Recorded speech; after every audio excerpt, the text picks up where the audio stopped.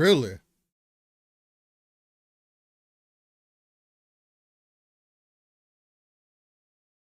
Mm. Okay. Salad, right? A salad, and then my big protein shake to end the night, right? And one more protein bar in there as well, and that's it. And I'm done eating by 5:30, 6 o'clock. So I'm even back. So I'm you even even back on fasting at that. night too. That's real good. I'm back on that, bro, because I ain't eating until nearly 10 o'clock the next morning, right? So I'm back on fasting. I'm back everything. Like I brought it all back. I've done this before. Like I know, Yeah. I know the rule. Back to and trust me, my gut feels better, right? Everything, That's the my main. digestive Yeah. feels better. My energy levels feel better because I'm not pounding it with heavy food anymore, right? So all of that is the way it should be. But man, this spare tire, she won't go away. So See, it'll yeah, take time. I mean, they do say that. trust, I hear all the time that trust me. as you age, it does make it harder Hell to yeah. get back to losing some of those pounds and Mhm. whatnot. I know, even for me, I've noticed a little bit of that. But it's, for me, it's just being more comfortable. Putting a shirt on Yeah. and again, for me in that place of vulnerable, now we're live, so you guys are gonna get it too. But when you look in the mirror and you see your love handles through the shirt a little bit, you're like, you know, you put on that shirt to put on that large, right? I wear a 2X right now, and that's to be comfortable. Like I can wear XL if I want something more fitted, but I was wearing larges, right? Yeah. So to see that difference be made of certain shirts that I fit a little bit more, and I do, again, when I was like at a certain point, I do like my shirts to be a little bit more fitted, right? Especially around the Right. arms. But that also tells me I just got to get right. But it's just Sure. one of those things. It just gives you a little bit of a reminder, like, man, you gotta get back to it, man. You gotta make sure that you're at least comfortable with where you're at, and kind of go from there. So, Yeah. ladies and Agreed. gentlemen, if you can't tell, we were talking in the background. Talking health, fitness. Let's go. Honestly, I was having some issues. My keyboard was acting up. Smelled a little bit of coffee. Things couldn't get started. I had just got in, just took a shower, ate, sat down. It was like, oh, are we ready to go yet? No. Got to get those things set up. Discord was acting funny for Pong again. For those who are, if you're completely taken aback, I did delete the Discord server. I'm gonna reset some things. I want to reset it back up, and because I watched some content, or tuned into some content this week from shout out to Senpai Gaming. He's one of them, but there were some other pieces of content that I tuned into as well, and something really stuck with me. One of the things that was said was, if you're going to do a Discord, like, sure, you can make a place for people to come there, whether it's for you or for them to congregate or whatever the case.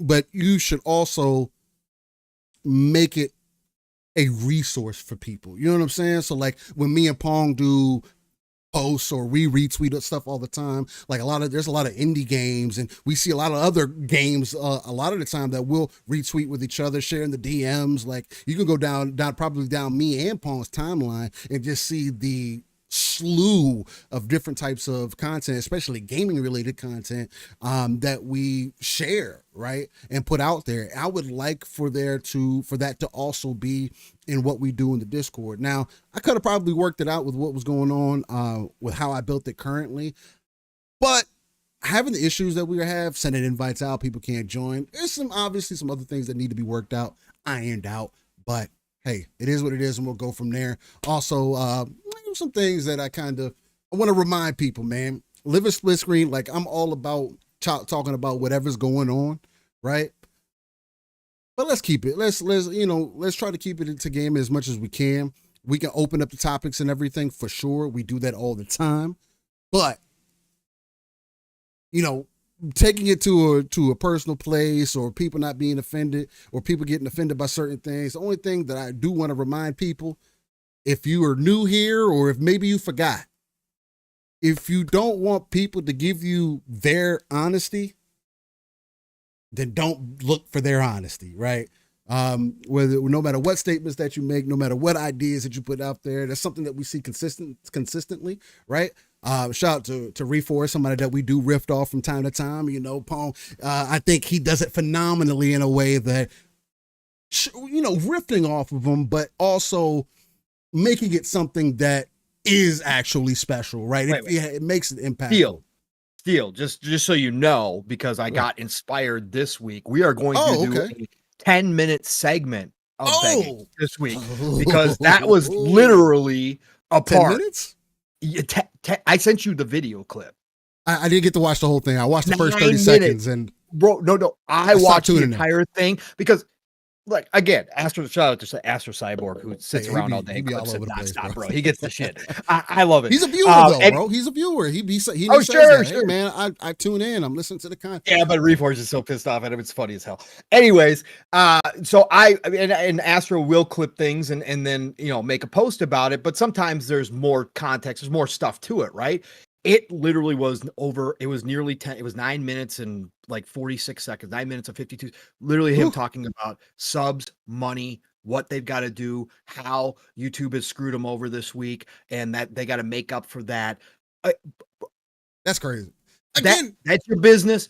That's your thing. But I look at that and I go, I don't know how people watch this. I don't know how people sit there for 10 minutes and think that this is like entertainment to listen to him literally talk and e-beg for that money. Like, I mean, again, e-girls, okay, sure. I get simping and I get, you know, gooners just sitting there just staring at her.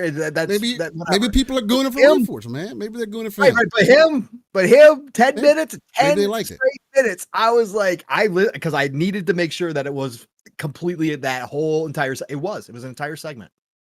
I can't do it, man. Look, man, you know, it's different. People are here for different reasons, right? Yeah. And that's always going to stick out for people. For me, I just stopped tuning into it. I do think it's funny when certain people from the community that I see talk about it, like, oh no, it's Alex when he speaks on it. And I see other people, right? And you see people start spinning off of that as well. I see more and more people doing commentary off of Old Boy. And what I am trying to get more in tune with is, well, one, protecting my peace in a lot of ways, but two, also standing for what I do believe in certain spaces, especially when it comes to the community, especially when it comes to just certain aspects, right? Again, when I say what you guys get here is what you're going to get across the board, and if that becomes an issue for somebody, again, like I don't know what else to tell you. I do think that I'm going to start peeling the layers back a little bit for me. You're probably going to get a little bit more of that uncut steel, right? And I like to give it to you live raw and uncut all the time. And I'm always coming like that, but I gotta be a little bit more uncut. Because there's just a lot of stuff. Like, again, you know, people talk about all kinds of crazy shit that are happening in the gaming communities and any space that you jump into, whatever community that you get part of, right? Car community, drawing community, art community, whatever. You know what I mean? There's always going to be some form of drama for some reason. I would rather just continue to tune that stuff out. I do like to, you know, pass by the dark alleys, get some different ideas, because I do think it's good to get the opposing perspective. Right. Sure. I don't want to think that my middle ground, or as I like to call it, the gray perspective, or the gray side of things, is always the correct way. Right. There's going to be people that feel this way, people that feel that way. And I think that's important for, again, chat. That's why we try to get you guys involved as much as possible.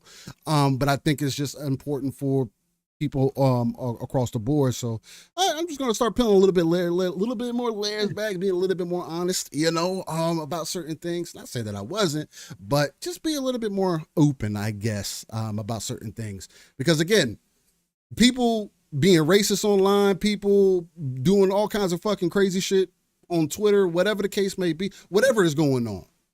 At the end of the day, is it affecting me directly? If I'm having a conversation with these folks, do I have to entertain whatever they're talking about? If we can't have a normal conversation and it does get into this whole spiral effect, look, man, let's all learn how to mute, block, move on, do whatever you need to do. I'm not saying that you got to listen to a bunch of yes men. That is not the point. just be more real. You know what I mean? And Nixie, he says more honest. Truth is truth. No, 100%. But what I mean is, because we do a show and Living Split Screen is always based off of being live raw Uncut in this golden age of gaming. It's me and Pong's motto that we kind of put that I've kind of put together that I do think really stands for what we do here, right? But what I mean is, there is certain things that I try not to get into to be not as offensive or come off a certain way. And to me, there is some of that I need to peel back to get to expose a little bit more of that raw that I want you guys to understand, and where we're kind of coming from, our perspective on things. So when we jump in Discord or we jump in the party chat, you know exactly what you're going to get, right? Like when I tell you that we're playing for example, Monster Hunter, still not in the game. We'll talk about that. I'm just having a heartfelt moment here for a second. And I want Pong to add on too. We're late. I want to have a heartfelt moment with you guys. So let me have a heartfelt moment. I have some things in my mind. I'm thinking. Because I really do appreciate the community and everything, the gaming community. Again, I met Pong here, you know what I'm saying? I met the Fun Spec fam here, you know what I'm saying? These are people that I've been doing shows with for over the years, and I've been talking with in chat for longer than that, you know what I mean? So to be where we are right now, me and Pong, this is the 180th episode of Living Split Screen. Ladies and gentlemen, that many people don't even make it that far, right? And it's not about the numbers for us. It's not about, sure, would we like to grow and all? Of course we do. But I know that it takes grinding it out, right? Posting more content. Me and Pong have plenty of hot takes for it not to reach certain audiences that want to feel certain ways. And again, me and Pong wouldn't care because we know we're being who we are organically all the time. But just to dive back into it, everybody's not going to understand you or us or whatever the case, but I do want people who jump in and they say, yo, that's Steel, yo, that's Pong, yo, this person, yo, this person, that they have an understanding, because I do think when you are a vocal voice in the community, there is some things that you got to make sure you stand for. So that's my main thing with that. I'll get off of that because it's a little bit of enough sappiness for me.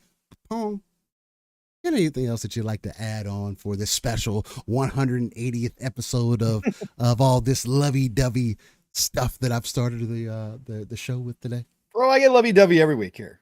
So I tell you how much I love you and respect you. That's if you, Steel, and the chat, our chat, and what it's meant to me, you know, this entire time since I popped in the community, whether it started as just chatting in shows with everybody else, just like everybody here, or when I started podcasting, it's all the same.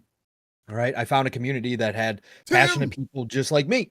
And it got me through tough times at work, pandemic, tough times at life, and it continues to do so. It's a part, it's a part of my release each and every single week to sit down with some of my favorite people in the entire world, including those in the chat, and talk about this hobby that we all love. As much as gaming also is an escape and a release for what happens in real life, this is too. I find it the same way. It makes me think. It makes me engage. And I don't get enough time to do. I'd love to, as much as we talk about these people who do this full time, and Reforge being one of them, or whatever the case may be. I'd love to be able to have that gig, man. I would love to have a gig to be able to talk every single day to people and just to kick back. And that was my job. Like I think it would be fantastic because there's no better form. I don't know if I told the story here way back in the day or not when we started Steel, but I know I've told it with Fun Speculation Fam before. In a whole couple lifetimes ago, when I was young, I had dreams of going into sportscasting and being on ESPN. That's what I was going to go to college for. I was accepted to Arizona State. Okay. And I was going to go to college for that. I was going to go to college for journalism and broadcasting. Mm-hmm. So honestly, never pursued it, obviously. Never pursued that dream. Never wound up going to Arizona State for for love, as dumb as that was, but anyways, for It- love, yeah, you know what I'm happens. saying? But what's crazy is when I started podcast, like I stopped thinking about it because that's what happens when you move away from, you know, dreams that you had, especially when you were younger and you get older and shit happens, life happens, all that shit. You get married, you get kids, all that stuff. But jumping back into podcasting, I realized how much I loved it again. Right. And again, I don't have the time I'd love to point. be able to put into this, but I will at some point. But yeah, no, this is my release. I love being here with you guys. 180 episodes, obviously, in with you, Steel. You know, again, one of my closest friends that I have in real life, and that's not even a joke. And people could say, well, how could that be? You don't meet people, you haven't even met them in person. It doesn't freaking matter. This is the world we're in. And I love this part of the world. Like I said, there's always good and bad with the internet. And the good part is being able to meet people like you, Steel, being able to meet people like the Fun Speculation family and PTK and everybody that I've interacted with and the chat. Even though I've never met a lot of you, I've had what feels like discussions with you, right? No, not on a personal level like Steel and I do sometimes or a lot every week. But still, this feels like a community. And I think that's why we are protective of it still, and why sometimes I do get, you know, I give a little bit more energy than I normally would to certain things in the community, especially when I first started podcasting. I've let a lot of it go now at this point because it is what it is. And again, my expectation, my bar for humanity is extremely low. I don't have big expectations, but I just think it's fantastic to be here. I love you all, including you, Steel, and I thank you each and every week for everything that you do behind the scenes, because there would be no show without you. And I mean that, both from just a personal level of being here with me and talking and giving your time too, and all the tech shit that you set up and all the work that you do behind the scenes. So love you all. And this is great, man. As far as the other stuff goes, listen, everybody's got to protect their energy. Steel and I were talking about, you know, his comments and what he's doing for himself. Everybody's got to protect their energy their own way. I've talked about that a lot. I protect my energy. And Nixie, I saw you talking about Reforge and why people even give energy to it if it's not something that they want to watch. It's the same. I liken it to the same reason why people slow down and look at traffic accidents when you're driving, right? It's the same. Some people enjoy watching what they think, whether you agree or not, what they think is a car wreck, right? People enjoy that. Again, negativity draws attention these days, for both good or bad. And Nixie, I also saw your comment that people can't stop talking about him, so he's doing something right. I agree with you there. I agree with you there. There's a lot of people like that. And I People think that's kind of ironic too. It is, but that works that way, and they all get it. Don't think he doesn't understand his tirades about, you know, Astro clipping him, his tirades about all this shit. He knows what he's doing. Again, he knows exactly what he's doing. That's why he can do 10 minutes of e-begging, and his chat just gives into him and gives him super chats and he knows. Sure, yeah. He's got a shtick. It works. Again, that's why I said it's his business, man. I don't get why people watch that shit, but hey, it's his business. I watch the clips because I love to see the clips. As much as he wants to say his clips are taken out of context, that's bullshit, and he knows that too.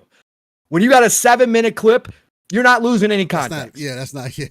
You're not losing any context, brother. There's no context. And he knows that. He knows that, but it gets his fans riled up, and the negative haters that are there watching him also get riled up at the same time. It is a beautiful setup and system that he's got going that has allowed him to create a job around the thing that he obviously loves to do, which is to be talking to people live on camera every single freaking day about this industry. Hats off.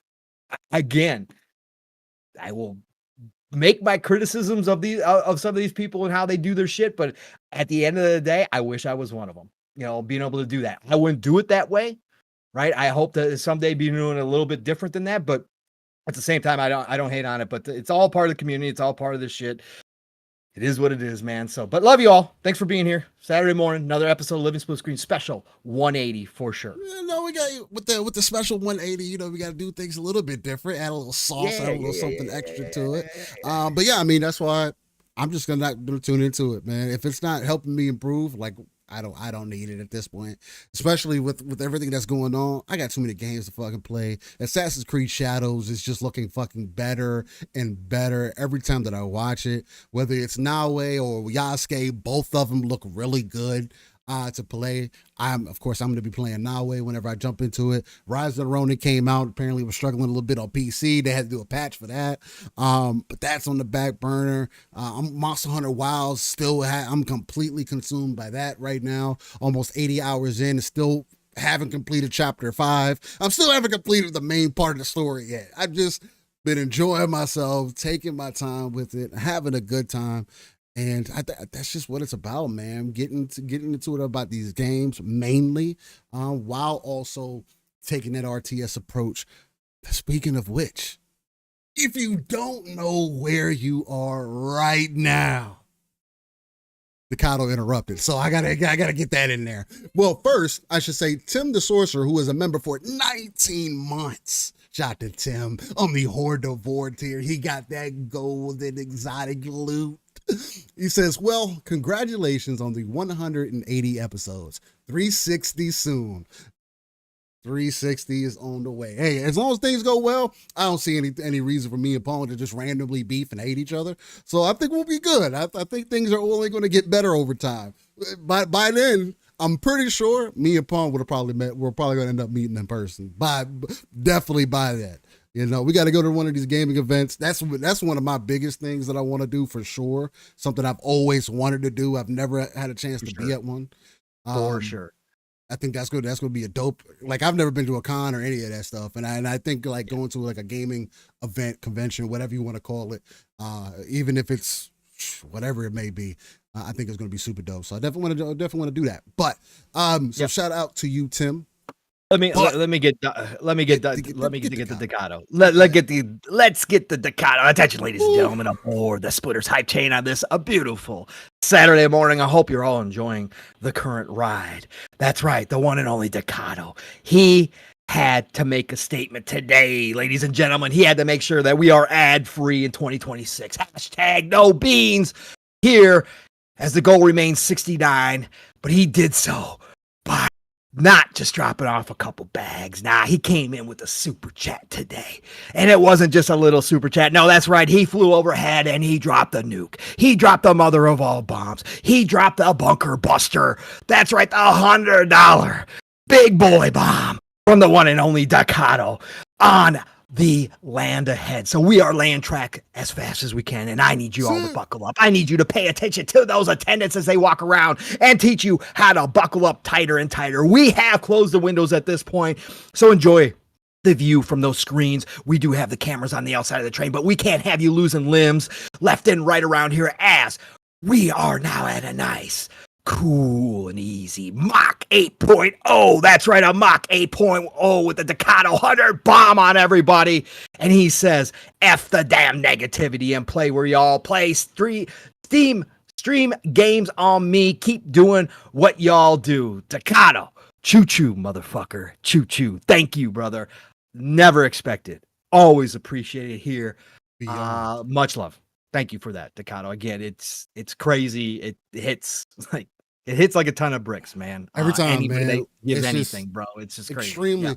Extremely unexpected. I think no matter what, just doing this and seeing the support. I mean, just weekend. I mean, it's such a beautiful thing. Every week, I look at it and I put things into perspective.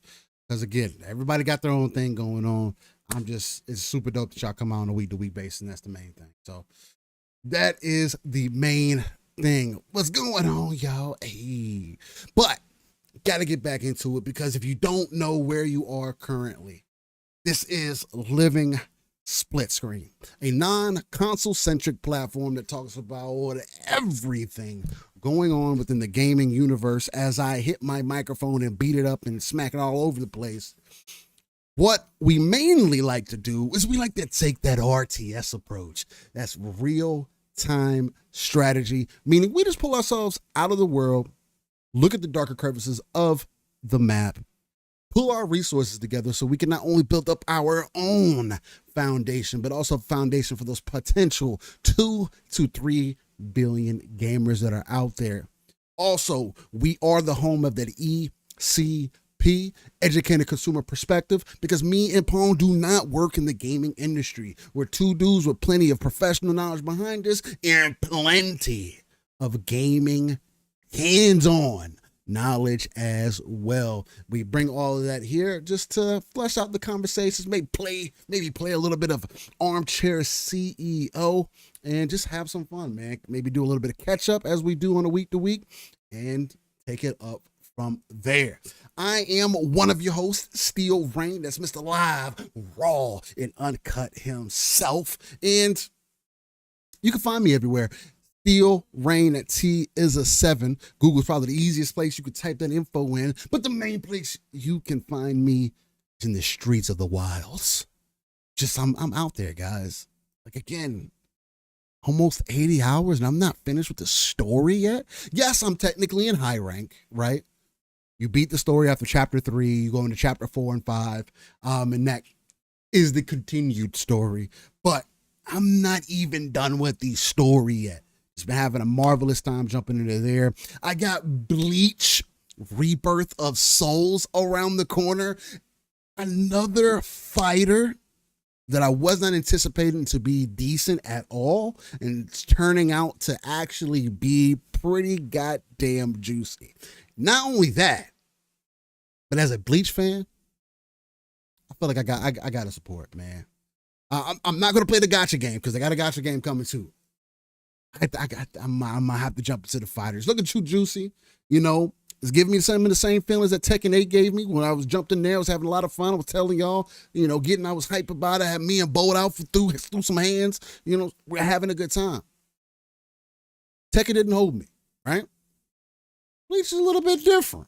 That's like my guy, you know. That's somebody that's like one of my top 3 animes of all time. You know what I'm saying? Or I just should say IP of all time.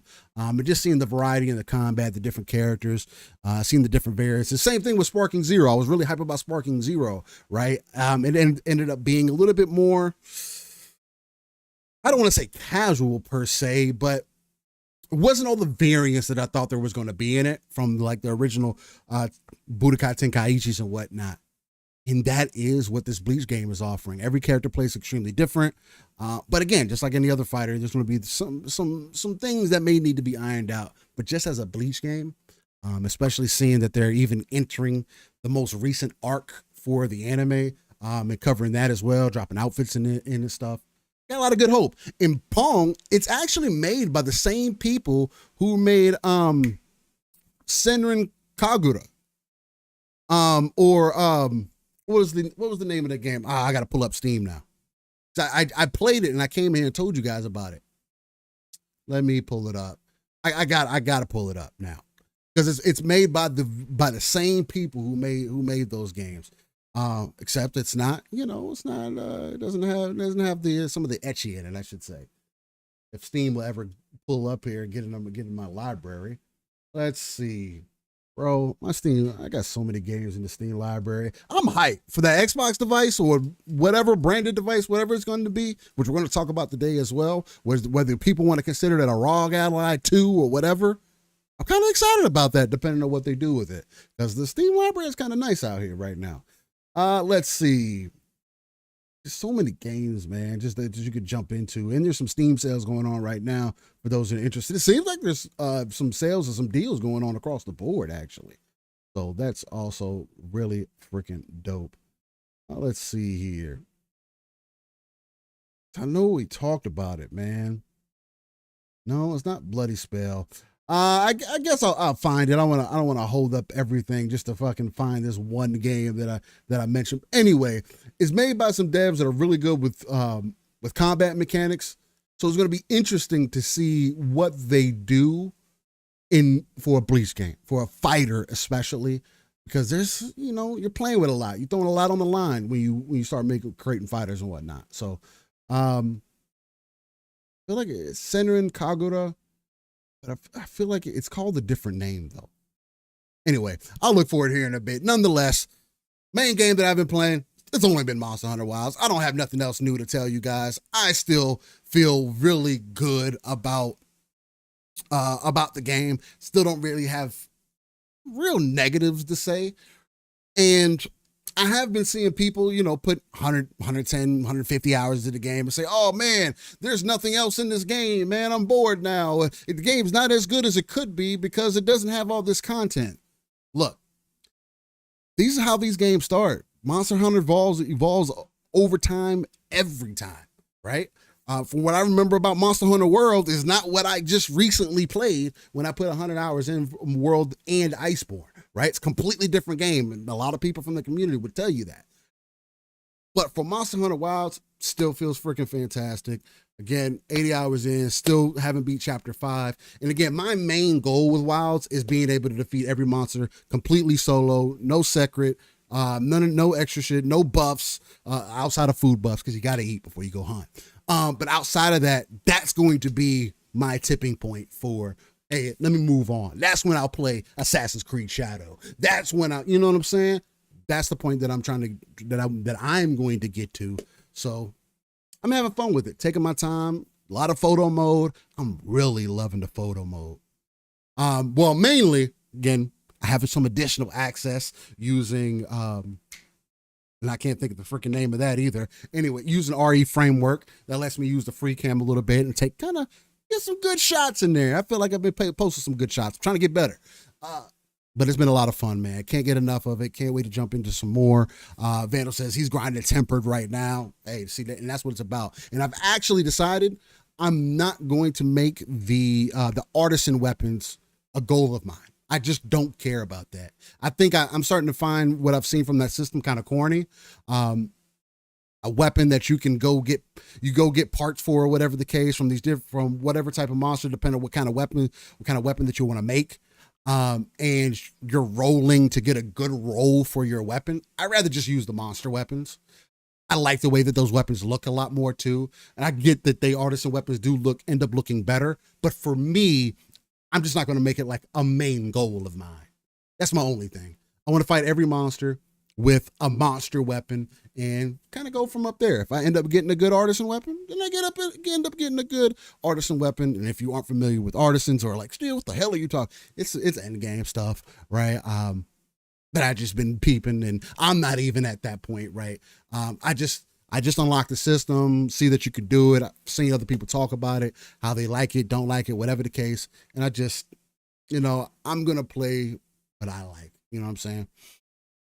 So, Crow says, I don't know. After Iceborne, I'm kind of bored with Wilds. Look, man, if you set your expectation for the game to be the game that it was when the game released in 2017, it's just not going to. It's either, I think it's 17 or 19. I think it might be 19 actually. Whatever the case, a game that just came out over 5 years ago had buttloads of updates. I'm telling you. There's a reason why I stopped playing Monster Hunter World when I did originally. I thought it was over. Come to find out, that's not how those games work. So I'm taking that same approach with Wilds. So, hey, I'm just Vandal. I just unlocked, I got Rarity 7 right now. I think I got a Rarity 8 weapon as well, but I'm not worried about it. I heard Dual Blades is cool anyway. So, enough of that. Pong. Got to introduce the uncanny gentleman himself. I see you getting in there a little bit with the chat and whatnot, but we got to talk about what you've been getting into, whether it's been much or not, and or a little bit from PM to PM and last night on Xbox Ultimate. So shout out to you for that. But as always, the uncanny gentleman himself, the Iceman, the guy that is not Cyclops, but he is my confidant, the one and only Pong. So, what's going on, brother, man? How you feeling? I'm feeling good, sir. I am feeling good. The juices are flowing this morning. Pause. Everything is great. And we're rocking and rolling already on Living Split Screen here on another Saturday morning. And yeah, I love it, man. I love it. And again, my conversation with Nixie in the chat is one of the things I do enjoy. And again, it says, whether we get to all of the conversations or whether we get to a portion of them and whatever the case may be, and that engagement is what's great. Again, it makes me think. Again, I'm not above it all, right? Obviously, neither one of us are, and I don't think anybody in our chat per se is. And I love having these types of conversations don't happen on the regular anymore. This used to be a normal thing in real life. hanging out with friends, especially when you're in a social setting or in a group setting. At work, we used to have big time conversations, deep conversations, and it came from all different sides and opinions. And I love this. I love this that we can do this and go back and forth. And so, man, it's great to be here, brother. So yeah, my weeks are extremely busy. Like I was telling you in the background, Steel, I had a great week overall this week. Just real life in general was really good this week. Really positive. I know it's probably not the most cool thing to say. A lot of people like to complain and like to hear the complaints, but this week I got to say was really good for me. So don't get as much time right now to game, but I am still gaming, right? I'm not one of those dudes who obviously isn't gaming. I've been back on Avowed, continued play through Avowed. I am clearing out the whole second biome now. Again, solid 7 for me. It's not going to change at this point. Okay. It's a solid 7. No matter what really happens from here on out, unless the game steals a bunch of time for me and I lose a save file due to a bug or something, it's a solid 7. Like, this is just a good game. The exploration and combat continue to be at a tier above that, to the point where I want to go back into that world. And like I've said a billion times now, it's an easy place for me to go into at night, and I can be satisfied with what I complete and push the save button. Unlike something like Monster Hunter Wilds that will want me to keep playing, and I will want to keep playing that game, and it will screw up my schedule. Avowed, I don't have that problem with. I hit the save button, can save anytime, and quit out. But I can go in and complete stuff. And right now, my goal, this is how I play RPGs, and each one is a little bit different on how I go about doing this, but this is why I wind up in RPGs for hundreds of hours and not finish them. Like Starfield, again, I didn't complete anything besides the Crimson Fleet missions because I needed a place to park as a space pirate. That was the only way I was going to be able to do that because I was wanted in every single fucking system I went into, which was great. It's fun to kill everything, but it still makes life difficult as a space pirate when you have a problem just landing somewhere and unloading your shipment of everything, right? That you've stolen, that you've killed for, etc. So that was different. Starfield, 300 hours, only completed, didn't touch the main missions outside of the opening, obviously, to get into the open world. That's it. So every RPG is for me a little bit different, but with Avowed specifically, I now have the goals of all the side missions. I am collecting all the side missions and opening up all the side missions first. And I want to get as many markers on the screen at one time as I possibly can, and then go clear all those markers and get it to point, because generally speaking, when you clear out those markers, some of them you're going to complete and you're just going to finish them out in the wild and they're done. But a lot of those markers are going to be for the town missions, the town side missions. So I just want all my markers to be completed on the outside, and then I just want to go back to town and wrap up all those missions at one time, right? Get all the experience points, etc. Right? So that's what I've been doing. Leveling up has still been slow going, although it picked up a little bit in the second biome because some of the missions that you can complete on the outside world actually did give you some pretty decent experience. So I've done that. I'm almost halfway through level 12, almost level 13 now. So I've got my spells maxed out. I can use all the grimoires now because I maxed out my spell book. So I can use the grimoires. I can't learn all the spells yet, but I can use them. So I've got a whole nice, exceptional grimoire of flames, which opened up the meteor strike and that kind of stuff. So I'm absolutely loving that. Got my whole war mage outfit now. I just bought the robes last night. I found the shop that was carrying the robes. So I got my gloves, got my boots, and got my robes. And so feeling pretty good. Playing full mage. Again, not using any other weapons other than wands and grimoires. But I've got my essence up to a high enough level where I can cast a ton of shit before I even got to think about using a potion a lot. So that has been awesome. So yeah, enjoying the hell out of Valve. The exploration is still cool as hell. And the combat still continues to be fun. And then still putting time in on Age of Mythology. Immortal Pillars, the new DLC. The Chinese gods are just so good. I'm in love. Like, I love the original set of gods, the Greek, the Atlanteans, and the Viking gods, Norse gods. Loved all those sets of gods, but the Chinese gods are just so damn cool, bro. Like, their powers, like, that's cool. Like, yeah, I heard you and Matt talking about it a little bit more. He was getting into it too. Yeah, he's getting into it too. They're stronger regular soldiers in some of the with some of the other cultures, right? They're stronger regular soldiers, right? If you're going to build an army of regular soldiers, you can find stronger sets, like in the Norse, in the Greeks, right? You can find stronger sets. But when you're talking about building up the mythological side of things, man, the Chinese set to me is just fucking unbelievable. Like when you open up the higher level mythological creatures like the water dragons, and their version of the phoenix are both really dope. But we've already had the phoenix, so I'm used to that. But man, those water dragons just covering the ground in water, slowing everything down. It's just, man, having a whole fleet of those freaking suckers in the air is just so cool. It is just so much fun, rolling up on the other cities with that shit. So yeah, I'm rocking and roll on that. I'm planning on dropping into the campaign a little bit. The Chinese campaign that they've set up for it too. I want to check that out and see how they've set that up. But yeah, that's all I've been doing, man. I'm looking forward to Adamfall coming out at the end of this month, dropping into Game Pass. You can kill everybody in you can kill the entire NPC. You can kill everybody. You can kill everybody. Steel. This is going back to what we were talking about originally with, with Avowed and that kind of stuff. And again, interactivity. It is what it is. Interactivity, immersion, AA Studio, open world. Yeah, Rebellion, open world. Yep. And this will be the first. Again, I just love that they're coming from Sniper Elite Team to this. Like, I can't wait to see what they've done. And it's kind of a little bit different for them because they're going from third to first, right? So yeah. Well, yeah. So I just want to see what they've pulled off here. That all speaks to me. So Adamfall, I'm waiting on at the end of the month. I'll be hopping into that. But yeah, I just got a nice rotation. I got to get back into Monster Hunter Wilds. I meant to last weekend. Shit just didn't work out. I didn't have any big slots of time where I could get into Monster Hunter Wilds. But I'm planning on trying to do at least one slot this weekend where I get back into Monster Hunter Wild. It's been calling me. I keep reposting everybody else's videos and screenshots, Steel, because it's so damn cool. I just love watching what everybody's found out about this game and the incredible battles that people are having with some of these big monsters, man. It's just insane to watch. And I need to get back in there. I know you're just, obviously you talk about it. You're just loving the hell out of it. It's one of your favorite games of all time already. So yeah, I'm having a good time with it. I really am. I gotta get back into it. But yeah, that's been pretty much my week, Steel.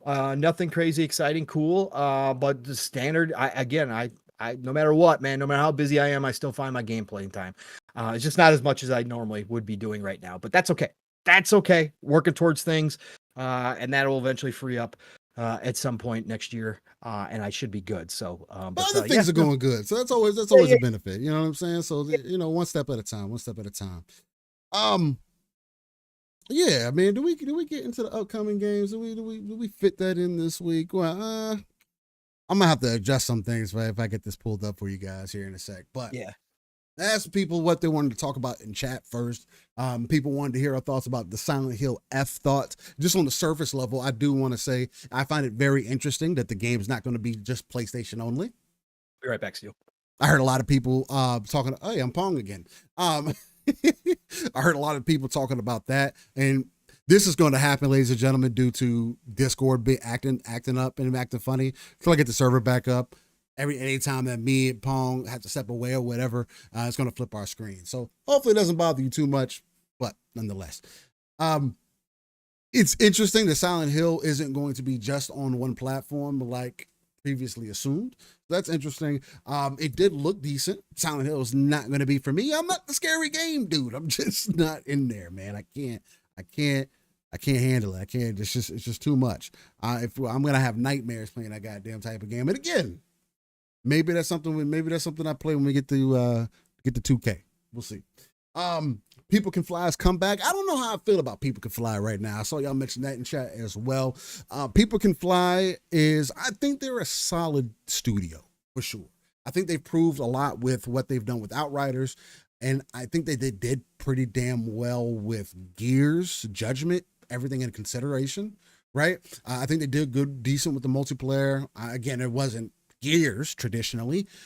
It still had still played similar. I always call it more so the arcade version of Gears, but they did a good story. So, and I think they did solid with doing a story for Outriders as well. The overall gameplay loop. So I know that that team gets talent.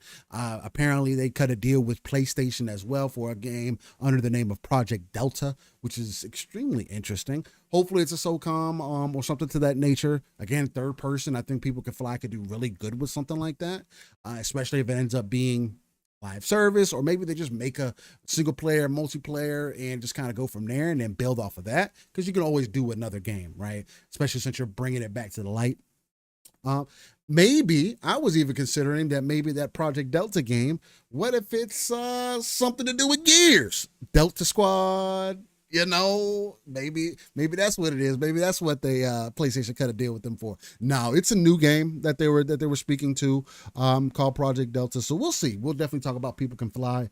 I have some faith in them. They've been doing Siphon Filter or SOCOM. Let's fucking go. Take your pick. Siphon. People Can Fly. I think they can. People Can Fly could pull off either one of those with their experience. That's what I'm thinking. Sure, it could be a brand new IP. It could be something off the charts. But if Sony's been listening, and they're looking at trying to resurrect some of their old IP, People Can Fly would slot right in with SOCOM or Siphon Filter. They could pull it off, both of them. It'd be fantastic. Yeah, I mean, I think. I don't think it's bad. I think it does speak to a lot to People Can Fly specifically, mainly because people seem to be kind of off-put by them, at least from community standpoint, gamer standpoint. But you do see Xbox and PlayStation now kind of getting in cahoots with them, doing some work, teaming up, and we'll see what we end up getting out of it, man. I got some faith that People Can Fly, so I'm not as kind of stand back by it, so we'll see. Death Stranding 2, that's another one. There was a recent, if you want to call it trailer clip, whatever, it was 10 minutes long for Death Stranding 2. One thing that I'll say, that fucking Decima engine and Kojima is just on a fucking completely different level. Kojima knows what he's doing. He is making things more movie-like. I haven't played the first Death Stranding, so I don't see me playing Death Stranding 2, but I can't lie to you, say I'm not interested in it. Some of the weird stuff that I saw in Phantom Pain, I've seen only clips and little pieces from Death Stranding 1. Nothing major. But that second trailer, that 10-minute one, I was like, okay, there's some interesting things happening here. I like the way that he kind of introed it. It kind of brought the energy already. So what the dude say, even from the very beginning, he's like, "You think you have a choice?" I was like, oh, okay. So we come on with that. I like that was cool. So that was really interesting. I like when that kind of energy is coming with it. And who else steal him, bro? Who else steal? And this is why I say, whether you like Kojima or not, right?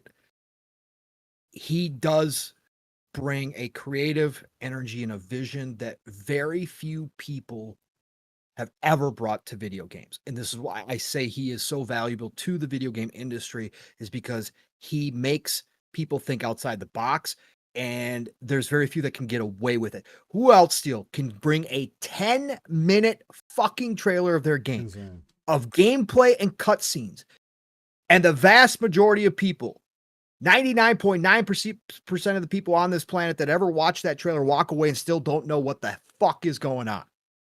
There's a lot. That's Kojima.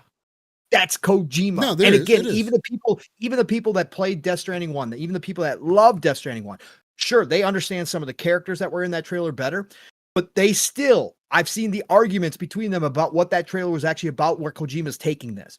Right, because he's going, and the other thing, Steel, that he gave away in this, the first Death Stranding, and I'm going to go back and play. I now own it everywhere, by the way, folks. Right, so I bought it on PC on sale. I think towards the end of last year, GG Deals had a great deal. I picked it up, right, the director's cut, and then of course Xbox came on Xbox, play anywhere. So of course I double dipped, right, because I want to play on the console as well, right. So I double dipped. So I own it everywhere. I'm gonna go back. I played like couple hours when it was on PC Game Pass, when it first dropped in PC Game Pass last year. So the thing is, his whole first game of Death Stranding was about building bridges, right? And it was during the pandemic, and he still talks about that, right? That building bridges between people. That's why they had the whole concept where had the co-op and everything. They had if you built the bridge and you're on, yes, other people if you build a bridge, other people can use it, right? Other people, which is dope, right? Because that was a big part. But this one, in the trailer, specifically says that making those connections were a mistake. Mm. That's the ending part of this trailer. That making those connections were a mistake. So what the fuck? So yes, I am going to be playing through Death Stranding 1. What if I you're am able to highly invade people this time? That's going to be well, crazy. yeah. Like, what are we gonna do this way? How is he gonna flip the script on this one, right? How is he going to show that to be a thing, right? How are other people? Can other people fuck with your world, right? And make shit more difficult for you this time, where last time it was about making things easier for people. Are people, like you said, Steel, going to be able to invade, or are they just going to be able to do shit in their own world that if then affects your world and makes shit more difficult for people, right? So what are we going to do with this? Or is it something completely different? Because again, Kojima, it don't matter. Like, he can do what the hell he wants to. And he might come up with something that nobody's thought of. So, man, what a great trailer though. What a great trailer. And that Decima engine, I've been on the Decima is fucking just amazing. What he's done to keep that thing going forward too. And obviously it's more than just him, right? It's all the other studios. He got at a team. Sony He too. has a team. Yeah, it's the other the team he studios got. at He knows Sony what they- too. he knows But what they're doing. that Decima engine is one of my favorite engines, right? Snowdrop, Decima, right? Obviously IdTech is freaking phenomenal, right? But Decima is just when I saw that and what he's done, I was like, holy shit, bro. It look can at be these used for a lot environments. more. It can be Yeah. used for a lot of other things, and I think that's going to be interesting to see how that works.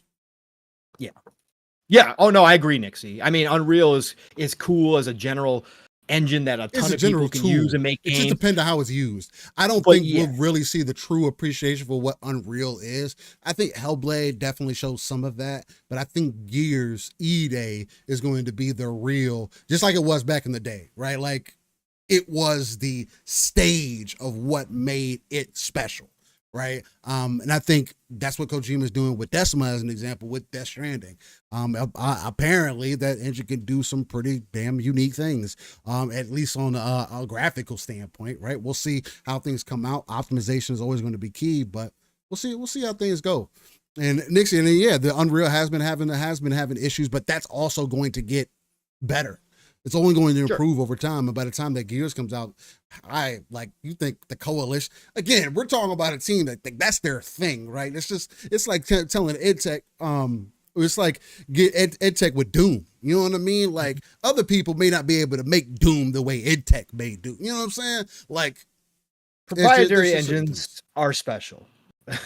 Especially, obviously, the good ones. Proprietary engines are special. Like they are, and I appreciate when they come around. And the ones that are standing right now, are pretty fucking cool, man. Like there's some very cool shit coming as they improve those engines on top of, what, again, Unreal Engine is great just because it's even the playing field for everybody, and it's even the playing field for the smaller developers, which is cool. I appreciate, right? Them and Unity both have even the playing field, right? So, and I think that's great because we're getting some ridiculously cool Unreal games from small studios now, especially like the Chinese, the East that we've talked about so many times. A lot of that shit is Unreal. The only reason why they're able to do that is because Unreal's, right, the way that they do it, right, the way that Epic has chosen to offer that engine up and to make it viable for small developers, not just big publishers that have a lot of money. That's why we're seeing these games that we are. And so I appreciate Unreal for what it is, but man, proprietary engines like the Decima are just, man, sometimes they're just so beautiful, man. What they Chef's kiss, bro. Chef's kiss. Yeah. Good stuff. Yeah.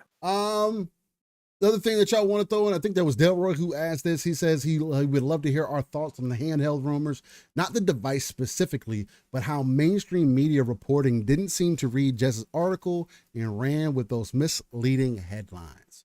Definitely we'll talk about it. Talk about for sure. I got some faith in it. I mean, again, I know a lot of people are getting hung up on, well, if it doesn't have Xbox native games on, it's gonna have the Xbox app on it. I mean, that's. Yeah.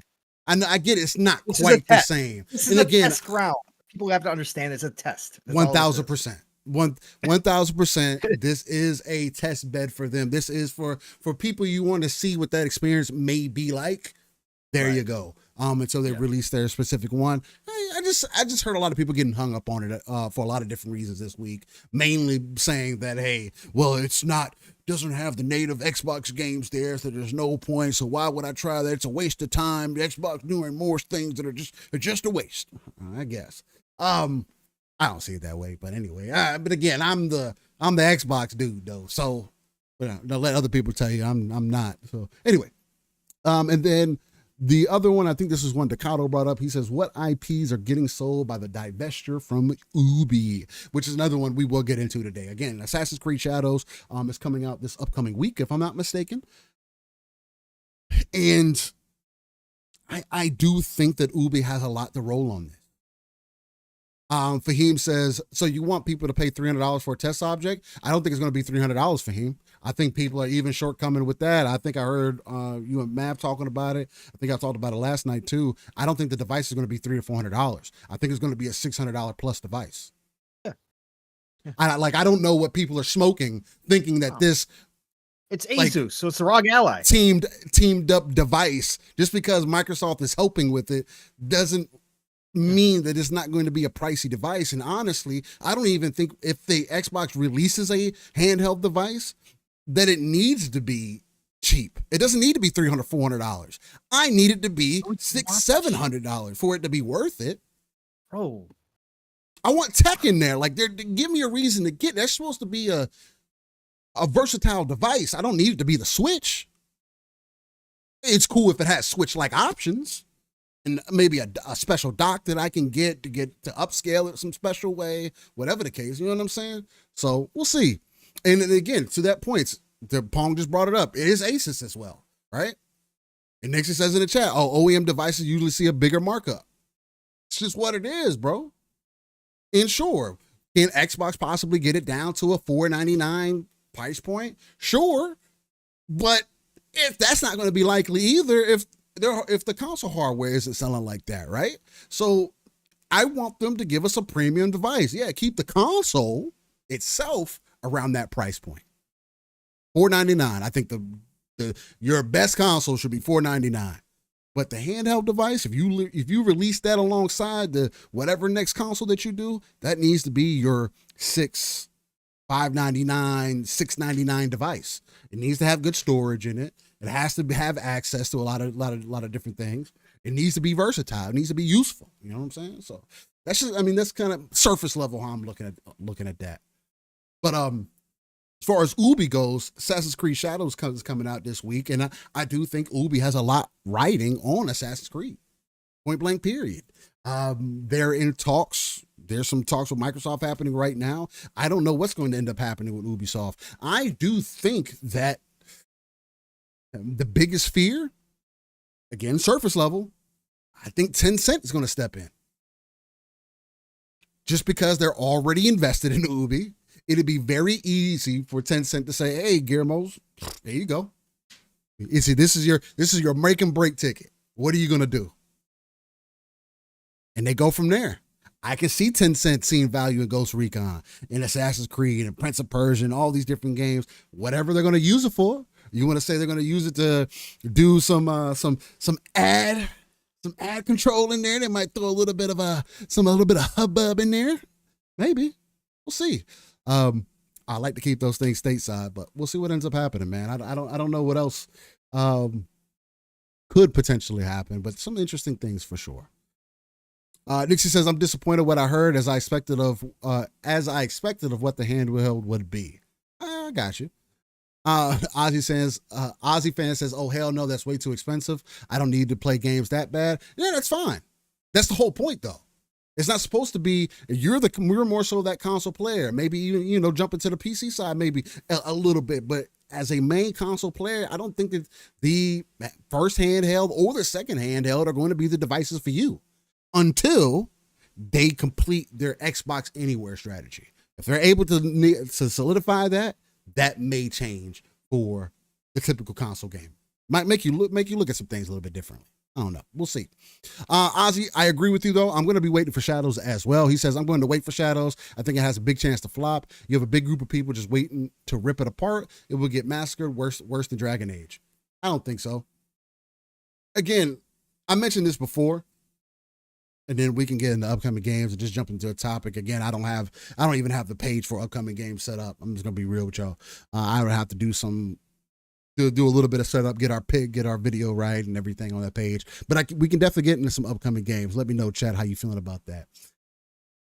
But as far as it getting massacred worse than Dragon Age, or just Shadows kind of being iffy for people, I just really want people to be honest with the last 4 Assassin's Creed games that came out. Were they bad? It's kind of hard for me to believe that this one's going to be bad. Sure, there are some things and some negative stigmas and things that they needed to change and everything else. I get that, and we should be on top of them for that. Matter of fact, I'm on the hot take side of things that we need to be putting more pressure on these studios. We saw another studio who had to close their game down, shut the servers down, and you got people out here feeling bad. I had never even heard of this fucking game before. And I'm in the gaming community. Yeah, I'm a multiplayer gamer, and I never heard of this damn thing. We'll talk about that later. But the last Assassin's Creed games weren't bad. I put 100 hours into Valhalla before I was like, I had enough. I don't think that's not a bad thing. I didn't feel that until that point. You know what I mean? And then I jumped back in and completed the roguelite mode that they had in there. Spent some more time in there. I like the way this Assassin's Creed is. I'm finally about to be a shinobi in an Assassin's Creed game. This is much more than, I'm part of the Creed now. This is like, I'm a full-blown ass ninja in here in this bitch now. That's a completely different thing. That's my excitement for Assassin. You know what I'm saying? The movement, the visceral, again, it's just looking good. You know what I mean? And again, I'm going to be holding off on it too. I got WoW's is neck deep for me right now. I'm going to jump into Bleach. That's going to be another one. You got to pick and choose. I am going to be jumping into Ubisoft Plus though. Good old 15 for a month. Get the premium version. The game will be beat. Or I've had enough of it, whichever one.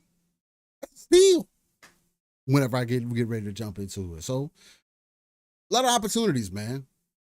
Ozzy continues and says he says you had a big group mad that they were using Chinese buildings and such in Japanese game. It is the history end. Look, real quick, and I do want to get Palm Sauce. I feel like I've been talking for a minute. As far as historical accuracy in an Assassin's Creed game, to be real, I never looked at Assassin's Creed for that. Ever. I just never did. Now, do they do the due diligence and put the work in? Yes. And they try to base it in some form of reality, in some form of events that have happened, especially surrounding you with some of the people of that time. Right? And I do agree that having a Torii gate, a broken Torii gate, all these, there's just cultural things that when you have people that are supposed to be representatives of that area, Japan, America, Brazil, wherever it may be, Africa, whatever it may be, certain things don't make sense. And again, they had their foot set to the fire. They delayed the game. The game is coming out now, and we have to make the determination as the gamer whether it works for you. But I'm not looking for this to be the best depiction of Japan that I've ever witnessed in my life.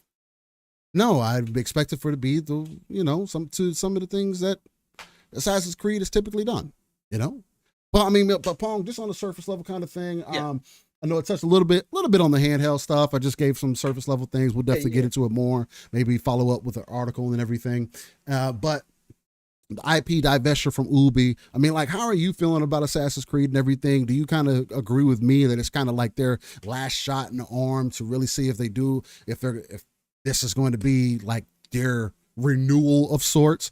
And are you worried about Assassin's Creed Shadows for any reason, or have you become less interested based off of what you've seen? Do you agree with Ozzy that maybe it's going to fail a little bit, or it's going to be have some negative marks on it because of some of the stuff that's happening within the streets? How you feeling about that stuff? Yeah, we talked about this a lot. Like Assassin's Creed, Ubisoft games are my fast food. I love Ubisoft games. I've never been the hater. I've hated on Ubisoft, hated on the Guillermo family. Like, I don't like what they're doing. The Guillermo family's in trouble. Ubisoft is in trouble. We are going to talk about potentially the IPs and that kind of stuff. I think that is a interesting conversation to have about what's going to happen.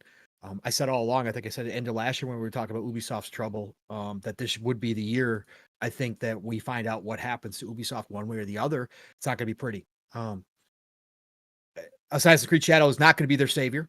It's not going to be the miracle that they needed to have a better outlook as to what is going to happen with their business plan.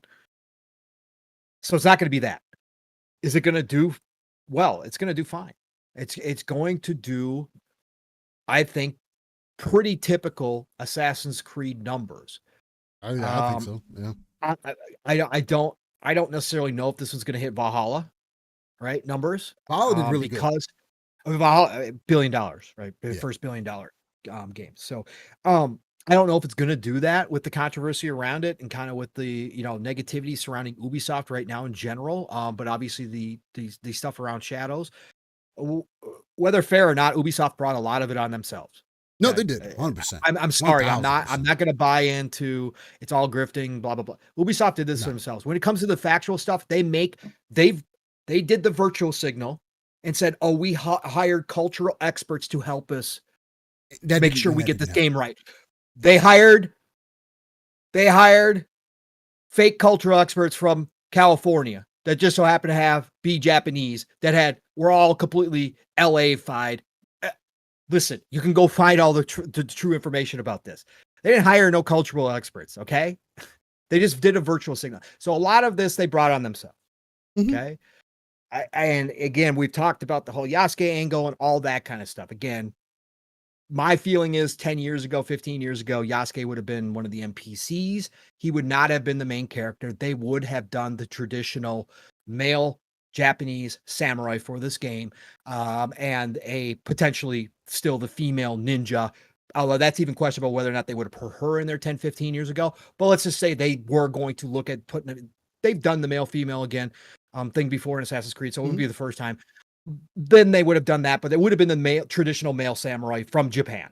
Okay, they would not have put Yasuke in. The Yasuke would have been one of the interesting NPCs that you meet when, again, they do play with history, like everybody has pointed out. Assassin's Creed's always played with history. That's been to me, it's one of my favorite parts of Assassin's Creed is going in and seeing who you get to meet, all these famous people as you're playing through the game, right? And their takes on these famous people, the crazy side missions they send you on, or whatever the case may be, right? We've already talked about all that. It's going to have an impact. It has had an impact. They've had to delay it multiple times now. As far as the gameplay goes and what I've seen from Assassin's Creed, no, I have zero worries about that. Is it going to be a perfect game? No. Do people have a right to say Ubisoft puts out their games broken? Yeah, like a lot of companies do these days. Sure, they do. They fix them as they go along, whatever. I'm expecting there to be some not so great stuff in here. Whatever. Again, I'm not that picky dude. If the gameplay is fun to me, I overlook a lot of shit that other people absolutely hate and take off 3, 4, 5 points off a game because there's screen tearing or there's pop-in or whatever the fuck, right? To me, I overlook all that shit if the game's fun. Does this look fun to me? Yeah, it looks fun to me. Again, I'm looking forward, and I always have been looking forward to this day where Assassin's Creed did go to Japan, and I got to be a ninja. So again, I've said this from day one. I'm not the tank dude. Like at 99% of the games, I'm not picking the tank. So Yasuke, even if it was a Japanese samurai, couldn't care less. I'm just not into that style. The ninja, Naue, absolutely. Do I have a problem that they have a female ninja? No, I sure don't. Again, not going to bitch about that again. You guys know how I feel about female characters. It's better that we have female characters because I personally like to look at them the entire time, more so than looking at a male character. And generally speaking, their acting is better and their parts are written better. That's personal opinion. That's subjective. But no, from what I've seen from the combat and everything else still, it looks fantastic. It looks like Assassin's Creed in Japan as I kind of pictured it would without getting down to the nitty gritty of whether this architecture is correct or whether this armor is correct, which I'm not going to do because I'm not a cultural expert in Japan. So I'm not going to look at that. If other people, that's their job, they want to do that. Japan has a problem with it. Japan has a problem with it. They're a very sensitive culture for sure. We know that. They're a very prideful culture. We know that. Those issues got to be worked out between Ubisoft and Japan, right? Yeah. So if the government's stepping in, that's up to Japan to do that. I, as a gamer, am not so concerned about that. And what I've seen so far out of Naue's, every ability that she has, her mechanics that they've shown off so far are dope as hell. right? And for the people who are interested in playing Yasuke, I even put in the DMs yesterday that one dude who is playing it had a clip of one of his finishers. It was pretty cool. Bro, he chopped the head, he chopped the arms off. So you're telling me that I get in my Assassin's Creed with all the blood and gore too on top of it? I'm satisfied. Cool. I can go prone now. The seasons change stealth, now.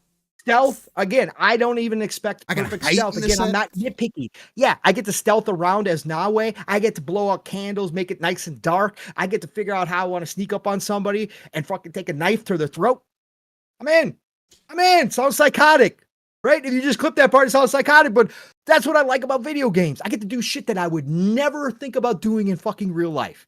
And Assassin's Creed is one of those games that I absolutely love on multiple levels because they do play with the history, but they also do usually do very well in keeping some factual history involved, right? You know, like Odyssey, as a big Greek history guy, walking through Odyssey, even though I know they played with a lot of stuff there, but seeing the architecture, generally speaking, as it would have been back then, seeing the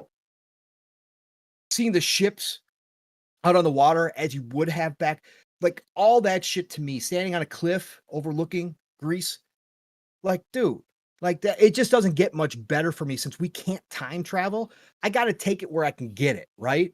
Yeah. And I've always appreciated that about Assassin's Creed. Origins, same thing. I got to get back to Origins. Origins is so fucking amazing, bro. It's really good. I don't know if Odyssey, I still think is probably one of my favorites, but Origins, but Origins for what they did for, like, again, just being in that time frame in Egypt, like, and seeing the temples and seeing all that, which again, I love Egyptian mythology as well. Yeah, that's I'm so big. That's your thing, yeah, for sure. That it's just dope, man. So I will always appreciate Assassin's Creed for what they are, no matter what. So I'm looking forward to this game. It's not. I've said it from the beginning. It's not necessarily day one this year just because of how many games I'm going to be playing. I don't know if I'm going to pick it up day one. I am getting excited for it, though. The screenshots that I've seen, the clips that I've seen, more and more. Photo mode, Pong. They just confirmed. Yeah, bro, that's what I'm saying. In the middle, again, the photo mode in Valhalla was fucking amazing. I got some of the craziest shots in that game. Like, weird ass shots with the animation being all funky and looking crazy, but then some of the dopest ass shots out of Valhalla as well with the lighting that they do. That's the thing. Ubisoft has so many people working on these games that even that they're not perfect, some of the times the level of detail that they do have in these games is on another. It's a step above other games just because they have a sheer amount of people working. I mean, thousands of people working on these games, right? It's crazy. So there is just some things that I just really enjoy about Assassin's Creed games. And I'm looking forward to this. We'll see if it's day one or if it's later down the road, but I will be playing Assassin's Creed Shadow. I'm not boycotting it. I'm not going to buy it at all. I'm going to play it at some point. You guys know I had all my issues with Ubisoft Plus, so that's out the window. They never resolved my issues. So I canceled that, right? Long time ago. So I won't be going back to Ubisoft Plus to play this. So I'll just wait for a Ubisoft sale if I don't get it day one. And I'll wait for one of their general sales where I can get it for 50% off, 2 months down the road or whatever the fuck it turns into. Yeah, man. I just don't think it's going to be the savior. I think it's going to do fine. It's not going to be the savior that they needed it to be. That's all. Yeah, we'll end up seeing, and maybe it will. If it ends up being another $1 billion game, maybe it will be everything that they need. We'll see. A lot going into it this time. Appreciate that. All right. So I think one of the first topics we're going to get into, I'll do the upcoming games. I'll just pull some stuff down and try to fix our cameras in between, because there's a couple games that I want to kind of touch on, and one game in particular that I keep seeing stuff on, and I've tried to play one of them before. I couldn't get into it, and I am a Mecha fan, and I heard that they made some changes to it as well, to get some of that stuff earlier. So I don't know. I thought it was really interesting, but I don't want to play it if it's not going to play. I don't want to play it on the Switch. Maybe that's a little bit of a tease for what it may be.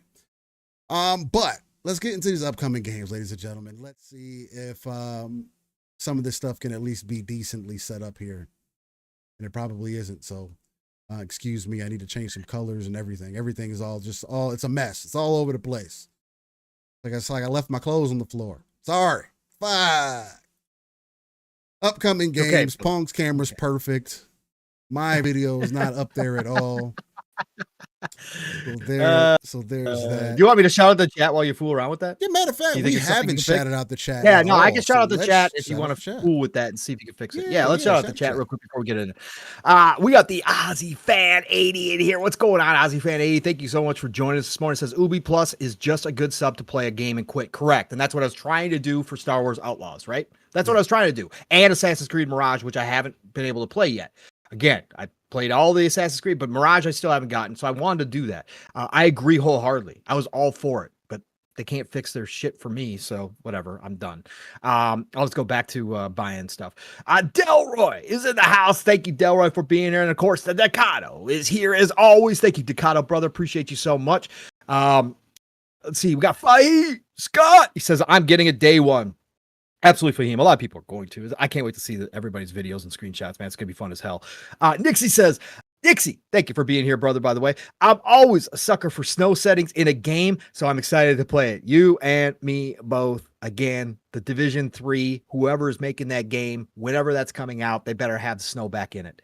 That again, Division 1, I will argue to this day, I will put that up against Red Dead 2's snow. And I will say that, and I'm not talking about necessarily even the technical aspect of the snow and how it looked and how it reacted.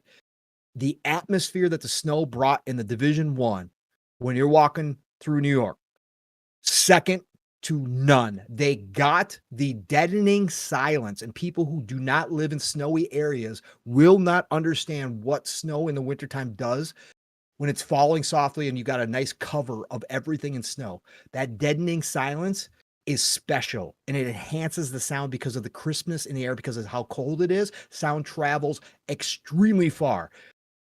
Massive with a snowdrop engine. I will put that Division 1 setting up against any other snow setting as well.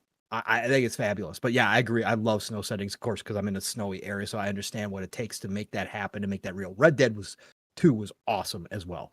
Let's see here. We got Truth Serum. What's going on, True Serum? Great to see you. We got Tim, Sir, of course, dropping in here. Thank you, brother, for being a part of the show today. We got Stanley Francois. What's going on, Stanley Francois? Great to see you. Fahim Scott says, I still like that Yasuke can kick you into oblivion. Yeah, his kicks are hilarious. I've seen some of those videos. They are pretty fucking funny when he kicks them through doors and shit. Oh my God. It's crazy. Who else we got there? We got Dark Zone 2520. What's going on, Dark Zone? He says there were real female ninjas. Yes. During that time period. Again, that's one of those things where it's kind of hard to... Right. That's the problem. Eventually, yes, there is historical fact that there was female. Again, it's how deep you want to go on this stuff. And yes, I know some people are being disingenuous. Obviously, again, there's both sides are always extremists, but there is some common ground here. But yes, no, I get it. There was female ninjas. It's just not this time period, but that's okay. I have zero problem with it. Whatever, man. Again, some of the stuff that females do in these video games physically probably wouldn't be possible for most of the females in this planet either, right? So, but we allow that to go by too, right? So whatever. It's fine. The Sly Crow. What's going on, Sly Crow? Great to see you in here. Who else we got in here? We've got MG. What's going on, MG? Thank you for being here, brother. Appreciate you so much. We got the MF Great in here. What's going on, MF Great? Thank you for being a part of the show today. Who else we got in here? Scrolling up. Oh, what's going on, El Needy? Great to see you. Says it's a video game. Yeah, it's a video game. But again, Ubisoft brings upon, they do say things about all their games. If you say you're going to be based in truth, then you got to uphold it, man. You get backlash for it.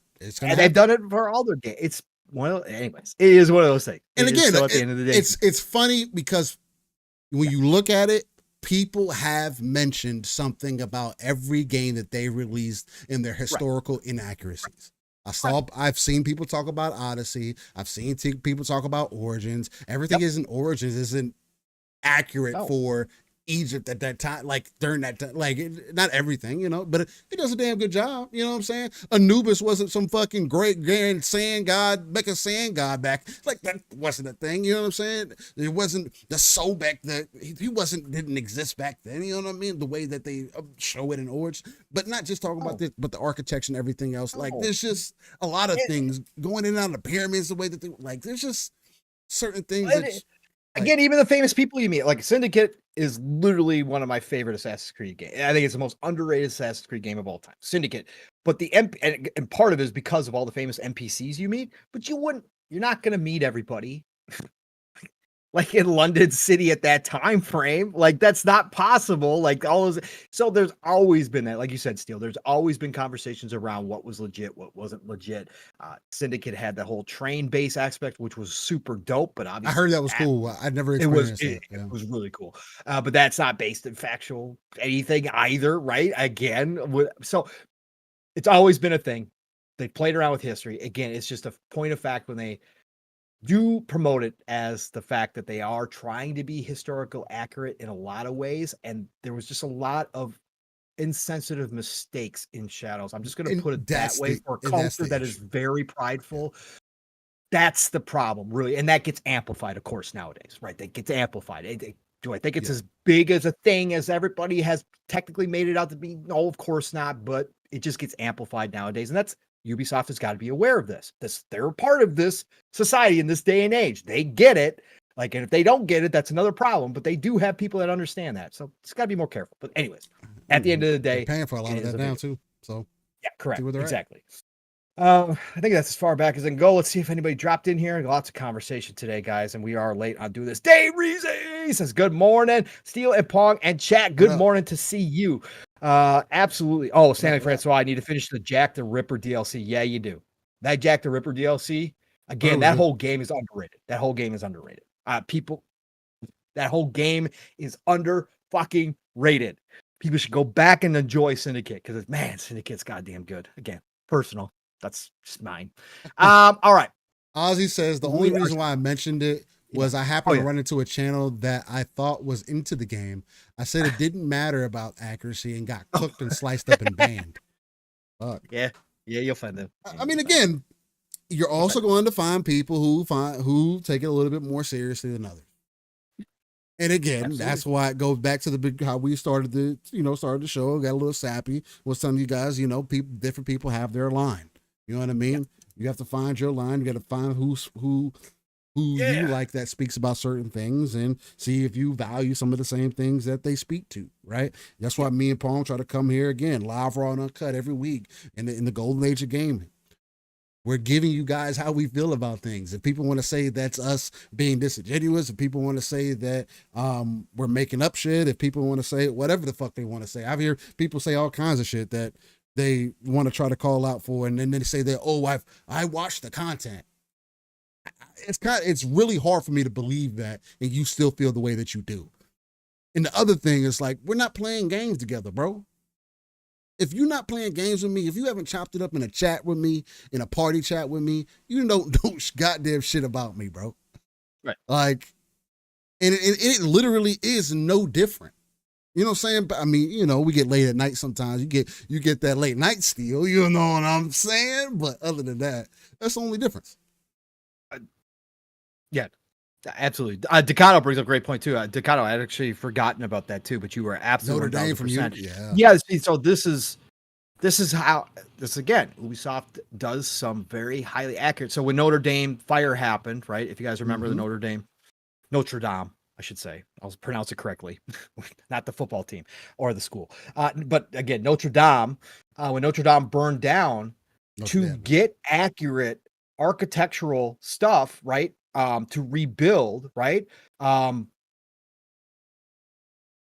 Ubisoft had taken so many pictures of the actual Notre Dame to recreate it. Like they had a bunch of the original stuff that they used to build the Notre Dame within Unity, which they actually gave to the architects to help them rebuild it.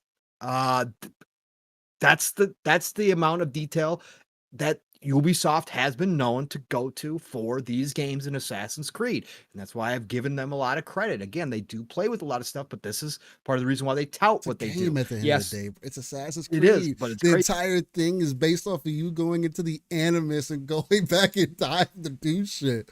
Like, there's literally a whole order. There's literally things that never existed. So no things aren't going to be the same. Like they're based in reality. Like I don't know. I just think that's so fun. I just think it's funny. Shout out to this AC. Well, we'll definitely get a little bit more into it when we talk about what may happen with Ubi and everything. But I think I got everything set up. Oh, here you go, babe. Wipe it down. You're good to go. I think I got everything set up for the upcoming games, and I'm pretty sure you guys saw already. But we are starting with Assassin's Creed Shadow. Again, this is coming out in 5 days. It comes out on March 20th. It's so crazy that this is it's already Why did I think this was April? Jesus, man. Bro, no, it's when literally I'm next sitting week. here going, I don't know if I'm gonna buy it day one. I'm like, I got like 3 weeks to decide. It's literally like, next week. Fuck, It's literally it's literally here. That's what I'm saying. I'm sitting here playing Monster Hunter Wilds, and I keep seeing more from Assassin's Creed Shadows, and I'm like, bro, when does embargo go up? I want to be a ninja. When does embargo go up? Do we know? Does anybody say anything? I don't. I think it's the 18th. Okay. I think that's what I was seeing people say was the 18th. I could be wrong. Okay. All right. Because I've been seeing people keep mentioning, hey, hear more from me about Assassin's Creed on the. I think it was the 18th. Okay. Don't quote me on that. I thought that's what it was. Ron Slusher, Tom Cruise should be DLC. Let's go. The Last Samurai should be DLC. Yeah. That should be a whole DLC. I'm sure there'll be a mod. Let's go all out. You know there's going to be a mod. Oh, goddamn right. Afro Samurai is going to be in there, right? There's going to be a mod for that. Afro's good. I'll play Yasuke when Afro Samurai come out. That's going to be fire. I mean, there's going to be a mod. Yeah, Tom Cruise should be modded in there. Absolutely. Let's fucking go. Let's do it. Hey, we're gonna have the Last Samurai. This shit is fun to be, and that would be cool if it would just be funny if that ended up happening. That'd be so ironic. What if it's like one of the most modded games ever? Because what ninjas are we gonna get? What ninjas could we get? Oh man, I wonder if there's gonna be an old head that. Oh man, if there's an old head out there like me that goes way back when ninjas were big in the 80s to us kids. Okay. If somebody mods in American Ninja, bro, we're in. Oh Lord. Oh, we're in. American. If you guys never saw American Ninja back in the day, you have no idea. Oh my God. Literally blonde hair, blue-eyed ninja. Let's go. Let's go. Exactly, Fahim. He says, like I said, you want the #1 headband? Fight me. That's awesome. Exactly. They need to get back to doing some form of multiplayer too. I thought that was dope. Yeah, I can see Ryu. Oh yeah, right. Ryu. Yep. Oh yeah. Ryu, I can definitely see them doing that. Yeah. You got to fight Ip Man as the final boss. They should just lean into into it. Do all the shit. Saying. Bring Crouching Tiger, Hidden Dragon into here. Do collabs, bro. Yeah. Do all kinds of shit. Ubisoft's new thing. Why can't you do that just because it's single player? Who cares? Bring the skins in, bro. Monetize Last it. Dragon. Bring everybody in. Hell yeah, bro. Let's go. I think it'd be just lean into it. I think that'd be dope. Anyway, shout out to Assassin's Creed Shadows. You're gonna be living with the intertwined stories of Nawe and the adept shinobi assassins on Iga province, and Yasuke, the powerful African samurai historical legend. Shout out to Assassin's Creed. Again, this is probably the most hype I've been for a Assassin's Creed game since probably Origins. And I really enjoyed Valhalla, so I don't have any negative thing to feel, say, or be. People chat Bruce Leroy. Let's go. Yeah, Nixie, let's bring Steven Seagal in. Let's do it. That would be fucking hilarious. He's one of the fucking bosses you got. He's like, this is like one of the fucking second or third bosses you got to fight for a fucking area. Make his ass a samurai with no fucking armor on it, just a fucking ponytail from back in the day. Oh, the that fucking would samurai. Be fucking Stanley Francois said, "Show enough." Let's go. You might as well put Pootie Tang in there too. China DLC, doing? Yeah, drop that shit in there, bro. Pootie Tang DLC. Oh God, man. The DLC they could do for this. Let's say they could do the Big Trouble in Little China DLC. Absolutely, Ducato bringing the gods. That would be cool. Bringing the gods. Yeah. That would be you got to fight the gods. There's a lot. There's definitely a lot that you can do here. Just Ubisoft, are you listening? Are you listening? Come on, we're giving you $1 billion ideas here. Fuck it. You guys got nothing left to lose at this point. Yeah, like your shares are $12 a share. Just, Chuck Norris. Just throw it all. Chuck. Yeah. Let's fucking go, bro. Let's go. Chuck Norris is gonna be an NPC that we meet. Wu-Tang. Bring in the whole fucking Wu-Tang clan. That is so fucking funny. Make them all DLC, bro. If you want to play as Red Man, we got him. I hope this goes the opposite way that some people may think, and that everything ends up working in the favor because it's a well-designed game, does well. Hopefully it performs well. Again, Valhalla was a standout for the Xbox Series X when it released, right? It was, again, it became $1 billion franchise because of that game. And again, even going back to Valhalla years later, jumping into DLC that I never even played, there's just a lot of breadth to be felt in an Assassin's Creed, especially when it's done right. So yeah. Shout out to Assassin's Creed Shadows. Next up on that list is Xenoblade Chronicles X. This is the definitive edition, actually. This is being essentially redone, and they are updating it. But it is still going to be limited to the Nintendo Switch. It's coming over from the Wii U. They're doing a lot in this game. Everything that I see from this game is extremely impressive. And Pong, I tried to play a Xenoblade. I don't know if it was Xenoblade Chronicles. I tried to play a Xenoblade once. It was either 1 or 2. I didn't enjoy what I played of it. I have a little bit of a better understanding now. I didn't give much time to it, right? I do have the perspective now that you have to approach it from more. It's like MMO combat. You know what I'm saying? Like your Warcraft and stuff like that. And seeing everything else that you could do in here, along with the mechs, like, and they're customizable, and the team that you can get, and the story is dope. And it seems like Xenoblade Chronicles X as well is like if there was one to play, this would be the one. I just don't know about playing it on the Switch. This is the series that's going to get me, well, one of them that's going to get me to buy the Switch 2, right? And now that they're doing this, Xenoblade X, and obviously it'll perform even better on Switch 2, it's going to be compatible, right? Yeah, I'm in. I mean, again, I wish they would put these on PC, right? Except for emulators, obviously. Yeah, I wish they were, I wish they were available like normal, but they're not. And I might do that. It's just I know that.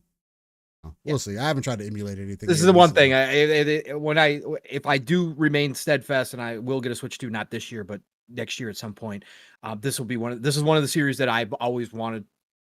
Again, there's a few that I miss not having Nintendo, and I will be jumping into this because this looks phenomenal. What they've done, the fans talking about it, like the true fans of Xenoblade that have been around for a long time, are all praising the hell out of this. So I can't wait to jump into it. Yeah, they said they reworked things. You're supposed to be able to get your mech a lot faster now. Like there's just they did a lot of quality of life things for this game. A lot of quality of life changes, I should say, for this one. So hey, Xenoblade Chronicles X, it's coming out. Again, don't know if I would play it on the Switch. But it is one of those to where maybe I get it down the line, get it for the Switch, and just emulate it on PC and go from there. We'll see. As long as I got a 60 FPS mod, because I'm not playing 30 FPS. I'm just not doing it. Yeah, just not. So, but it's cool. It does definitely look cool. So shout out to Xenoblade. Next up on the list, I'm going to kind of go through what seems familiar. Roller Coaster Tycoon, I think, deserves a little bit of a shout. Let's go. Roller Coaster Tycoon. Yep. We have this one is coming out in March 20th. Well, March 20th got some games coming out. What the fuck? Again, not familiar, Roller Coaster Tycoon, build a park of a lifetime, rediscover the critically acclaimed roller coaster simulation bestseller. Feel the thrill of a genre-defining classic, complete with 2 huge expansion packs. Theme park sims were one of my favorites back in the day. I used to have fun with them back in the day. 400%. I haven't played them, but back in the day, bro. Oh my God, watching the crowds pour in, man. Make sure you got enough bathrooms, otherwise stuff gets ugly. Fucking people puking. God, man, it was so good. You gotta have the guys go around clean up and shit. And then you build a roller coaster when you could start building your own roller coasters and make them crazy, and people would be flying off. It would be dangerous. Oh God, man, what a time! What a time! I do. Used to be good stuff for sure. Got the Roller Coaster Tycoon. The next one is Rendering Ranger. I don't know what that is, so shout out to that. That's coming out on the Switch and PlayStation 5. Altair Yumiya is another one that is on their list that's coming out next week as well. I'm having a hard time. I'm still kind of in and out on this one. I don't know quite how interested I am in it. Some of the combat it seems like it flows pretty well. You know, it seems like it still has a little bit of the turn-based aspect to it, but it has some action aspects to it as well. I don't know. I haven't watched enough of it to be like, oh man, this is really for me. I like what I'm seeing of it, right? Really digging the art style. Yep. It is speaking to me in a lot of different ways, but Altair Yumiya, man, it's in a world where alchemy has become taboo, is considered evil. Altair Yumiya, the alchemist of memories in the envisioned land, follows the adventures of Yumiya Leesfelt and her companions as they seek to uncover the truth behind the fall of the Aladician Empire. And you can see it on screen. It seems like it has a good mix, swapping from to different characters for different combos and whatnot. Again, it's hard for me to gander what it is. It seems like it's action, but you're also like you can stop, choose moves, do different things. It seems interesting. I will say that for sure. Got anything that you want to add on for Altair Yumiya? This is coming to again. It's been on my list. I haven't said a whole lot. I've been retweeting a whole lot. If you guys pay attention on X, I've been retweeting a whole lot about this game. I've kept quiet about it because I was unsure whether or not I'm going to get it this week or not. It's something I really want to jump into. Like Takato says, aesthetically, it's freaking amazing. The anime that they've got is just awesome. This is an old series that I have touched in the past. I'm not going to sit here and tell you that I'm some expert on this, but I've touched on the past. But I love the dev's attitude still, which I love to reward these days. I love his comments about Xbox, about what Halo actually inspired in this game, that kind of stuff, which a lot of Eastern devs never talk about. Even if it's just for marketing, I don't care. The guy and his team seem like a bunch of just really passionate gamers who build the games that they want, and they know what the gamers want when it comes to JRPGs, and they've been working on this series for a long time. Go look at the amount of games that are available. I think all of them are available on Steam at this point. But this series has continued to thrive despite the fact that hardly anybody's heard about it through the decades until recently, unless you were big into JRPGs. And here we are now, and they've modernized it. They brought it up to speed, and this is looking to be their biggest one yet. Reviews were out this week. I think it's sitting at 81, which is great for JRPGs. Damn. Yeah. Did a nice job on that. And I just think it looks like a fucking fun ass game and a great story with the character. So yeah, I'm thinking about getting this one. Again, I got so much on my plate right now. I don't know if it would do this week, but yeah, I definitely want to hop on this. I mean, look at she gets to ride a bike around and everything else in the open world. There's just so much cool. You can build stuff. Yeah. Delroy was saying that I'm saying it wrong, so I want to say it right. He says, "Is it Atelier?" It's I say it as Atelier Yumiya. Atelier? Yep. Delroy says Atelier. Atelier. There you go. Atelier. Atelier Yumiya? Is that how you say it? Atelier Yumiya? Let me know if that's right, Delroy. Yeah. I'm I'm the type of dude where it's just like, if I say somebody's name wrong, I want to get it right. Says, Atelier. Yep. Atelier. Yep. Atelier Yumiya. There you go. That is the fucking weirdest shit I've ever heard of. Atelier Yumiya. It's perfect. Mm-hmm. Okay. Well, it's something I got to keep in mind. Atelier Yumiya. I like that. Appreciate that, Delroy. Atelier Yumiya. Atelier. Yeah. So, okay. I got it. Atelier. There you go. Just for that, I might have to get the game just for that. But shout out to that. I really like the art design. They're taking a lot for the menus and everything. They're getting in their bag with it, man. I like when games start doing that, man. They're taking every aspect. The next one on there. Oh, the game that I mentioned earlier. Bleach Rebirth of Souls. Bleach hasn't had a game in some time. Again, from the last I've seen, people were saying that it was on the PlayStation 3. It was the last time there was a decent Bleach game that was out there. Bleach has made a huge resurgence as of recent, especially with the 1,000 Year Blood War. I haven't tuned in, and I've been waiting for more of the episodes to come out, but I am a Bleach fan. And to finally see a fighting game that seems to have a lot of sauce, a lot of characters that play very differently from each other, seems to be extremely unique. I'm interested in what they're bringing to the. Definitely interested in what they're bringing to the table. It's very seldom that I get knee deep in some of these in a fighter for sure. But there are some characters that I really want to use. I want to jump in there with Yoruichi. I want to jump in there with Arabelle. Maybe try out Ichigo for a little bit. But if it's true that these characters all play completely different from each other, all have their own things that you kind of got to get used to, kind of like Tekken in that way, I think it's going to have a lot of breadth and a lot of life into it. We're just going to have to see what the online is like. And that's what's going to keep me in as well, the online, right? So one of the things that turned me off of Sparking Zero early on was the online, right? It ended up being, it's really corny. It has gotten better, right? There's a lot of issues with it. People running, bleeding matches out, going up and down in the world and stuff like that. Where this is more traditional for a fighter, kind of just making it kind of straight on, you and this other person going hand in hand, getting to it. So I like what I'm seeing.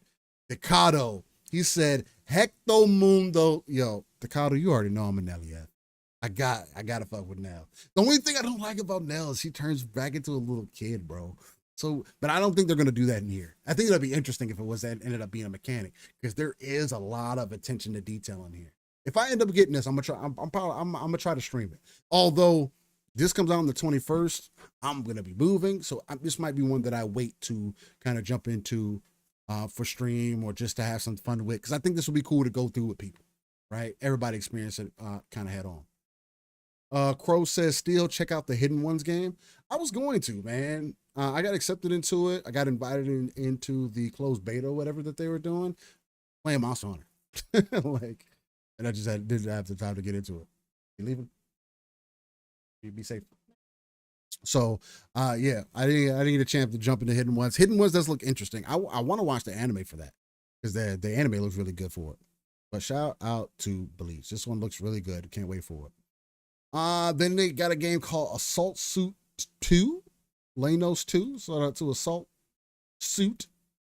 Looks like what does this end up being, a shmup? Oh yeah, it's a 2D action platform. So that looks cool. We'll jump into that one. Elder Scrolls has some updates that are coming out as well next week. Warhammer got some things. You got Mortal Kombat 1 dropping T1000 in there.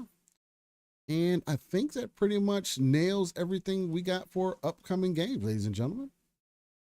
Yep, looks like we're looking real good. So those are my standouts. Atelier Yumiya is a standout. Bleach Rebirth of Souls, Assassin's Creed Shadows, and Xenoblade Chronicles X. I think that's a good freaking list we got there. So shout out to them. All right.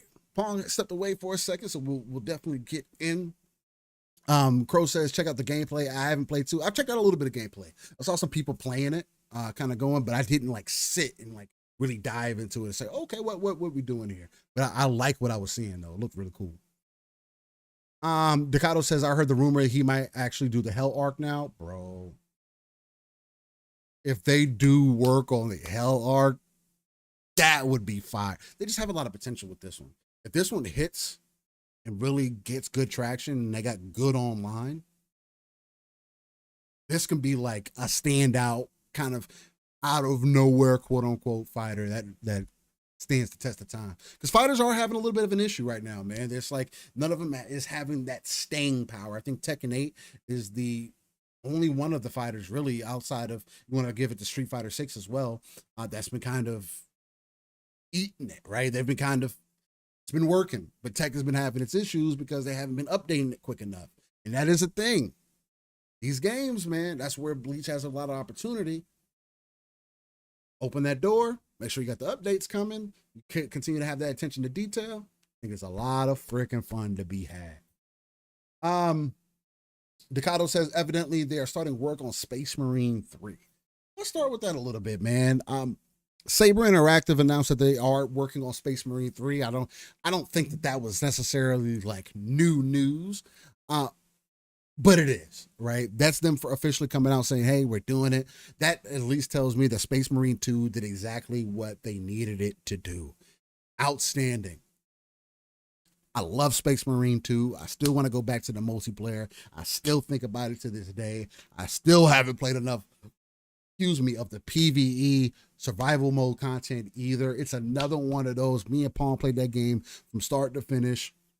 It's all in co-op on this channel. So definitely check that out if you're interested in that for Space Marine 2. But Space Marine 3 coming, that's super dope. I think it's definitely going to be some time out. So I hope they keep fleshing out the multiplayer for Space Marine 2. And again, I definitely need to jump in there, man. I'm in this space right now. Monster Hunter got me. I can't help it. Let's see. Mikado says, I watched Bleach before Naruto, so Bleach is always going to be greater than Naruto. I understand that. And I put Bleach above Naruto for a lot of reasons. Naruto is, I don't know. Naruto is definitely in my top 3 of all time, right? I would easily make it Dragon Ball, Bleach, and then Naruto easily for me. As far as my generation, we go back a little bit. It may be a little bit different, because Gundam, I might throw Gundam in there. I might throw Guyver in there. I'm definitely gonna throw Ghost and Shell in there. Because those are the type of ones that kind of molded me as far as my anime taste goes, as well as my taste in women and anime as well. But Naruto it just hits different. Like Naruto hit so hard for me, was so different for me, like the way that it made me feel watching it from beginning to the end of Shippuden, that when I started Boruto, I felt like an old man. I was like, why is this whiny ass kid complaining about his pops not doing shit? You don't understand what the fuck this guy just went through, just whining all goddamn day. The first 10 episodes are just him bitching. Yo, if you don't get out here and do some work, I felt like that old dude, man. But yeah, Dragon Ball is always going to be up there. Inuyasha definitely is high on the list for me. I actually didn't watch Inuyasha for the first time until I got with the wife. I always looked it over. I've seen like episodes and I know who Inuyasha was, but I didn't like actually watch it for real until I got with the wife, man. Evangelion is up there. I never watched Evangelion seriously, and I know they redid it too. So I know it supposedly looks way better. I think I saw a side by side recently, and I kind of favored the older art style. I'm one of those dudes too. I like the art style like Dragon Ball. I still think that Dragon Ball is some of the like Dragon Ball, not Z, Dragon Ball, that 80s, early 90s aesthetic. Or like when Paul speaks to Robotech or even Gundam, early like Mobile Suit Gundam, like that aesthetic that they had, fucking hand-drawn, Jesus bro. Christ. Nothing beats hand-drawn. Nothing will beat hand-drawn. Jesus Christ, it looks so goddamn good, bro. Felt good. All the imperfections, everything just adds to it. It's different, man. Yeah, different. No, that shit hits the way it presents. Did you ever watch, when you say Ghost in a Shell, you just talking about the movies? No, I'm talking about the anime. I'm talking about the anime. So Standalone Complex? Is that what you watched? From what I can remember, yes. That was the first, because I know I've watched episodes of that. Can I like repeat them back to you? I do. I remember the movies more than I remember that, for sure. Right, because most people know the movies, right? Mm-hmm. Even Ghost in the Shell 2, what is it? Ghost in the Shell Innocence? Was it? I don't remember. Anyways, Ghost in the Shell 2 didn't get as much, people didn't love it as much as first, obviously. But yeah, most people don't even know that the TV series. Like, I know the Standalone Complex because I've got it. I own it, right? Yeah, the one that came out in 95. But then they also did that was the main one I remember. Can't remember what the second. They did more current ones. It's in Ghost in the Shell 2 Innocence. Was the other one, and newer series 2, which I have not. Yes, watched. That one came out in 2017. I think I just saw. Yeah, they did one for 2017. Okay, yeah, I haven't watched any of the new stuff. That was a movie. That was a movie. There was another series that came out sometime in the 2000s that I have not. Was the movie? Oh, that was the movie. Scarlett Johansson was in this one too. Oh yeah, no, you never watched the live action version? No. What? No. Okay, people and the shit out of it. People hate it. People destroyed because Scarlett Johansson, because everyone wanted to argue. Again, cultural stuff is not new. People don't realize this. People still are pissed off that Scarlett, because they claim she should have been a Japanese girl. There was nothing about Ghost in the Shell other than that it's set in Japan that said she was supposed to be Japanese.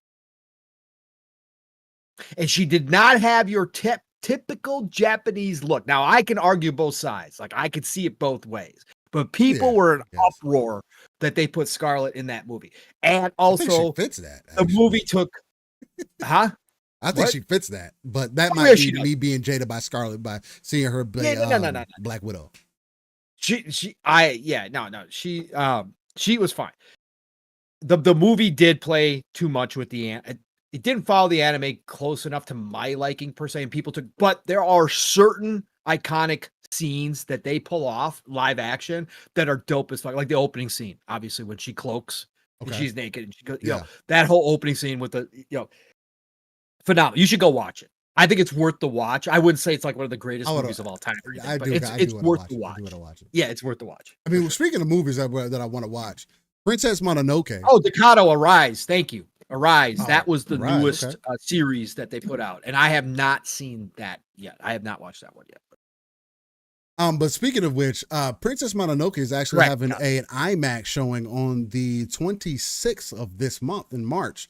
I guess they're only doing it select theaters, but it's only for that one day. I got tickets. I definitely did. The kids got to see it. The kids got to see it. My youngest is 10, oldest is 14. Nah, they need to see it. They in IMAX upscale. Yeah. Jesus Christ. Yeah, you saw me tag Mav. I'm like, you got, because he hasn't seen it yet. And he's just started getting anime. No, he hasn't been. He was never an anime dude. Like, he liked JRPGs, but he never got an anime.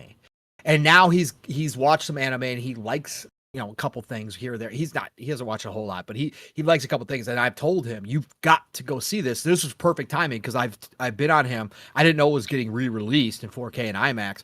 So when I saw you post that, that's why I tagged him. I'm like, take the entire, and Caitlin hates anime. But I'm like, this transcends anime. Different though. Yeah, this transcends. Yeah, it transcends the genre.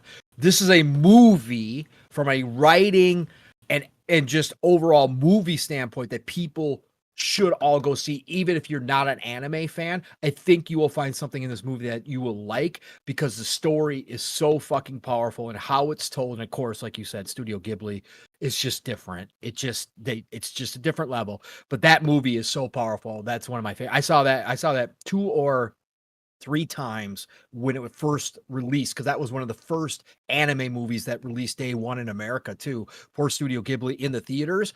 Me and my buddies went and saw it 2 or 3 times that opening week. It was so fucking fantastic. I love that fucking movie. Yeah, I got.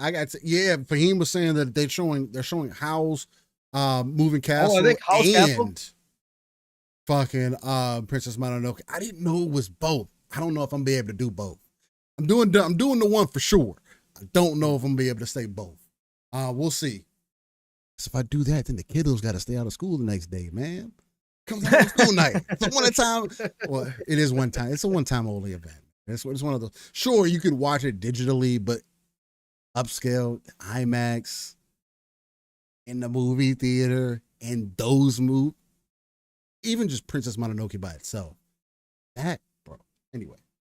Fantastic. That's enough. We're talking. We're having a side tangent. It doesn't matter. It's all part of the culture. It's all part of the culture. It is. I love this. I love the tree spirits, bro. The tree spirits. No, they're out. They're fucking amazing, bro. They show up and click their heads. And every together. one of them are fucking amazing. All the little Studio Ghibli and all the little characters, whether it's like the dust spiders or the coal, the little coal monster or the little coal beings or whatever. Yeah. They're little flame beings. Like every time they bring one of those little dudes in, I smile and they steal the fucking scene every single fucking time. I love them, bro. I just love what they do. It just does something. It just does something to like the inside. I guess like I get those weird butterfly feeling. Like, you know what I'm saying? Like, especially since I've had kids, man, it just makes you feel like something completely different. Like I felt some of that before, right? Which is why it was always those like Studio Ghibli film movies, no matter what, will always be top echelon for me. If anybody, like if somebody asked me, yo, Studio, what anime should I watch? You should watch this fucking movie. This is, you need to watch all the Studio Ghibli's. And I'm actually slapping. I need to slap myself because still haven't watched the newest one. I need to watch the newest one. I think it's called, is it The Heron or something like that? The Boy and the Heron. The Boy and the Heron. I need to watch that. I haven't watched 100%. that. I need to I need to make some time to watch that because that's another one. That might end up happening. That might be the first movie we watch in the new house. Tales from the Earthsea is underrated too. Tales from the Earthsea is freaking fantastic. If you guys haven't seen Tales from the Earthsea, go see Tales from the Earthsea. Go watch that shit. Okay. That shit is fantastic. Dope stuff, man. Decado says Innocence didn't do as good as Gets because of the time of their release. They refused to do a dub and was sub only. Yeah, not everybody likes the dub. I prefer sub, honestly. Most of the time, unless it's a good dub, which doesn't happen often, but I don't know. I've usually I've been a sub guy for the most part. So you're talking about the anime, right, Fahim? Yeah, I've seen Wrath of the Ninja. Yeah. That sounds familiar. Yeah, I mean, again, we want to start talking classic again. Ninja Scroll, like I watched Demon City Shinjuku. Again, there are classics out there that everybody should watch. Any anime fan should watch for sure. You stupid, Stanley. Stanley says, "Steal Tales from the Heron as an episode from The Wire." You got me there. That's the Tales combining shit together. The Boy and the Heron. You stupid, Stanley. It's crazy too. God, never. Just keep going. It is. It's just I've seen so much old school shit popping up again because again I now curated my X feed for you, so it works really well. It brings up stuff that I want, so I get to see old nostalgic stuff. But speaking of The Wire, the show before The Wire was The Shield, and if anybody wants to go watch it, kick ass. Bro, The Shield was my show back in. The bald white dude, correct. And they were dirty ass cops. Was that the dude who was also The Thing? Was it the same actor? Same actor. I like that dude. I thought he was cool. The Shield was the perfect gray area because again, they were dirty cops, but they did shit that was correct too. Like the one that popped in my feed was a clip where he goes and just absolutely fucking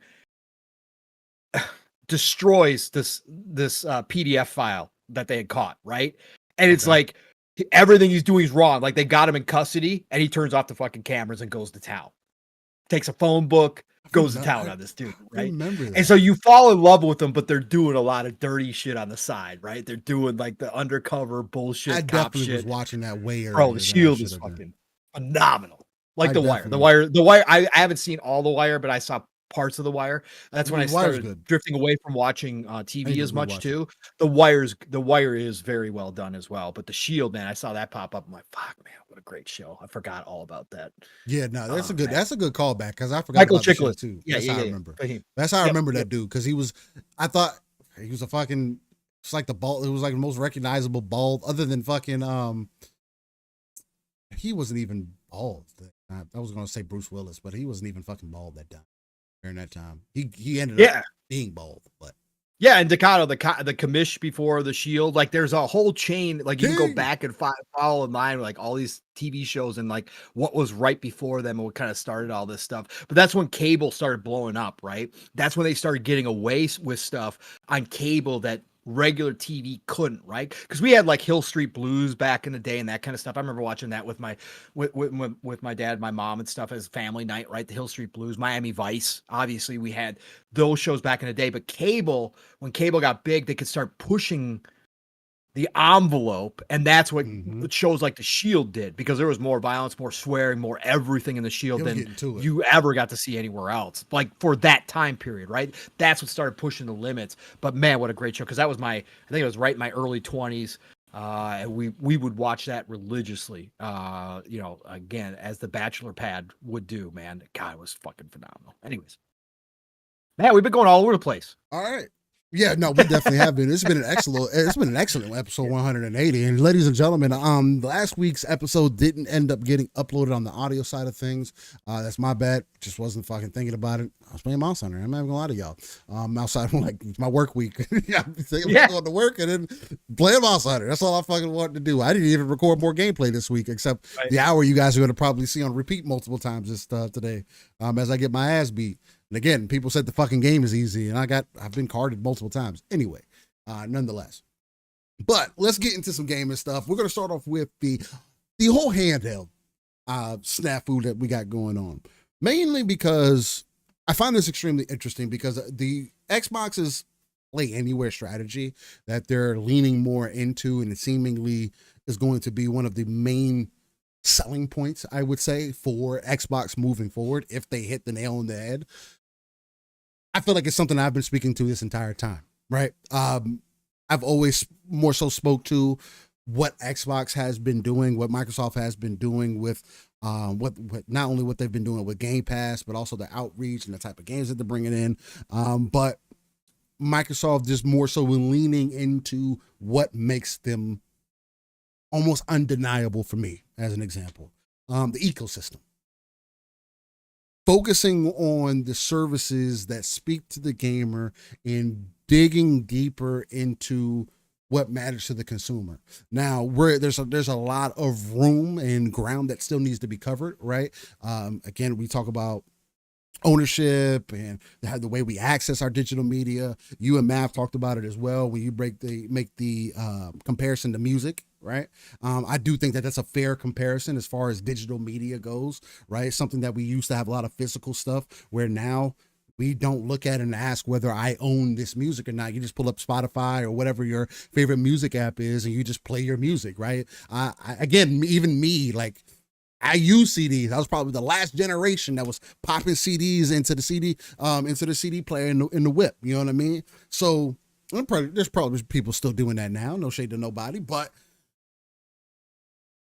you saw the way that went. And as long as you have access to that content, you move forward. And I do think gaming is going to take some of those ideas in that same way, because again, exclusives, and I've spoken to this before, do not matter the same way that they used to. You're seeing less emphasis needed and put on, hey, this game needs to be on this platform because of this reasons. You're seeing second and third party now coming out, especially on the PlayStation side of things. Again, Square Enix being one of the biggest proponents of this. They've been doing deals with Final Fantasy and a lot of their games behind the scene. Atlas is the same way. Sega, you saw all these different companies playing on one side of the fence. And now in 2025, you see things opening up, saying, we can't really do those deals anymore. We need to open it up to as many players as possible. You keep hearing the words, we need to bring our games to more players. You know what I hear when I hear devs talk about their games, and this is something that, those dark alleys touch on, even somebody we mentioned in the beginning of the show, Choo touches on, is the devs want to get their game to as many people as possible. I'm pretty sure that's been one of the talking points that people have had this week. Now, in one of the dark alleys, again, some of the person we were speaking to earlier, Choo was mentioning that that's why exclusives are good, because the devs make exclusive for one platform, so it's more beneficial for the devs to be limited to one platform because they can optimize the game, and it turns out in the best way possible. Which, sure. So I can definitely see that perspective, and I can understand that. And it is true that, hey, the less devices that you have to optimize for, the quicker and easier that you can optimize a specific title. I can't deny that. It's hard to deny that. But we are not in that era of gaming anymore. There are more games coming to PC more than ever. The console hardware that we're getting is becoming more PC-like more than ever before. To me, this is something that I've mentioned and mentioned previously as well, because I see Fahim mentioned in the chat, he says exclusives are necessary. No, what's necessary is that we have actual hardware differentiators, and that the hardware is actually giving you reasons to invest in that hardware. Again, you look at music as an example. When you were choosing, whether it was CDs, tapes back in the day, or whatever it might have been, you were choosing whatever CD hardware, typically it might have been Sony, that was going to work best for you in those moments. Maybe it didn't skip on you, or if you had it in your pocket, or whatever the case may be. Exclusives do not matter at the same way that they did previously. Can exclusives still move units? Again, if GTA, as an example, was only on PlayStation, and I can acknowledge that everybody would buy a PlayStation. Most people would. But there is something to also be said to being able to put a game in front of as many people as possible and just giving people more reasons to invest in your hardware, which is something I think that has been lost. I'll keep harping on this. As of right now, what are the hardware differences between what is for the consoles right now between Xbox and PlayStation? Not much. You don't have to think. Right? Now, there's some SSD technologies that are a little bit different, but as we're moving forward, if things are going to continue to get more expensive, if you have to open up the market to allow your devs to allow access to as many gamers as possible, so that you can not only see that return on investment, but also maybe greenlight the next game, because people are getting let go, even for making decent games. So if we're going to offset some of this cost, if we're going to do this, we're going to do that, AI is going to get involved, it makes sense that these platforms start looking at how can we bring more people into our ecosystem. That's why you're seeing the growth on PC like you're seeing. Why give people an out to go to PC if you can give them a branded device or give them an experience no matter where they go? The gaming experience. And to Nixie saying, to some they don't matter. Exclusives absolutely matter and help build, shape a brand. The brands, but that's what's funny, and that's what's crazy to what I'm speaking to. They did that already. That's the thing. The exclusives that mattered have already helped build and shape the brands. The brands are what they are right now. The only thing that could be an addition to is if Apple, as an example, or Amazon, as an example, releases their own console and has a hit exclusive game on their platform. Because they have to work on that brand. They have to work on that, on shaping themselves up. Whereas right now, you don't see that happening.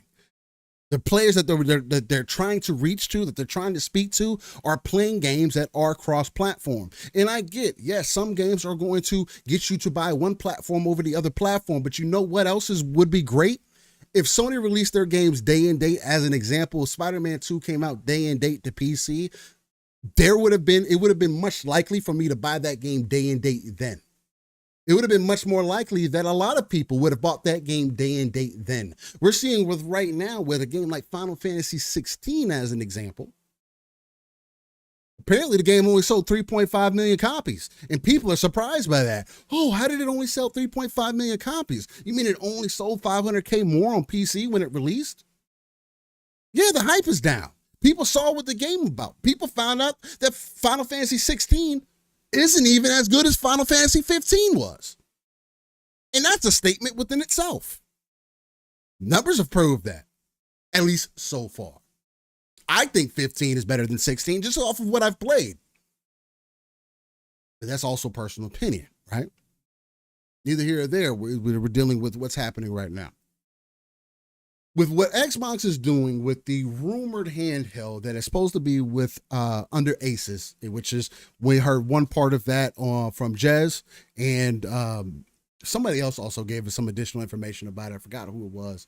I'm going to be pulling this article from Tom's Hardware that says, Asus rumored to launch Xbox handheld in 2025, OEM working with Microsoft to unify Windows and Xbox libraries. This unity is extremely possible, and I do believe is the next step, especially for Xbox. Play anywhere is almost an undeniable feature. You're telling me that I can buy a game one time and I can access it wherever I am? That is a buying point. That is a feature that could get somebody to buy a game. Because it's one of the biggest issues that we have now. Monster Hunter Wilds, as an example, it doesn't have cross save. It has cross play. But if I wanted to play on my Xbox right now, I would have to buy the game again. If I wanted to play on PlayStation, I'd have to buy the game again. Instead of me getting the game one time and being able to play it on no matter what device I am. Now, again, that's always going to be ecosystem based because not all platforms are going to allow you to do that. But the thought of that being a reality, although it's not reality currently, although we're seeing more second and third party be open to it, there's a lot of potential to be had within this. Creating something, you already see that there's devices out there already that you can boot into a console-like experience and access your games. So, this article was written by Joey Morales, and published 2 days ago. And it says, Morals, yeah, my fault. It says, Microsoft Gaming CEO Phil Spencer said late last year that an Xbox gaming handheld was years away. However, that doesn't mean other OEMs are not working on building one with the approval of the Redmond software giant. According to The Verge's sources, Microsoft is working to unify Xbox and Windows as a single platform, and Asus is one of its launch partners for this effort. As for the OEM, it's working on Project Kennen, the code name for a gaming handheld that will likely benefit from Redmond's efforts with the possibility of launching this year. Aside from the hardware that Asus is building, Microsoft is also going to work on a Project Bayside, a framework built to standardize the Xbox user interface across different devices. This will run the gaming handheld that Asus is building. It is based on Windows, but with an Xbox skin on top. Both Kennen and Bayside seem to be part of Microsoft's efforts to integrate the best of Xbox and Windows. Jason Ronald, the company's VP of Xbox gaming devices and ecosystem, mentioned to The Verge earlier this year that the company is focusing on the integration and expects to see results later this year. However, while we hope that those rumors are true, we still don't have an official announcement or maybe even just an official teaser from the company. Valve inspired a renaissance in handheld gaming consoles with the launch of the Steam Deck in 2022.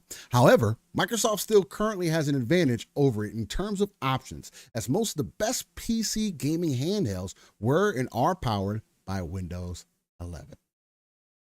Paul,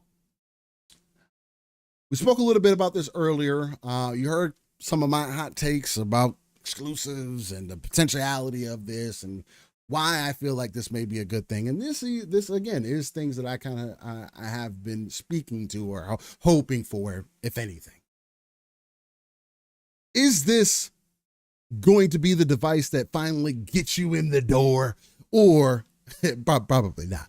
But how do you feel about what this move is? Do you agree with some people that this is, if it's not a native Xbox device, that it's a missed opportunity and it's a waste of time? Do you see where this could be beneficial? Do you believe that they can get the interface even right? What you thinking about what you heard this week as far as Asus possibly being rumored and other partners creating an Xbox handheld for 2025? Well, no, this is not going to get me into it because I just don't have a need for a handheld. I've said that all along. Like, I get Switch 2, if I get one, will be docked 99% of the time. Like, unless something changes in my life, I just don't have a use. I'm not that dude to sit on a handheld. I just never have been. So, no, this is not going to get me in there for sure. Like I said, down the road, potentially, when they get their own first-party device, if they get all of these moving parts that they're currently working with while they try to build this concept out for this ecosystem, this Xbox Play Anywhere concept. If they get all that working as a tech dude down the road, yeah, I could see myself just getting one if it all was seamless, just for the novelty of it, right? For sure. So no, this isn't going to get me. Okay. Is there value to this? Of course there is. Again, the people poo-pooing this shit don't. You're poo-pooing it in my eyes because it's Xbox doing it. If you can't take a step back and understand what they're trying to do here, they're not ready. Phil already said that they were years away from the handheld at the end of last year, the beginning of this year. I can't remember what it was. I think it was the end of last year. In an interview, he said they were years away from their handheld. Mm-hmm. They still need to test this new UI. They still need to get real world data from people. You can test all day long in the lab. You can do that all day. Just like games, you can do all the game testing you want to. You can have a big group of 100, 200 people game testing. Nothing replicates real world use, whether it's the software, whether it's UI, whether it's tech, it's hardware, whatever. Nothing replicates that. They need to get that information, and that's why they're doing this. They're partnering with Asus. They're going to make it nice and pretty. They're going to make it look like an Xbox, which is totally cool, because who's going to buy this thing more than likely? It's the Xbox enthusiasts. That's more than likely who's going to be your first up purchasers of this new device that is third party, because they're going to see it and they're going to be like, holy shit, look at that. It looks so damn cool. It's Xbox. They're going to know it's good. They're going to know it's Asus. It's going to be your enthusiast. They're going to know it's Asus, but it's going to be branded like Xbox. So they're going to buy it. And they're going to be the guinea pigs that test out the new UI, that test out all the stuff that they probably will drop as far as updates go to the UI as they work through this process. And they're going to get real world data on this system. They've already come out and confirmed it's not going to play console games. So again, for me, that's a no-go right there. I want, if they're going to do a handheld down the road, I want the all-in handheld that plays everything.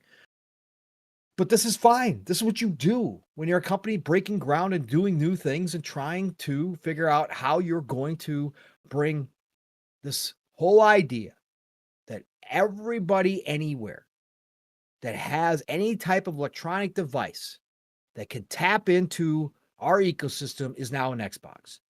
That's a big, bold try. And some people disagree with it. I disagree with your exclusive arguments, but it doesn't, again, as just personally, I disagree with the exclusive arguments. Nintendo proves that that's not true. But again, Nintendo is different from PlayStation and Xbox in a lot of ways, but Nintendo proves that exclusives do work. But if you're going to try to go for a bigger piece of the pie, which is what Xbox is trying to do, then exclusives don't, because you're not going to grab people by making everything exclusive to a box or to a box and a handheld. And that's exactly what they're going away from.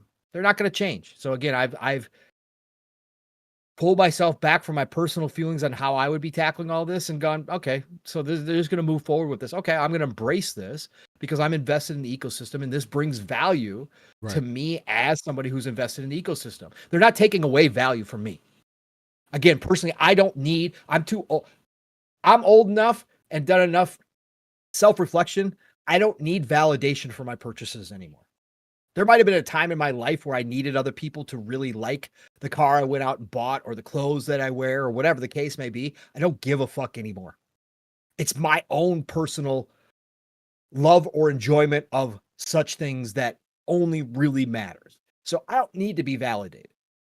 So for me, I look at this and go, let's go for it. The big thing out of this deal, and I brought this up last night, the big quote that came from all of this, because again, the handheld, I get it. It's a test bed.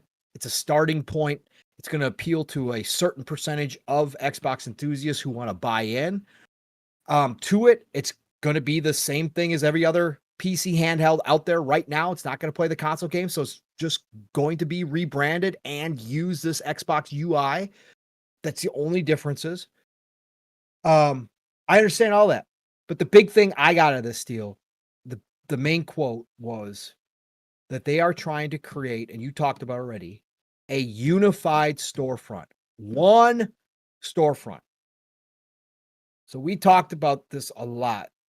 The dual entitlement, the Xbox Play Anywhere, what value that brings me. And yes, talked about that there's a whole market of PC players that will never touch another storefront. They don't care how much value there is.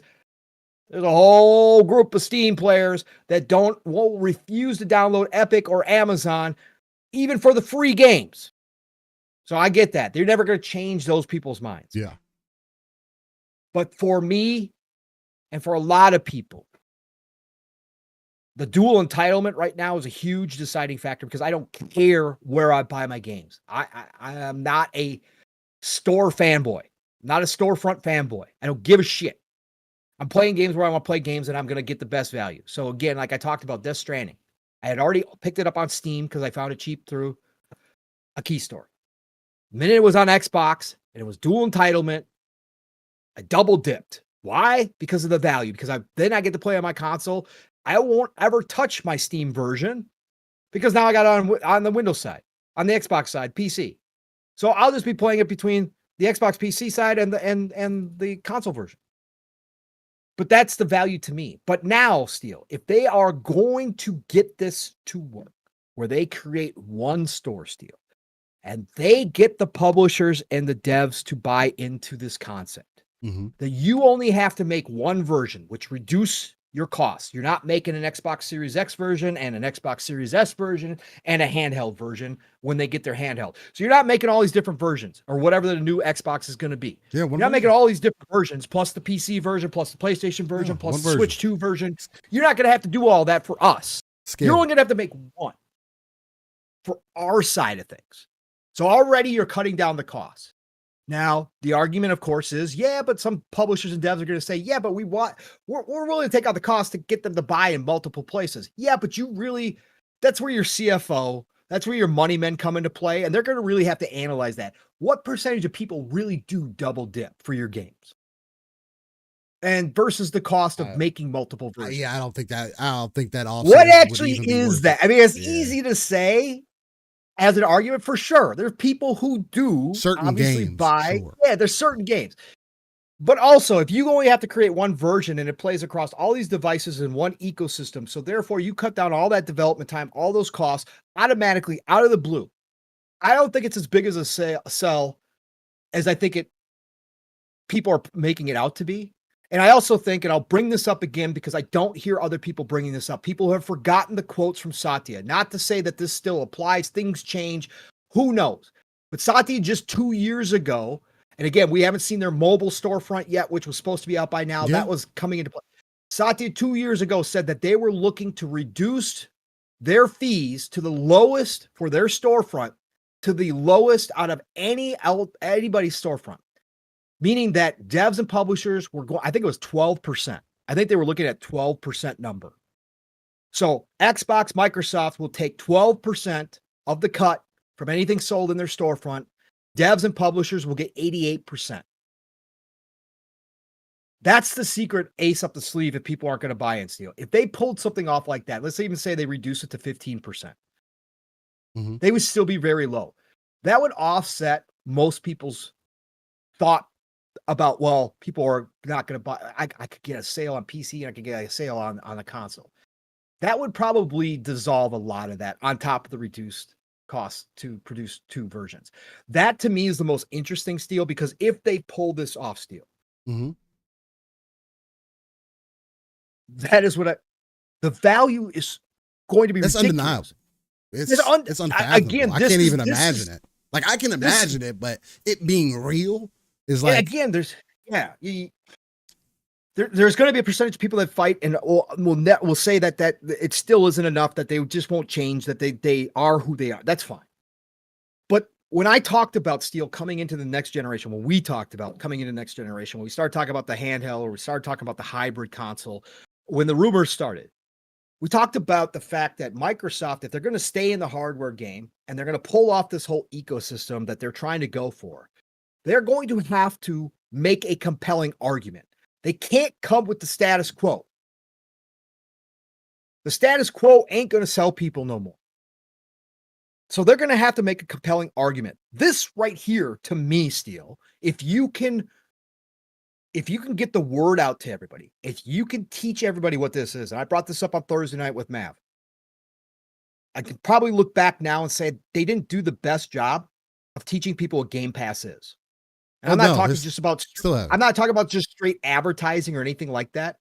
I'm just talking about just in general. I still think there's a large group of casual gamers who have no idea what Game Pass is. Like if you ask them to explain what Game Pass actually included, I don't think you get a real good answer from them. Not like they would know with Netflix or Amazon Prime or Hulu or whatever. Right. And again, there's also Spotify. Yeah. There's also time to look back and say that gamers' habits didn't change as much as they believed they would with something like Game Pass, or that I believed, I'll just take my personal thoughts, that I believed was possible. Gamers' habits, for all the people that said gamers don't play games the way that they watch TV shows or listen to music like Spotify, Netflix, etc., you guys were more correct. Right. And I think we can say that now. I think that there is a large group of gamers out there who literally do, as Circana came out, Matt Piscatello, shout out to Matt Piscatello always, came out and said that there's this huge group of gamers who only buy 2 to 3 games a year. Yeah. And they have no interest in playing anything else. Yeah, and I think he was the same person that said, I think I spoke to those numbers last week. Yeah. I think he was the same person that spoke to, I don't know whether it's him or what it was, and I meant to pull that this week, but I didn't end up doing it. Do your own research. But I think within that same conversation, that's where he also mentioned that it ended up being less than 5% of the actual gaming ecosystem that buys games on a month-to-month basis. Right. Yeah. So even that is telling in itself. How do you expand that out? How do you give people more of an incentive to maybe want to buy more games, right? Even if starting with Call of Duty could be an option, you know?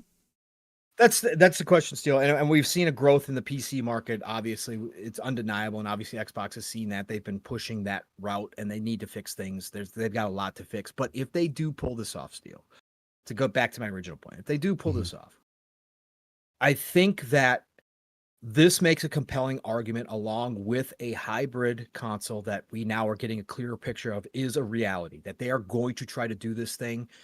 It's still going to have to be convenient to convince people. And again, that is on Xbox, Microsoft, to produce a product that your general console player doesn't look at and go, well, that's just a PC. I'm going to have to do all this PC shit. And I don't want to do all this PC shit.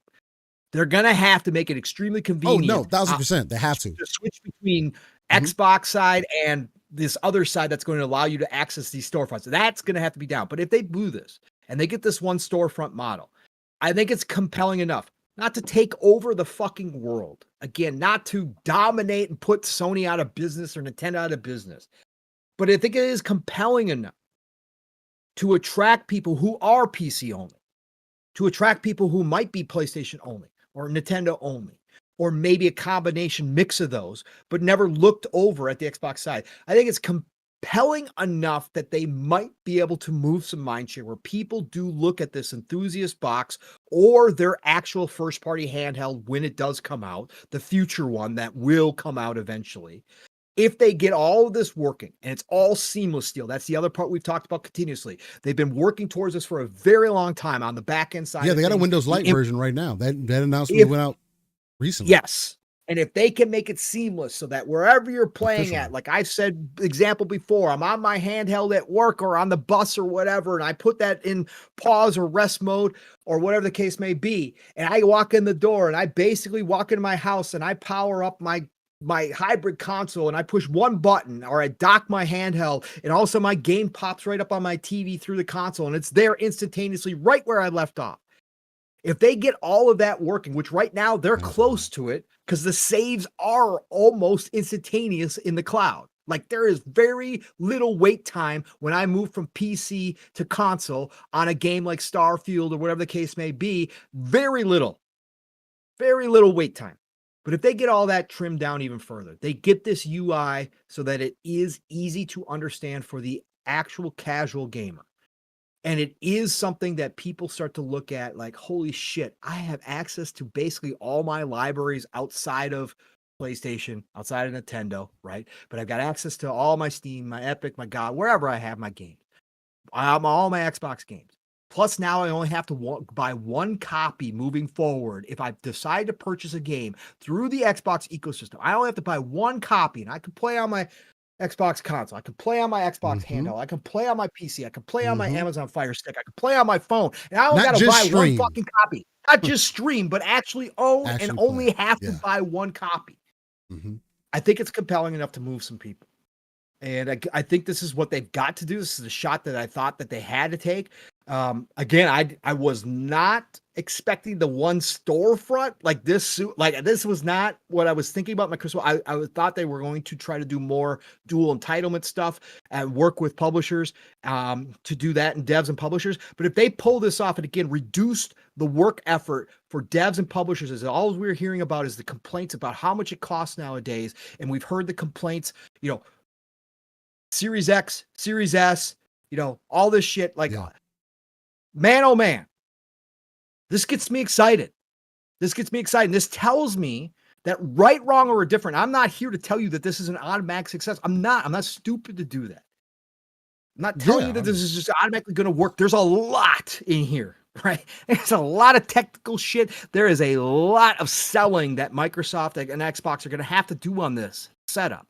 There's a lot from start to finish. But I'm not saying that this is an automatic win.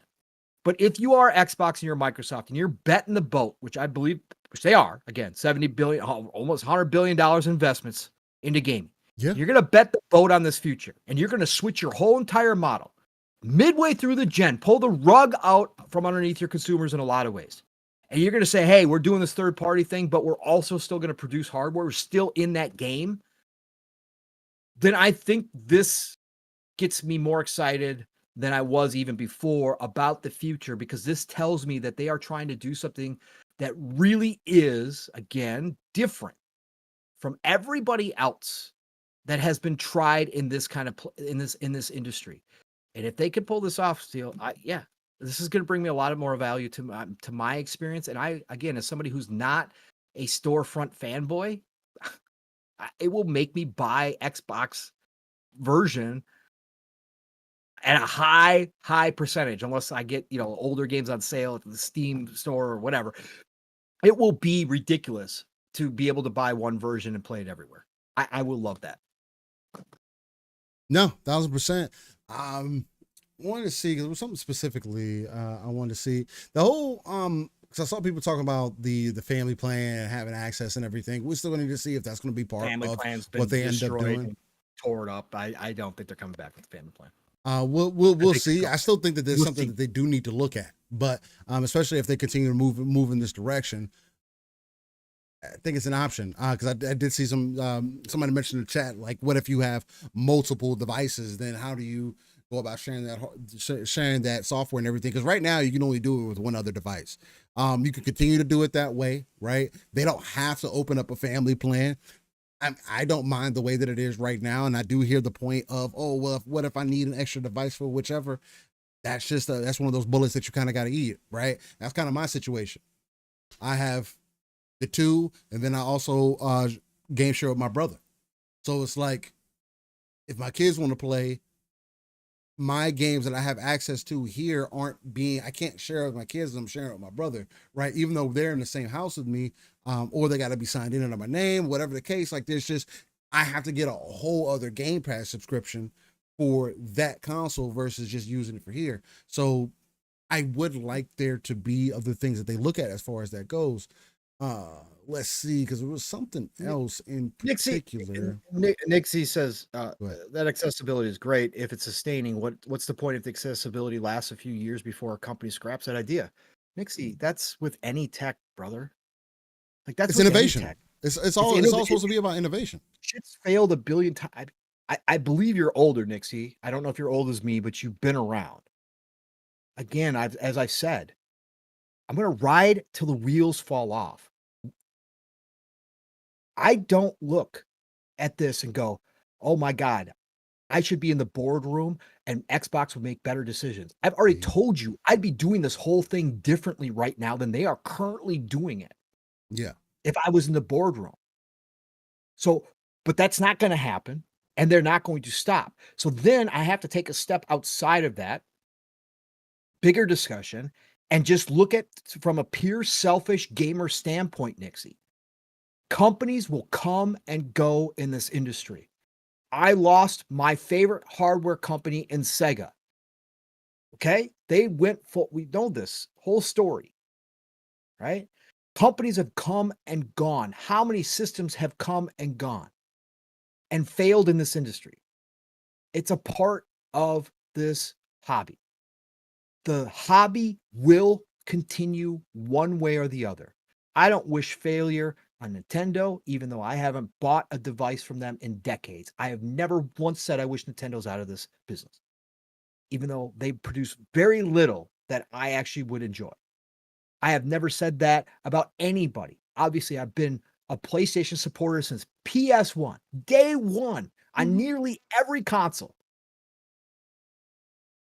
with Sony and PlayStation. First gen, I won't own a PlayStation. I don't wish death upon PlayStation. I don't wish death upon Xbox. I didn't wish Sega would get out of the hardware business. In fact, I was on the opposite side of that one. I didn't wish Panasonic 3DO went out of business. I didn't wish that Neo Geo got out of the hardware business. This industry will survive whether everybody succeeds or a company like Xbox does eventually fail as they try to do new things. Okay? Everybody will move on. That's what I want to see. It won't be good, Want to see innovation. but everybody will adapt. Everybody will adapt. So I don't look at it that way. Again, I'm just on board for what gives me the value selfishly as a gamer. I'm not worried about these billion-dollar companies. I can talk the money side. We've done it plenty through the years. I can talk the money side. But this is the part where, going back to your statements earlier, Nixie, about people getting emotionally involved, why are some of the people so emotionally involved in the financial business side? Why do so many people out here side with the businesses, with the million and billion dollar companies, right? Why is that? Why are there so many what people would call bootlickers out here for the companies? I am bootlicking no company. I agree or disagree with what they're doing. I say they give me value or don't give me value in what they're doing.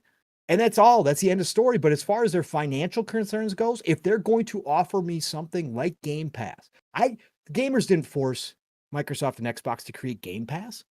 The gamers didn't force them to do that. That's something. That's an idea they came up with their own. But if they're going to offer me something like that and I find value, I'm going to take advantage of it. To be damned with all the people that go, you're just a cheap ass. You guys are just cheap. You're not supporting the devs. That's not my fucking problem. I am a consumer. That is not my problem to concern myself with how the business is going to sustain their offering to me. I didn't think about that with the CD companies back in the day that sent me out, $1, 15 CDs, right? Join our club. I ever thought about the CD companies when Spotify came around. I didn't think about this. I didn't think about the record company. We know how bad of a deal that has been for the music artists. The facts are all out there. The numbers are out there.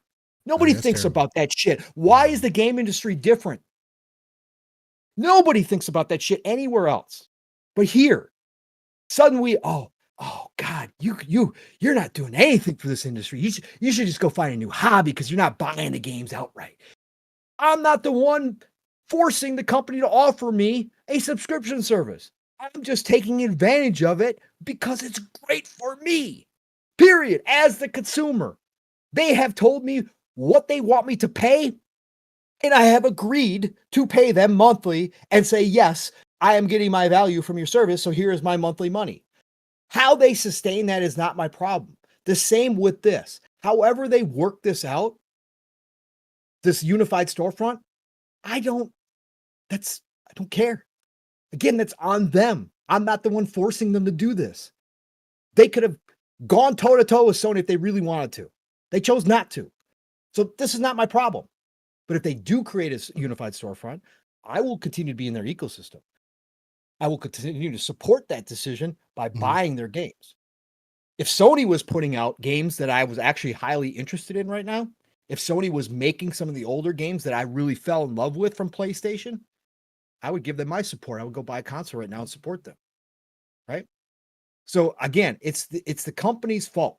The companies need to find a way. And if the companies fail because they can't get it right, then they can't get it right. The one thing I will say is, no matter what, at the end of the day, I don't believe that at this point, with the investment that's been made by Microsoft into gaming, with the amount of IPs and studios, and yes, I know Microsoft is different. They can do whatever the fuck they want to because of how big they are, and they've done it. They bought Nokia for whatever, 600, whatever Nokia was, 600, I can't, what was Nokia, 600 million? I can't remember what they spent on Nokia, whatever Nokia was. And they closed it down a year later, right? So they can do whatever they want to. But the fact is, they may someday walk away from the hardware space. But they have created an ecosystem at that point where if they get this right, the storefront will be available on all these different devices, which means my games will continue to be available. And I don't believe they will exit the entire gaming industry. If they go full third party, stop making hardware like Sega, so be it. They will continue to publish games. And I believe their library will be more accessible than any other company's library ever has been. When Sega left the hardware industry, my library of games, physical copies, was worthless unless I have a Dreamcast. That's not going to happen anymore. That's not going to happen anymore. In my, that's my point. So that's always going to be my point. That's always going to be my point. Games are being made too similarly to each other. There is no differences. It is not decades ago where there were hardware differences for why games were being made a certain way. Now everything is very similar. Why make all these different versions when you can make one and scale it up or down? Right. That's what PC does already. I'm not saying everything needs to be PC. To Paul's point, it is going to be all about what Xbox, Microsoft decides to do to make it as user-friendly as possible. They're already working on an official, because you can get a Windows Lite version for your computer right now. You can get the same thing and run that on a handheld device right now and see a good gain in optimization. But they do have a official Windows Lite as well. So that should tell you that, hey, they're at least taking it somewhat serious, right? I know people want Windows. There's a lot of people who want Windows to fail. And I'm not saying Windows is great all the time. But just like Pong's magical Xbox with Battlefield, I have not ever had a bad experience with Windows. Has there been moments? Yes. But I am one of those people where maybe I always just have the magical OS every time that I download Windows. Whether it be 10, 11, 7, I'd never downloaded 8, fuck that. XP, you know what I'm saying? Windows 98, Windows 95. Windows has the capability to do a lot of things, but how are they going to implement that further into their hardware? How are they going to attract more of an audience to be interested in what device that they have? Because again, exclusives are good and all, and they're cool and all, to give that brand an identity, like Nixie was mentioning earlier, and other, and I see Fahim talking about it. I hear y'all, but this is not decades ago. It is not the same. You want to peep into that market, you have to do things differently. You have to innovate. If you keep doing things the way that they were doing it before, guess what? That's why Xbox is where they're at right now. You tried to compete with your competition in the same way, and people kept telling, oh, well, if you just made more games, that would solve all the problems. Well, hell, guess what? When Microsoft finally has the opportunity or sees that there's a reason to invest further, guess what happens? They get deals of a lifetime that typically wouldn't happen at any other time. ABK, I do concede to the fact that obviously ABK did something. It changed something. $100 billion in gaming changed something for Microsoft. 1000%. I can't disagree with that. But I still think that they see what the value is, because Windows, regardless, Microsoft still has a negative stigma. Xbox doesn't have that same stigma.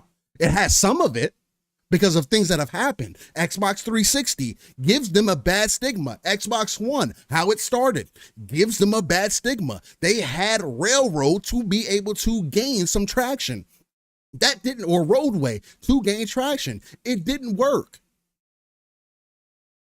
Now you have an opportunity to do something that's also very unique, and they are in prime position to be able to do it. If anybody, they're the ones that want to do it because they got a lot of games releasing. They are one of the publishers that has a lot of different developers underneath their umbrella and are releasing games. People complained about first and second party. We're getting a lot of first and second party games just from Xbox this year, especially. And there's going to be more going into the future. I get if people are worried that, oh, if they stop supporting the hardware, I'm not going to have access to the games that I bought. My library is going to be completely gone. I just do not see that being a reality in today's modern era. I don't. Can I see the hardware going away? Sure, but is it going to go away within the next 20 years? No, I don't think so. They haven't got shit right with quantum computing yet. That is the next step. NVIDIA is trying to sell people on fake frames, and people are convinced that they're getting better performance. Oh, AI, it gives you could go from, they just show fucking gameplay of Stellar Blade going from 115 frames to 300 frames. That shit ain't real. And that shit don't do nothing for you as the end user. It's fake. And they're asking more money from people for things that is not even an innovation over the previous. The 5000 series, as an example, is not even much more of a performance gain over the 4000 series. The PlayStation 5 Pro, as an example, is not that much of a performance gain over the original PlayStation 5. That's not what happened before. I don't want these consoles to be like phones. Could there be an option for that? Maybe. If there's a third-party company willing to do, an OEM that's willing to do that with some kind of device that you can kind of insert different things with. What if Xbox gives you the opportunity or has a device to where you can just slot in some more memory or slot in some more, a better graphics card, more enhanced, whatever the case may be. Wouldn't it be dope if they found ways to innovate to make PC gaming more accessible that you wouldn't even recognize that, oh, it's a PC, oh, I have these options? The current Xbox can go into dev mode and you can emulate on your current Xbox, Series X and S.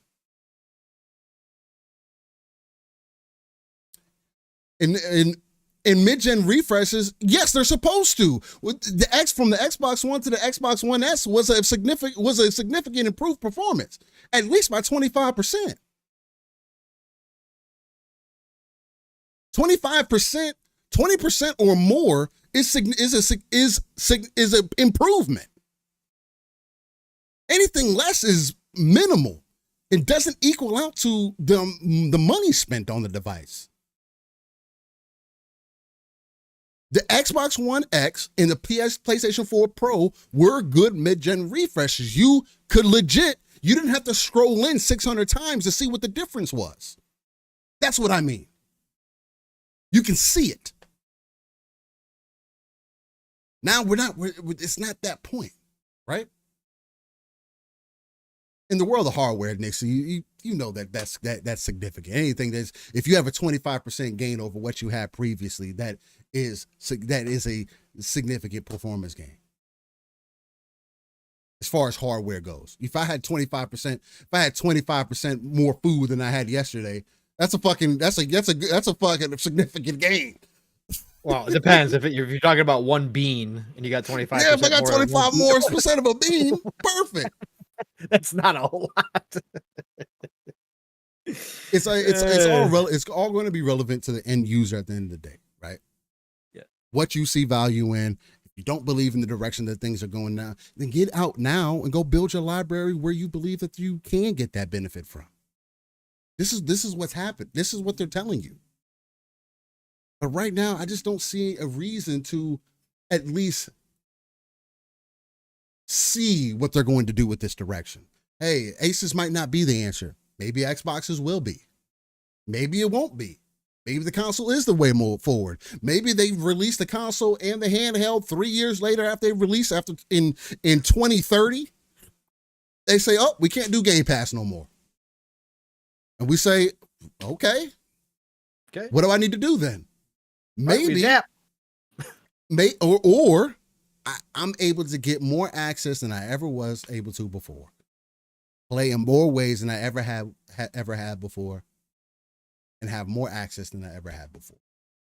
And I think that's what's interesting to me out of all of this.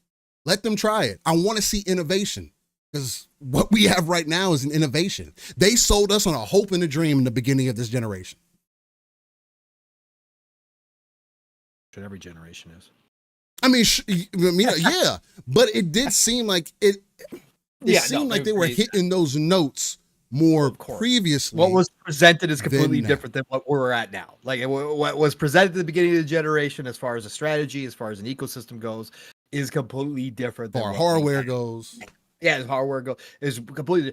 But I don't, again, hate what they're doing. Like, again, I would be doing it differently, but I don't hate what I'm seeing. There's the point. Like, when I look out and I see what they're going to do, no matter what any of us fucking say, they're going to continue to do this. I go, fuck yeah. Okay. I see the vision. If you guys are going to go this route, that's cool. And I'm willing. What else am I going to do? Like, again, I can make the decision. Like, I could drop Xbox today, cancel Game Pass, sell off the Series X, go buy a PlayStation 5 and say, okay, I'm PlayStation again. I could do that. Right? I understand I lose access to a lot of my games, right?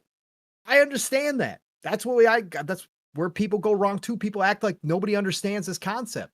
Again, it's the same with Spotify. I understand I don't own those movies. I've talked about consumer protection. Yeah. Or music, I mean. Or Netflix or anything. I've talked about the consumer protection that the government needs to do, that people need to start bringing up for the actual purchased digital items in your library and how they should be protected for life. I have brought that up multiple times, but I also understand where we are as a consumer, and I understand what's going to happen to my Game Pass games if I cancel my Game Pass subscription. I don't have access to those games anymore. I rented those games, and everybody who does this understands that. People act like we don't get it. We get it. If I was the dude that wanted to own my stuff, right, I would be buying more physical copies, even though technically speaking, they're just a license, but I still would buy more physical copies, and I would buy my games through the store, and I would not have a subscription service. But that's not what I'm doing. And I get that. But to me, again, Xbox is just presenting, for what they are trying to do, a compelling argument for a vision to the future that could be really fucking cool and really valuable to the consumer. For me, again, as a gamer, I'm not gonna speak for everybody, but for me, it could be really valuable. And we'll see. So yeah, I'm like, let's go, let's try this out, let's see what happens. Right. So, anyways, yeah, we'll definitely see what ends up happening. Conversation. Real quick before I end up forgetting again, we had Nam Omar a year under the Horde of War tier, saying congrats on the 180 episodes of LSS, Horde, Devore. And then we also had Sith Lord come through. Member for 6 months. And member for 7 months to the Splitters. Let's go. Thank you. Both. That's actually an interesting, I don't know, maybe we could use that as a little bit of a segue. Bo says in word is PSSR is tanking, Mike get scrapped. Oh, yeah, it's been another. Oh God, Reforged special this week too as well. Anyways, I mean, it's. What did he say? What do you mean? I didn't catch that part. He was upset because people were running with the idea that PSSR was so bad that they were scrapping PSSR and going to FSR. Okay. That is not the concept, right?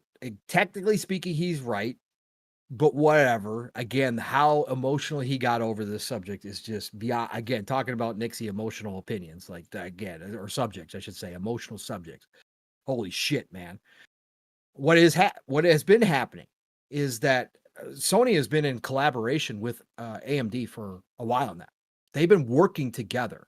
And in fact, their collaboration, the word, the news out of this was that their collaboration had in fact been part of what got AMD to FSR4. And Steel, I don't know if you've been paying attention to some of the tech people talking about FSR4 that have seen it. They said it's a good. giant leap. Really good. They said it's a giant leap. And it's software based. So right. And so what is happening is Cerny said that they are going to update PSSR in 2026 to take on some of the features of FSR4. So basically, they're going to take what they learned with AMD, creating FSR4 for AMD, right? And they're going to move a lot of that tech into PSSR and update PSSR. It's still going to be Pisser, right? It's still going to be the Pisser. But it is going to be a new version of Pisser based upon FSR4, which is a partnership collaboration that they have with AMD. Right? I think I got the little insert here. Maybe this will also flush out. And Reforge was upset because the media, more so than, well, he talks about the influencers all the time too, but whatever. The media ran with headlines that Sony was moving to FSR4 from PSSR, and that was the announcement. When technically speaking, they're still going to be using Pisser. They're just updating it, and technically they did help AMD create FSR4. So help implement. They say it goes on to say, this is coming from Eurogamer.net. This was done by Richard Ledbetter of Digital Foundry, so keep that in mind. It says, however, it is going to take some time to see the new technology, speaking of FSR4, migrate across to the PlayStation 5 Pro. Our focus for 2025 is working with developers to integrate PSSR into their titles in parallel, though we have already started to implement the new neural network on PlayStation 5 Pro. Our target is to have something very similar to FSR4's upscaler available on the PS5 Pro for 2026 titles as the next evolution of PSSR. It should take the same inputs and produce essentially the same outputs. Doing that implementation is rather ambitious and time consuming, which is why you haven't already seen the new upscaler on PlayStation 5 Pro. So I've tuned in this a little bit, and again, it being more software based, it does allow for it to be implemented in many other ways. I will say, anything that PlayStation ends up getting, that is going to benefit PlayStation, especially as far as AMD goes, both boxes use it. We know that Xbox, Microsoft waited to get some more of those additions, some more of those tools, and some more things implemented on their device than essentially PlayStation has. Now, yes, PlayStation, again, they cooperated to make FSR what it was, right? Or what it is. I do think that no matter what, my Xbox is still going to see a performance gain as well, because the Xbox system has more of the features that they're speaking to that PlayStation that didn't necessarily have previously, right?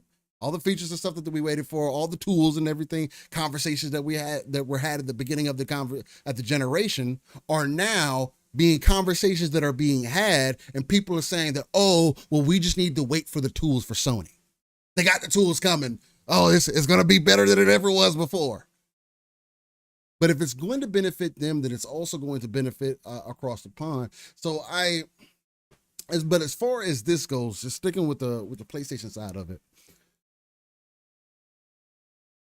it is going to be very interesting to see what they can implement out of this. I still feel a bit standoffish with companies being so reliant on AI upscaling technology. Because again, it's just the whole thing for me, looking at the true performance of your hardware. Now, on consoles, I can understand, but my issue with it is we're not even getting 1080p or 1440p, more so upscaled to 4K. We're getting like sub 1080p upscaled to 1440p, 1800p. We're in 2025, but we still can't reach 4K, right? We're still in 2025, and it is more of an upgrade to change your TV or your monitor than it is for you to get an upgraded piece of hardware, like an upgraded console, right? That bothers me more than anything that is happening on the market right now is the focus on, let's give you, oh, you want 60? Oh, well, it's going to be 30, but with frame gen, it's going to be 60. I don't like the idea of that because, again, it goes back to the feeling of things. Now, Monster Hunter. I'll use Monster Hunter as an example. I am using frame gen on a 3080 Ti. I was able to implement it. Now, this card is not supposed to be able to do it. Why can modders figure this shit out, but these companies can't? I am so baffled by this shit. Bro, it is so asinine to me that modders can figure out how to use these technologies. Oh, it's hard. If you don't have this specific piece of, it's never going to be able to access it. Anyway, got frame gen enabled. In Monster Hunter Wilds, and I'll give Crow some slack, some love for that, because he talked about it and he was seeing some benefits and stuff like that.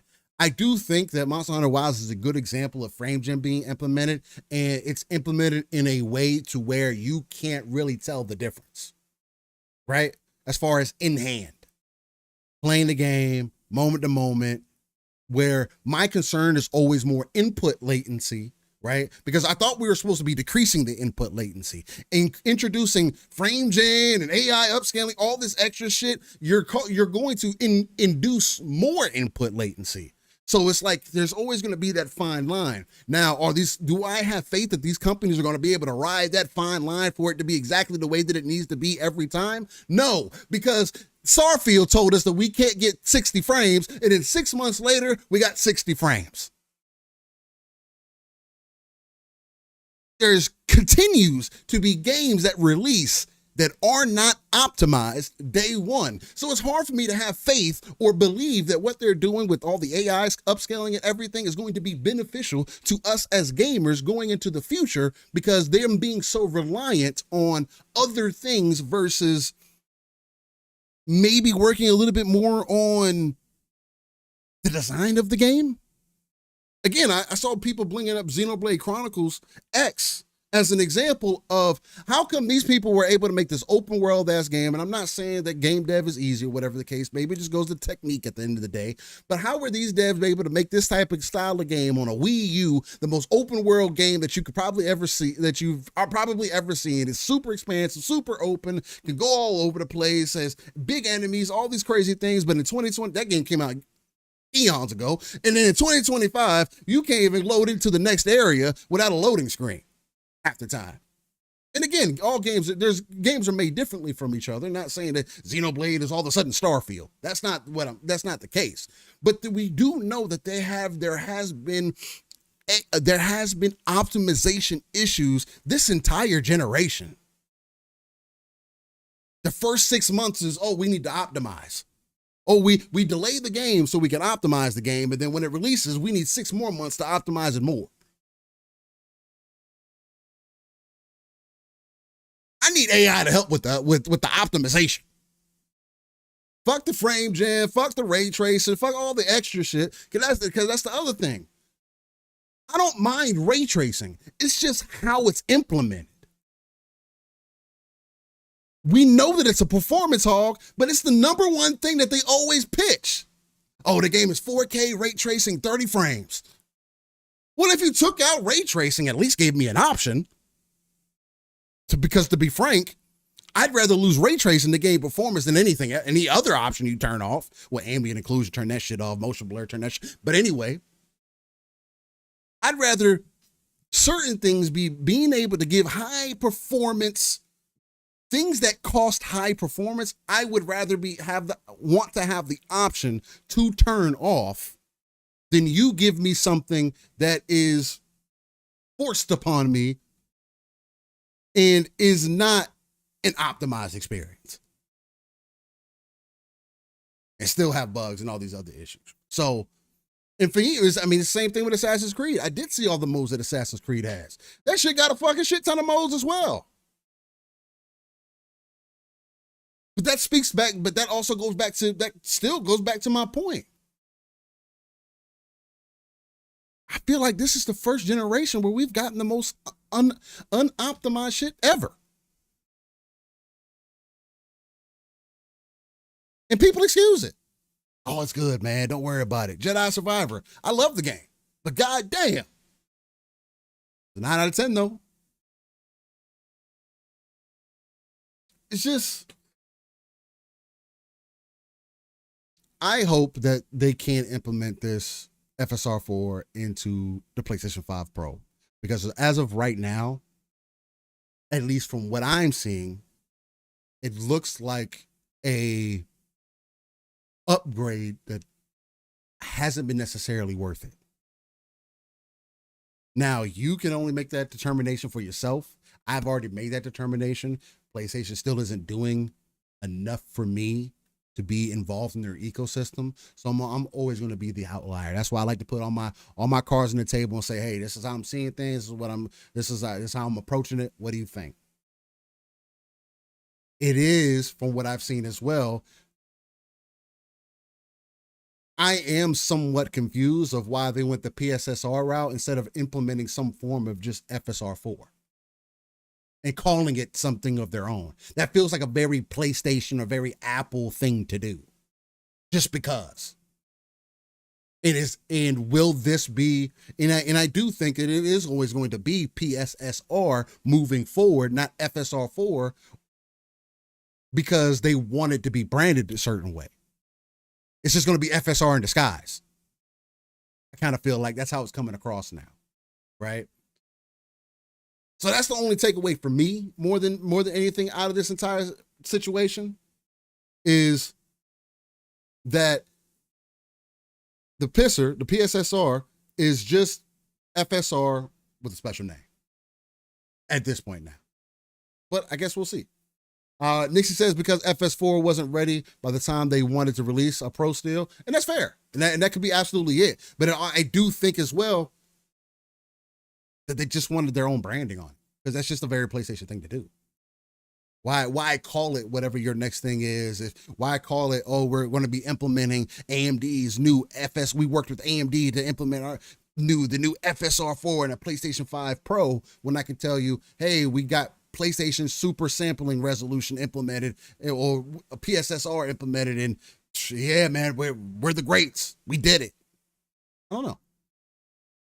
It's kind of how I see it. So, so I don't, if it's XESS, FSR, whatever, if it works, it works. That's fair.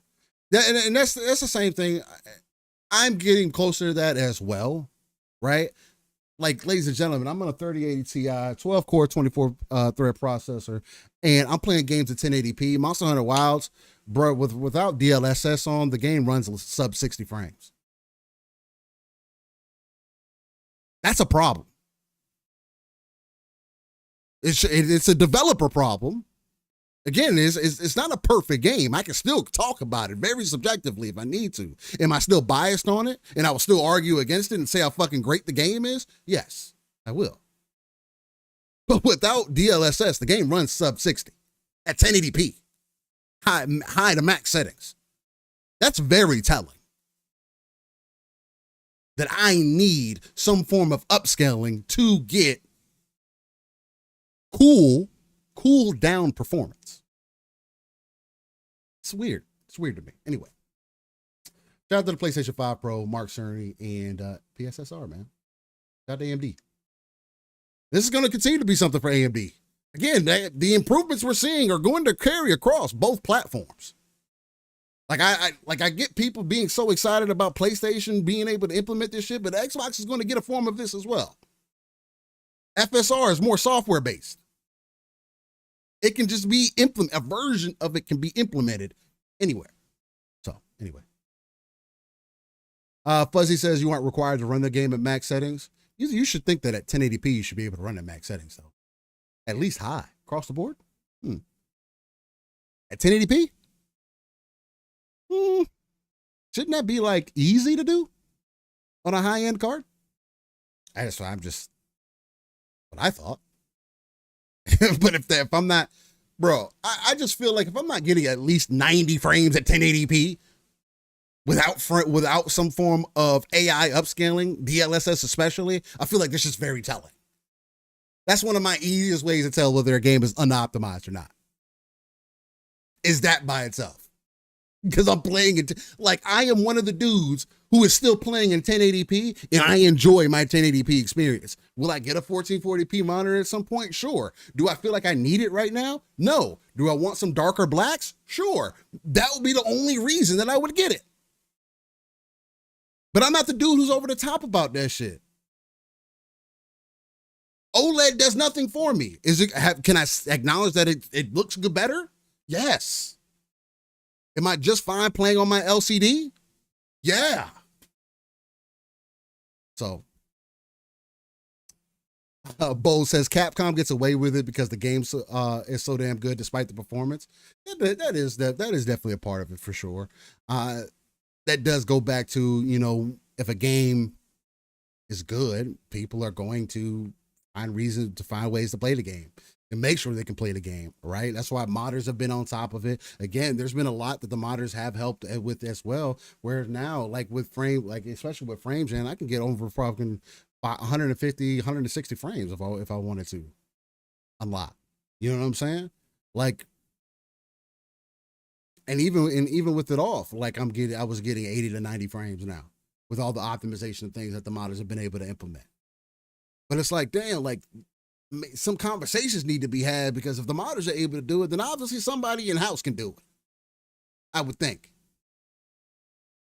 Ozzy fan says 1080p should be able to run it at ultra or whatever on a 3080 Ti. Dead Island 2 was a very well optimized game. That's my point. It's 1080p, bro.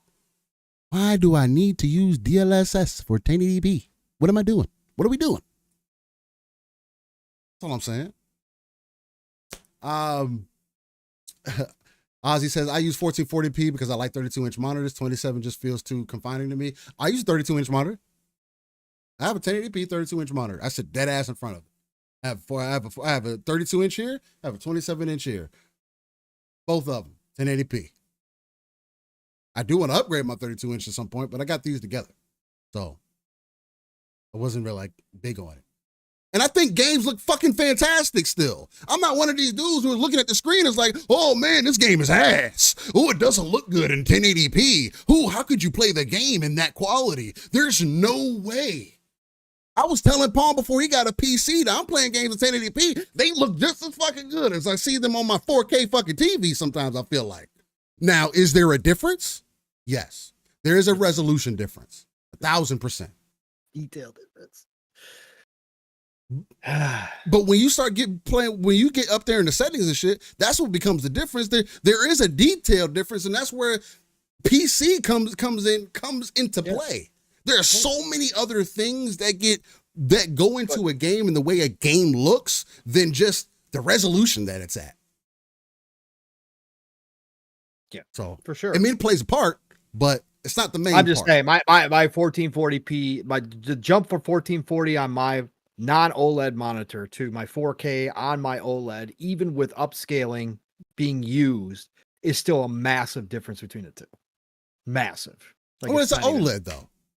But that's what I'm saying. So but you're going to notice those differences. Those things do make a huge difference. Because it's not like I'm running off of old monitor, right? This was a new monitor, but it's just not OLED, right? Yeah, but there's a difference with OLED, and people notice the difference. You can see it. Right. I'm just saying there's a huge difference, even with upscaling. So you were talking about upscaling earlier. Yeah. It's getting really good still. It's getting really good to the point. I know it's getting... It's just a reliance on it. It's just that's what more so. That's all I'm speaking to. And I know it's getting good, but still, we know that they're going to use at this point, still, whether right or this is the hard part, because we could sit back all day and go, shit, this shouldn't be happening. Devs, we've had the conversations. Devs need to get back to the old days, get grinding again, learn how to use all the hardware that's given to them, every little trick that they got in the book like they used to, just to squeeze it onto a 360 or to squeeze it onto a PS2 or whatever. We talk about that all the time, but the reality is that the way that the industry is being run right now, unless it is indie dev or double A dev who has to do that because they don't have the resources that the big boys do. The big boys are going to use every crutch possible.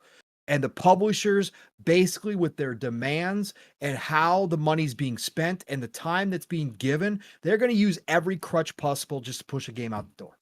So what I'm saying is, if that's the case, and we're not going to take a huge, if the industry and the big boys especially, if they're not going to have a coming to Jesus with themselves about what really needs to happen in this industry, then me as the gamer, I want the crutches to get better so that if they're going to use them, that at least my experience is as good as it possibly can be, right? Like whatever that is, whether it's frame gen, whether it's AI, whether it's upscaling, I don't give a shit. Just make it better so I can't tell that it's there because they're going to use it, Steve.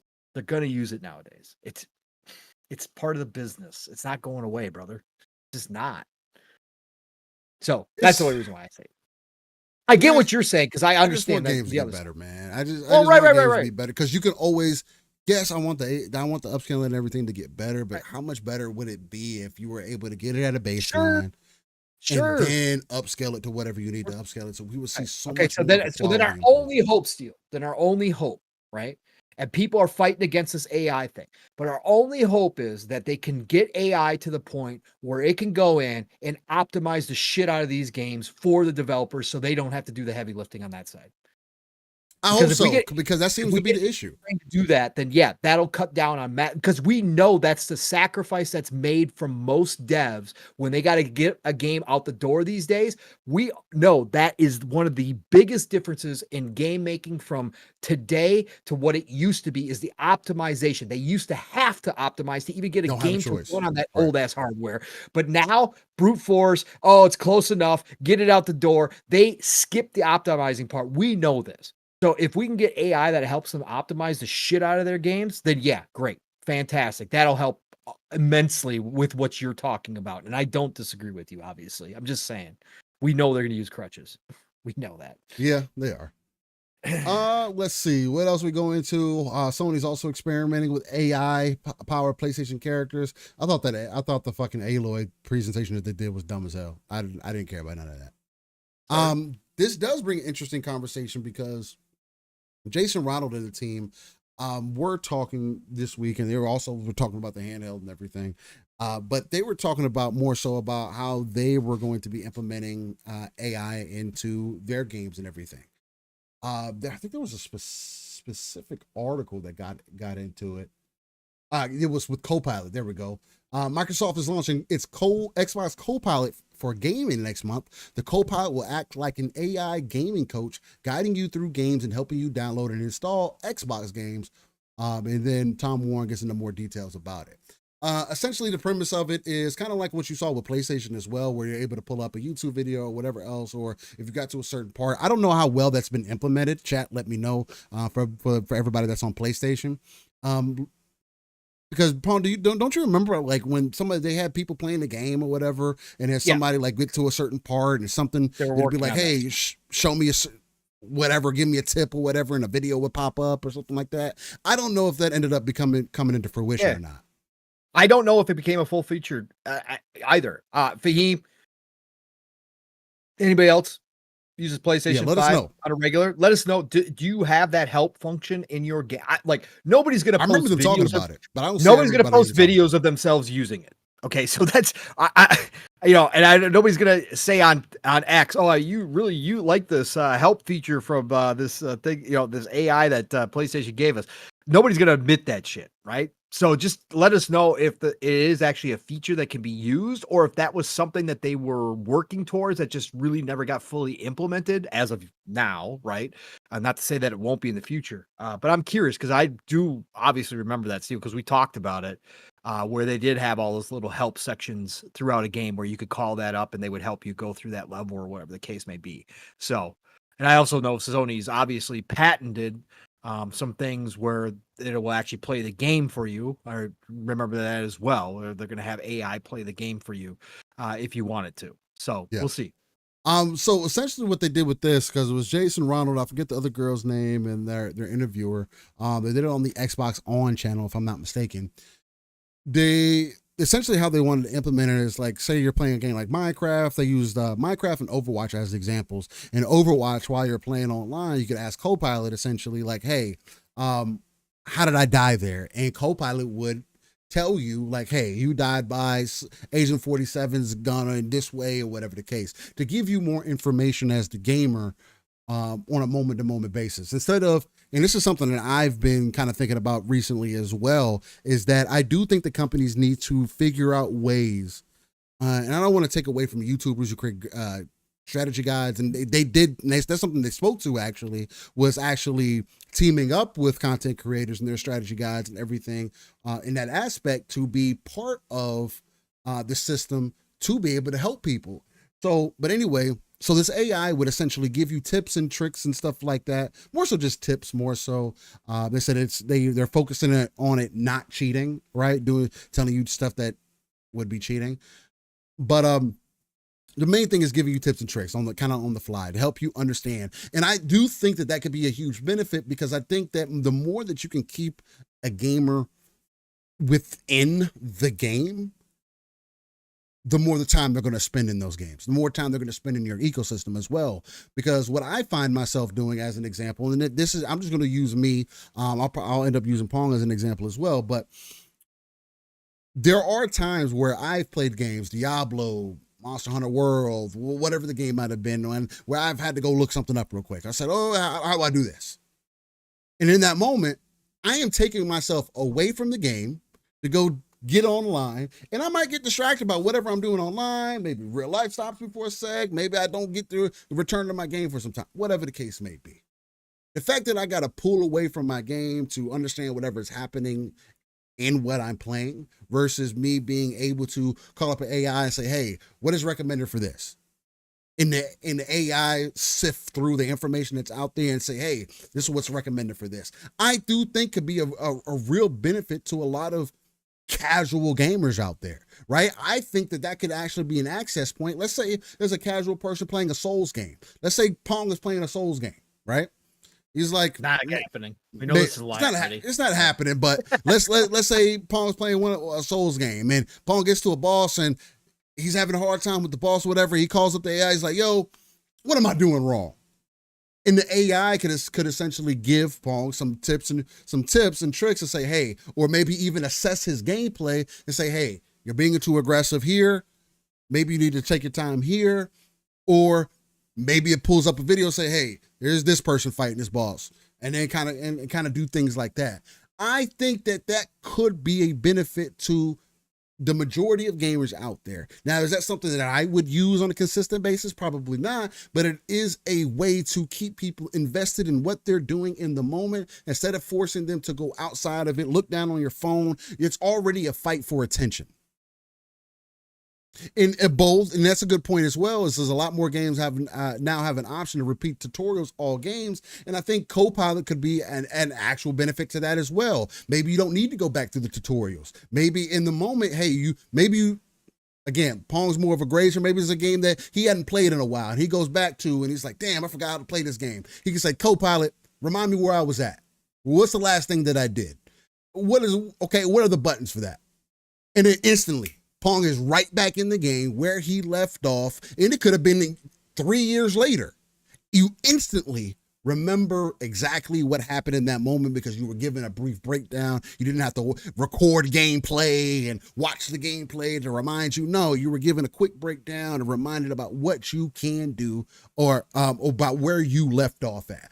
I think stuff like that is a huge benefit because what it's going to do is inherently make people more interested in playing whatever game that they're playing in the moment. Because at the end of the day, not everybody is a top echelon player. But there are ways, creative ways, I think Copilot could be useful in that way to introduce more people that maybe we get more people in the next Call of Duty that actually know how to play fucking domination.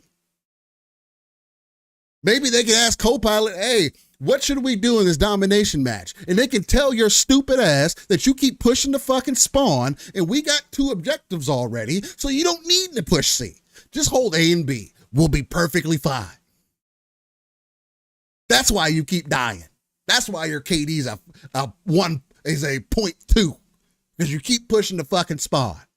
Trying to tell you to stop. Hey, we good. You can get all the kills if you just waited. That's the type of things that I would want. Is just something that I would inherently use as I'm thinking about it. Again, as a gamer that typically plays in the harder difficulties of things, and I love a challenge. Probably not often, but I can see it being very useful to the masses. Pong, I mean, as far as Copilot goes and some of the examples that I used there, that is essentially what Jason Ronald and the crew were talking about as far as its usability. And there's probably so many other things that they can use it for as well, right? Do you see an option for Copilot to be a viable as part of your gaming experience? Do you think it would take away from your gaming experience? Do you think they're doing too much with it and kind of streamlining the experience too much now, giving people all the answers, right? People saying God of War in the newest in Ragnarok that Atreus talks too much and gives away all the hints and everything, right? I can see that being an issue. Sure. But how do you feel about that type of thing? Listen, people could play however they want to play. People play on easy mode all the fucking time, right? So whatever. I'm not that person. Like, I played probably a handful of games my entire life ever on easy mode, right? But that's a choice. And again, I don't care. I mean, if you're gonna come out here and brag that you played it on hard but played it on easy, okay, well, you're lying, and that's not cool. Like that I'll speak out on. It's same thing as if you're gonna tell me that you finished the game and then review the entire game and you actually didn't.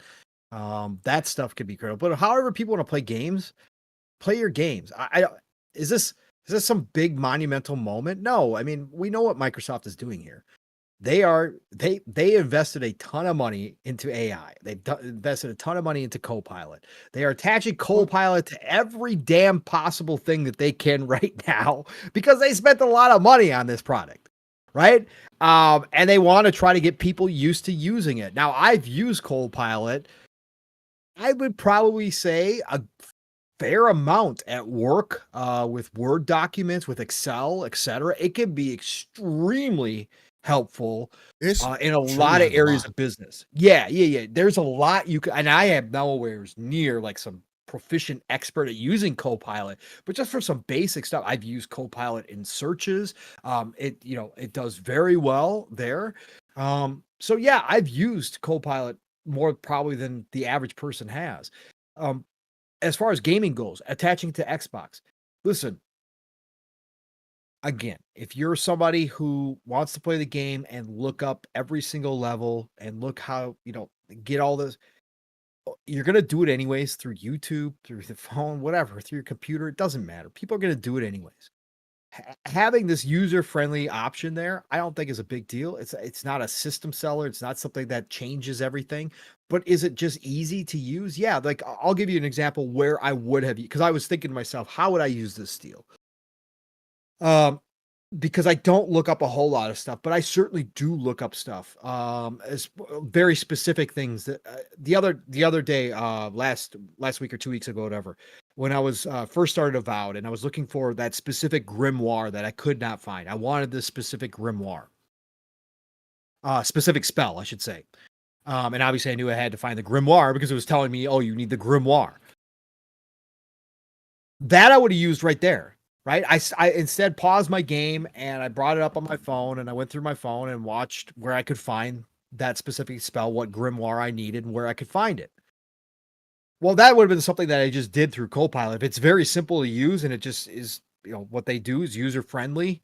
I can speak through my mic or whatever else, or it's one click away, or if it's one quick away and I can just type it in there and it can show me real quick and I can go right back to my game on my TV. Well, yeah, I'm going to use it for shit like that. Whatever. So again, it's just a nice addition. And again, I don't have a problem. I have a problem with people, again, saying they've done something that they haven't done in a video game or not being honest about it. Like, that shit is still fucking weird to me. Like, it's weird to me, but this is where we are. People brag about shit they've never done before in their life. They make up stories to Get make that themselves shit. seem better. Than I know, but I people do just this never all the get day. it. It's through. Bro, it's everywhere. Fuck.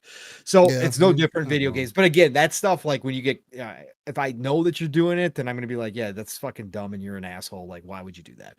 Yeah. But again, if people want to use cheats and helps, and it's no different than cheat codes back in the day. We had a Nintendo, right? Who the fuck? Yeah, we used them as kids. I don't give a shit. It was part of the whole thing was finding the cheat codes. Like that was great, man. We had a blast with that. People use mods all the damn time. We got this whole thing in Monster Hunter Wilds. People modding in million damage weapons now and just jumping into people's games and ruining the whole experience. Like that shit is corny to me. Like if you want to do it for your own experience, single player game, I don't care what you do. To be real, if you're gonna come into a multiplayer game or a co-op game and you're gonna ruin people's experiences, that's where I go. No, don't get the fuck out of here. That's not being a gamer. That's not cool. Don't do that shit. But yeah, I don't see this as a big deal. I just know Microsoft is trying to attach Copilot to anything they can do. This is only going to get more. Their next console again is going to be a lot of AI. I've been saying this for a long ass time before we even knew it was going to be a hybrid. They're going to have a lot of AI investment into their next console, into their handheld, into a lot of the back end stuff that they're doing right now. Their devs are going to be using, they're already using AI. We know that. A lot of the devs, our PlayStation devs are using AI already. I just see that this is another expansion of Copilot. So go ahead, attach it, let it happen. Nixie says, I want Copilot implementation where I'm playing a buggy game and I can ask, how long would it have taken to optimize this part of the game? And someday we'll be able to get that answer, Nixie. That's what I was saying. Someday like AI will be able to give us an answer for that. I need that.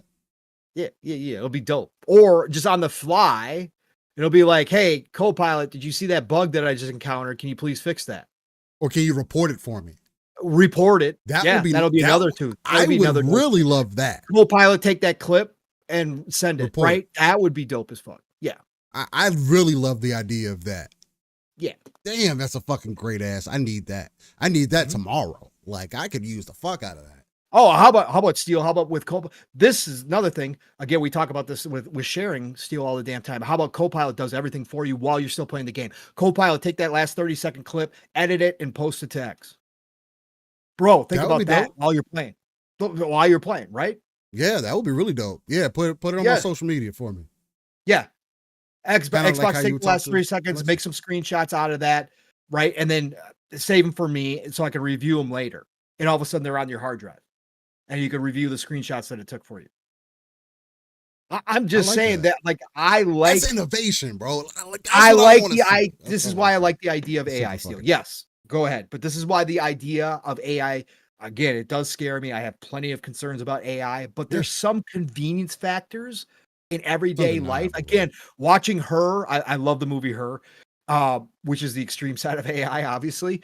But I love Her just from the simple fact when he pulls up his email and she just answers all of his fucking emails and organizes all of his emails for him. I'm like, dude, please do this. I would love this shit, bro. Yeah. Put it all in folders. Yeah. Yeah. Everything. Right. Just yeah, absolutely. Yeah, it would be dope.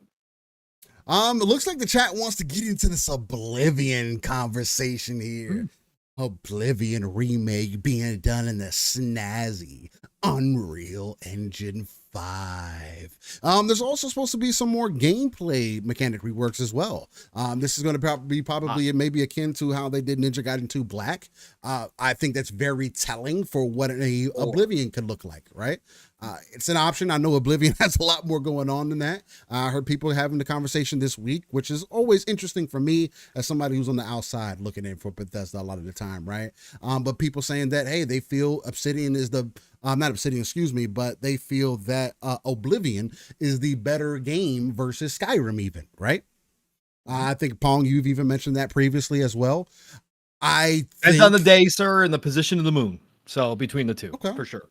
Yeah, I do. What's the most interesting to me, again, as somebody who has become somewhat of a new Bethesda fan, let's say, is I would be interested in playing Oblivion. I never played Oblivion. I mean, again, I don't think that's surprising. You've got Observer or the other games I didn't play, and I could play Oblivion right now on PC, I guess, if I wanted to, but it doesn't have the same customization and stuff that Skyrim has, right? The game is older. I think it was on the older version of the engine as well. So, and it doesn't look as good. But an updated version of that, I think, could be pretty cool. I've opened my eyes a little bit to, I'm not expecting for the first person combat to feel like it does in Avowed, but I'm a little bit more open to what could be possibly happening here. Them saying that they have also made gameplay refinements or have changed some things to make it more, to modernize it, is interesting to me, because it's going to be like, okay, well, how much did you optimize? How long have you been working on it? And I know that might be an interesting question for Pong as well, because I know Pong tends to be a little bit more of the purist, and you still want that core experience there. You don't want them to change too much to where the game feels like, I want it to feel new, but I still want it to be what people love from the game prior, right? Because didn't it have DLCs and stuff like that came out after? Oh yeah, it's got some of the best DLCs of and all it's time. and it's supposed to be coming with everything. It comes with everything, yes. And they've actually, supposedly, the rumor is there was cut content that they have now re-added back into the game. So, yeah. So, again, rumor, take with all a grain of salt. But yeah. Bo says no way. Bo says, could you dual wield and combine spells in Oblivion? Could you dual wield? You couldn't combine spells. There was no combination of spells. The spells were straight up, but they had more spells in Oblivion. They had different spells. Like they gave you like an invisibility spell right up front that you could use over and over and over again, which was fucking fantastic. But could you dual wield? Try to think. Fuck. It's been a long ass time, guys. Okay, let's just they may make that an option. They might bring it to Skyrim levels where you can do that. Could you? No, it looks like you had to simple dual wielding. Yeah, no, you had to mod it in. So no, it has third person too, though. It has third person camera too, don't? There was no dual wielding either. It was a mod. So gotcha. Dakota was saying watch Sky Oblivion. Yes. It's better than Oblivion, the Oblivion remake. We haven't seen the Oblivion remake though. So we're gonna wait, Dakota, and see. Again, the thing is here, Steel, with this official remake, which is obviously not being done by Bethesda, has been being done by a third party. It is Unreal Engine 5 on top of the creation engine. So the word is no modding whatsoever, which obviously a big portion of the Bethesda community is already up in arms about and pissed off about. Sky Oblivion, which is remaking Oblivion in the Skyrim in creation engine, right? Which is what Decato's talking about. That is coming out supposedly this year as well, which is an unofficial, right, remake done by the modding community.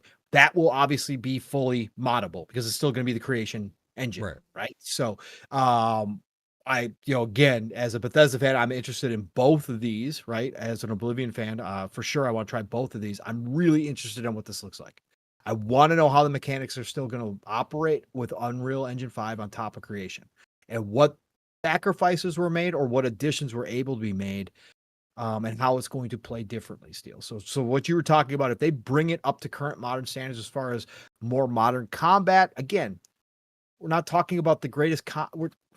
Everybody knows first person, third person, it doesn't matter. Creation engine, Bethesda games were never known for their fucking fantastic combat.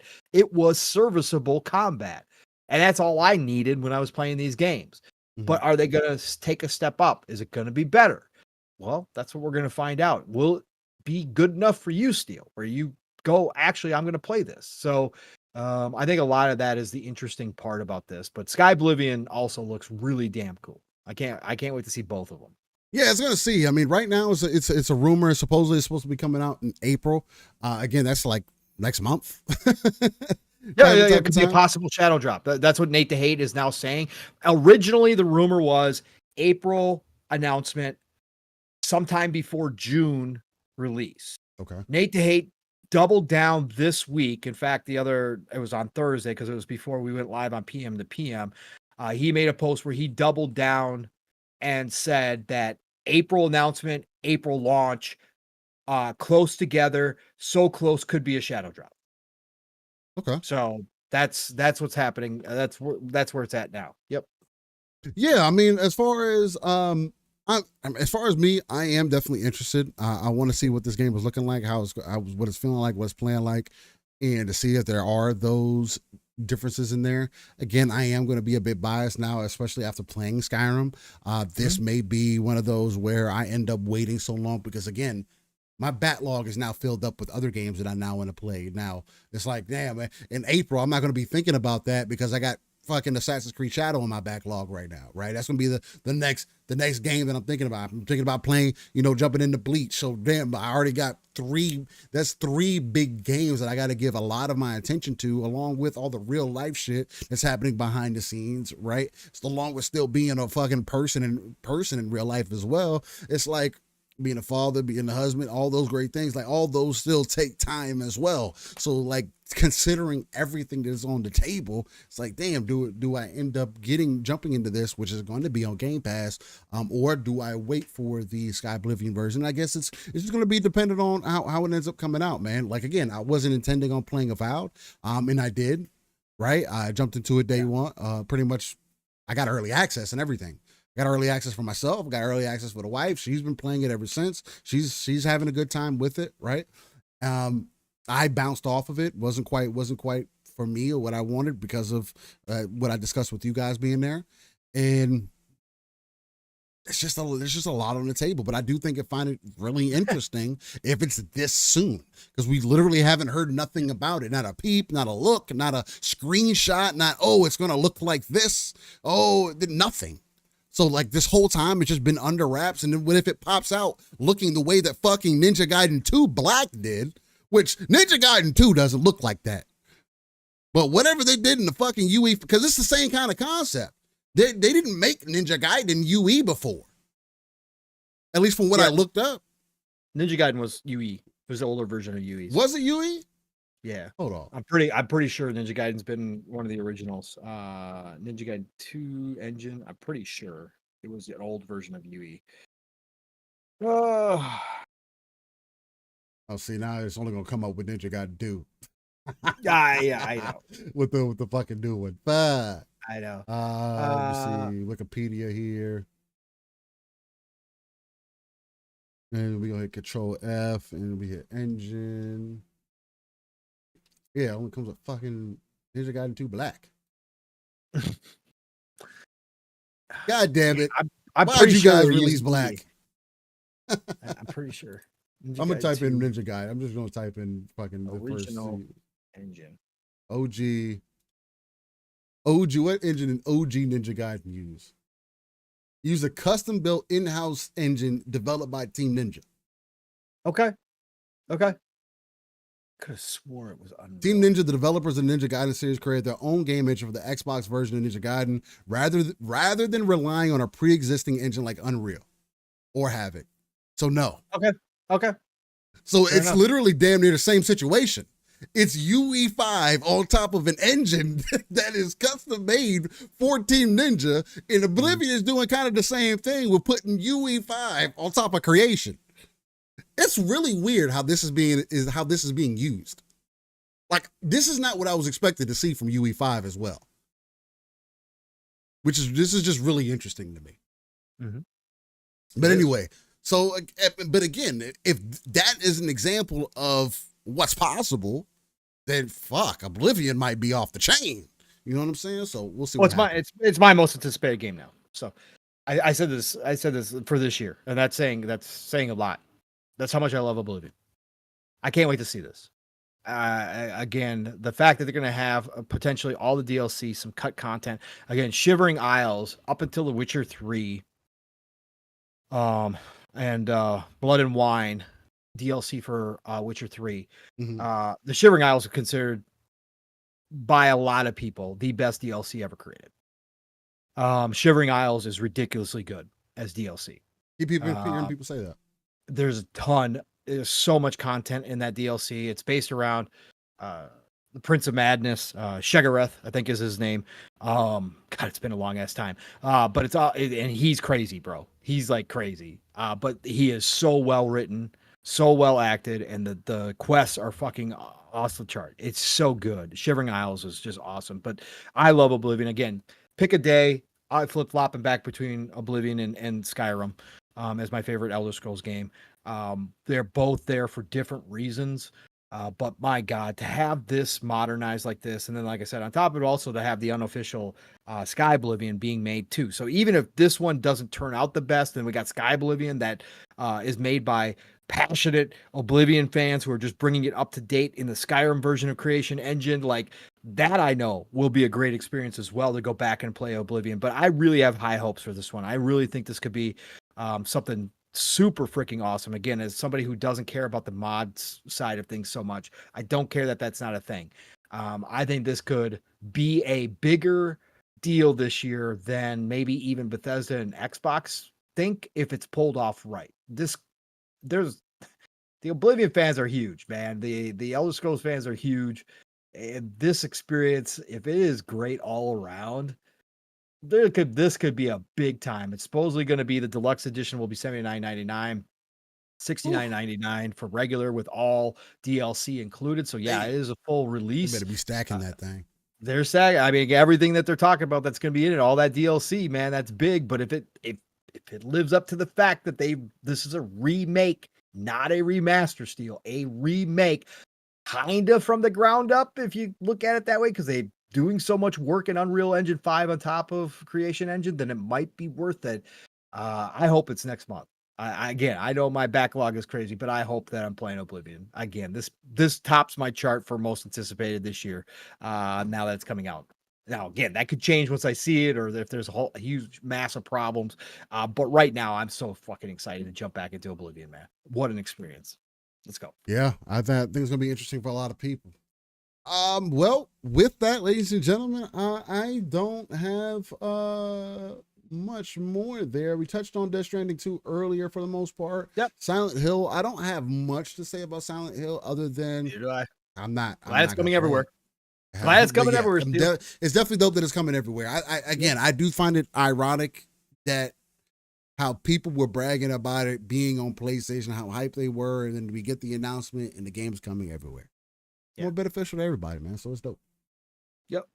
Space Marine 3 was announced, Steel. Yeah, I mentioned that a little bit earlier. When you stepped away. Okay. And I had mentioned to the chat that I still want to go back to Space Marine 2, man. I still haven't played the fucking PvE content. We had one more mission to run too. We had one more mission to run, didn't we? And I think there's more than that now. Yeah, okay. They've added some more shit to it. Okay. More missions. Well, I've still got it installed. Upgrade your gear. Yeah, I still got it installed, so I haven't removed it. So we might have to hit that up and just try and see what's out there, man. Play for a little bit. The multiplayer was fucking phenomenal. You know, I still want to play that. You know, there's just a lot on the table, man. So, but yeah, no, I'm super excited that Super Space Marine 3 got greenlit. Like I mentioned to everybody in chat, there's a co-op playthrough of me and Paul playing it start to finish on the channel. Check it out. It's in its own playlist and everything. If you guys are interested, but what a fucking phenomenal game. Took me right back to the Gears days. As far as like campaign co-op goes, that felt super dope, except it was more visceral. And that, again, like Space Marine 2 makes me, I really hope that Gears E-Day takes from what they did in Space Marine 2, as far as how visceral it is. I wanted to be more in your face, tearing locusts' mouths apart and ripping their arm off like you did in Gears, right? They had, in fucking Gears, they had actual executions where you rip the locust arm off and beat them with it. Like, I want to see more of that. So, super dope to get it. It's dope still that they just decided, fuck it. We got a hit, and we're just going to turn around and announce that we're going to number 3. Fuck it, yeah. Like we're going to continue to support 2, but guess what? We're going to announce we're headed right back, and we're just going to start making. Again, this reminds me of the 360 era. This is why we used to get studios that produced 2 and 3 games every generation. Why we got full trilogies in one generation, like Mass Effect, like BioShock, is because this is what the studios used to do. Turn around, got ourselves a hit. Turn around, let's make another. Let's go. And the fact that Saber came out like this and Focus came out and just made this big announcement, like 3 it wasn't a little blurb. It was this big letter, like love letter to the fans saying, thank you so much. We're going to continue to support 2, but guess what? 3 is on its way. We're going to make it bigger and better and more badass than number 2 even was. Thanks to all you, we're going in. Like that's fucking old school, man. I love it, man. I love it. Super excited. Nah, and BT Maverick mentions, I wish they would remake Space Marine 1 with that engine. You know, it'd be dope, BT, if they release a collector's edition or an ultimate edition of Space Marine 3 where you get the trilogy. Yeah. Where they do like you get to play 1 through 3 and they remaster 1. I think that would be really cool to do. So people can experience it, the whole thing, right? I think that'd be a way to really make up a lot of ground as well. What? Bo says they should have launched with horde mode. I think they have. I don't know if they have something like that now, but they do have that that mission mode or whatever that does increase in difficulty as you unlock stuff. What else is there? Again, we spoke a little bit about People Can Fly. They're not in conversation, but they teamed up with Sony as well to work on an undisclosed game. We know the code name for it. It's called Codename Delta. I teased earlier that it could possibly be something SOCOM related. Again, with the military term being used, I was being funny and saying that it could be related to Gears because of Team Delta and Gears. I just thought that was funny. But that would be my main takeaways as far as what People Can Fly could be bringing to the table. I have faith in that team. Paul, is there anything else that you wanted to add on that one? Love People Could Fly. Again, I said if SOCOM, Siphon Filter, if they're going to go back to some of their old IP and finally redo one of them, People Could Fly fit the MO with the styles of games that they make for both of those. If it's a new IP, cool. I just love People Could Fly. I'm a People Could Fly defender. I know, again, this obviously goes back a long ways with them. Some people have really liked them, some people haven't, but we had a great time with Outriders Steel. I thought they did a great job on that game. They fixed the wrong things when things were bad in the beginning. They fixed the wrong things. We gave them the criticism. But honestly, they have a lot of talent there. People Could Fly, and I think they're a really good studio. I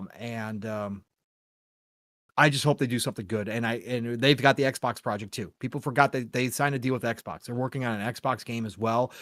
There was an announcement because they have to, because they're a Polish company. The Polish government invests and gives them money into their studio. So they publicly have to announce what's going on. That's why we get so many updates from CDPR all the time, is because they have to do that. People Can Fly is no different. They had just announced a couple months ago that they were canceling all their internal first party projects, and they were going to be focusing on their partner projects. So the Xbox One, as far as we know, $50 million plus project with Xbox is still greenlit and being worked on right now as we speak. And then obviously now the Sony partnership has also been announced. I'm happy for People Can Fly. This was one of the teams that I was hoping Phil was going to eventually acquire because he had talked about wanting a studio in Poland at one point. We know they went and looked at him, but I love this studio. So whatever they're going to do, I'm going to be excited to see what it is. I'm hoping it's one of the old IPs to get me excited about one of the Sony games that I used to play. That would be dope, man. Siphon Filter or SOCOM would be so fucking cool. God, I'd be excited. Yeah, exactly. The next thing on the list was mainly Ubisoft and what's happening right with them. They're in great turmoil currently. Some things were being discussed behind the scenes as far as business dealings and things, and possible lawsuits along the horizon. I guess we'll find out what ends up happening. But as far as on the quick hitter side of things, because I talked about it, we've talked about it twice by now, and we talked about it in the beginning of the show as far as Ubisoft goes. Yeah. Again, my biggest fear for Ubisoft is that Tencent ends up taking over. Now, I say that as a fear, but Tencent has also proven that they will use the IP, that they'll actually make fucking games. So maybe that could be a possible benefit, right? Or maybe not, because Tencent has also kind of demonstrated if it doesn't make money, then it don't make sense. So there's a lot of that going on. Do I think that it can be divested? I think it could. I think there's a lot of IP under Ubisoft's brand that they're not doing with right now, and I don't think that they need to move forward into the future. Rainbow Six being one of them. Ghost Recon being another. With Tom Clancy, just in completion. Just include all of it. Tom Clancy in general needs to be somewhere else. I would prefer it being with Xbox just because of the whole multiplayer side of things. And I think Xbox would actually make sure that brand got the love that it deserves. Now, that could just be hopium in that. Assassin's Creed is one I think Ubisoft will forever hold on to because that's their golden goose. Out of all the IP I think that they have. Prince of Persia, I heard you guys talking about that last night. Whatever they did when they originally shown whatever remake that they did was hot ass. That's why we haven't seen anything from that since. They completely reworked it. I think they might have ended up closing them. I can't recall. I hadn't looked into it further. Yeah. But Prince of Persia is another slept on IP that where is that at? There's not many games that have the whole singing theme going on, if any, out there right now, right? And that is a third-person action game that could make a huge return, just like Ninja Gaiden 4 has. So that would be another one that I would like to see kind of make its comeback, especially in a modern era. Really, you could just remake the first and second Prince of, because how many were there? Were there 3 main Prince of Persia games? I'd have to go back and look again. I don't remember anymore how many Prince of Persias there were. I know there was at least 2 for sure. Yeah. However many that there were, they need to remake those games. Just remake them. Don't tell a different story. Don't do vastly. Just all the animations, make it look better, upgrade it, put that in UE5. How about that? I think those would be fucking super dope to play. Because how I remember Prince of Persia looking and how you go back to it today, it's not the same. I felt like it looked way better than it did. It was good for its time though. Don't get it twisted. And I thought the movie was actually pretty goddamn good too. I thought the movie was good. Bo says there was 3. He says Sands of Time, Warrior Within, and 2 Thrones.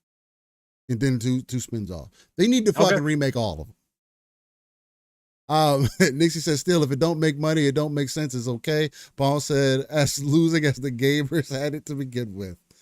Oh, God. Let's see. What else do I think of? So I said Tom Clancy and then Prince of Persia. Rayman, I want to see make a comeback as well. I think Xbox could do something with Rayman as an example. Ubisoft not doing nothing with Rayman. I'd rather see Rayman than fucking Banjo.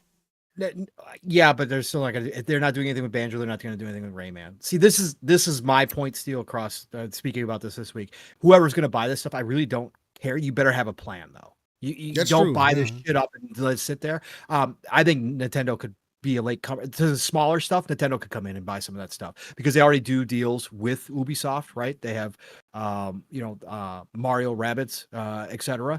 They could come in and buy some of that smaller IP and do something. Nintendo getting Rayman. Yeah. That's what I'm saying. Like that would fit in. Yeah. But I just want whoever gets it. I really honestly don't care. Do I want Tencent to make a deal and buy out Ubisoft? Sure, getting the Guillermo family out would be great because whoever they put in will be better than the Guillermo, but they're not going to be. Yves is going to stick around. So whatever. But so fine. If Tencent has to do that, fine. But I still wouldn't like it. But ultimately, I just want somebody that has plans, right? And somebody's got to put it to good use. We can't sit around. I'll give you a quick overview of what I've said if some of the people here have not heard me earlier this week of what I've said. Tom Clancy, I believe that Yves will.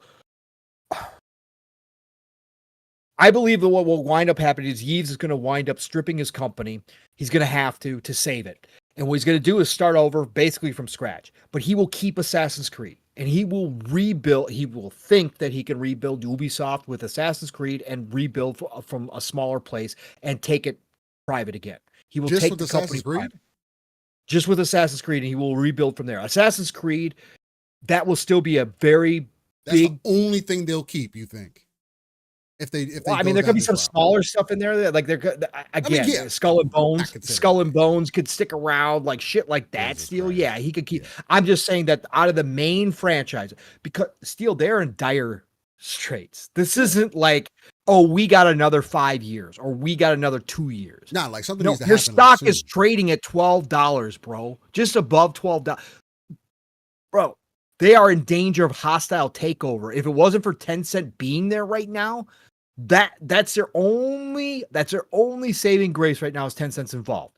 Otherwise, this would be hostile takeover territory long ago. Actually, in fact, it probably already would have happened. They are not. This is not a like, oh, we can sell a couple little things.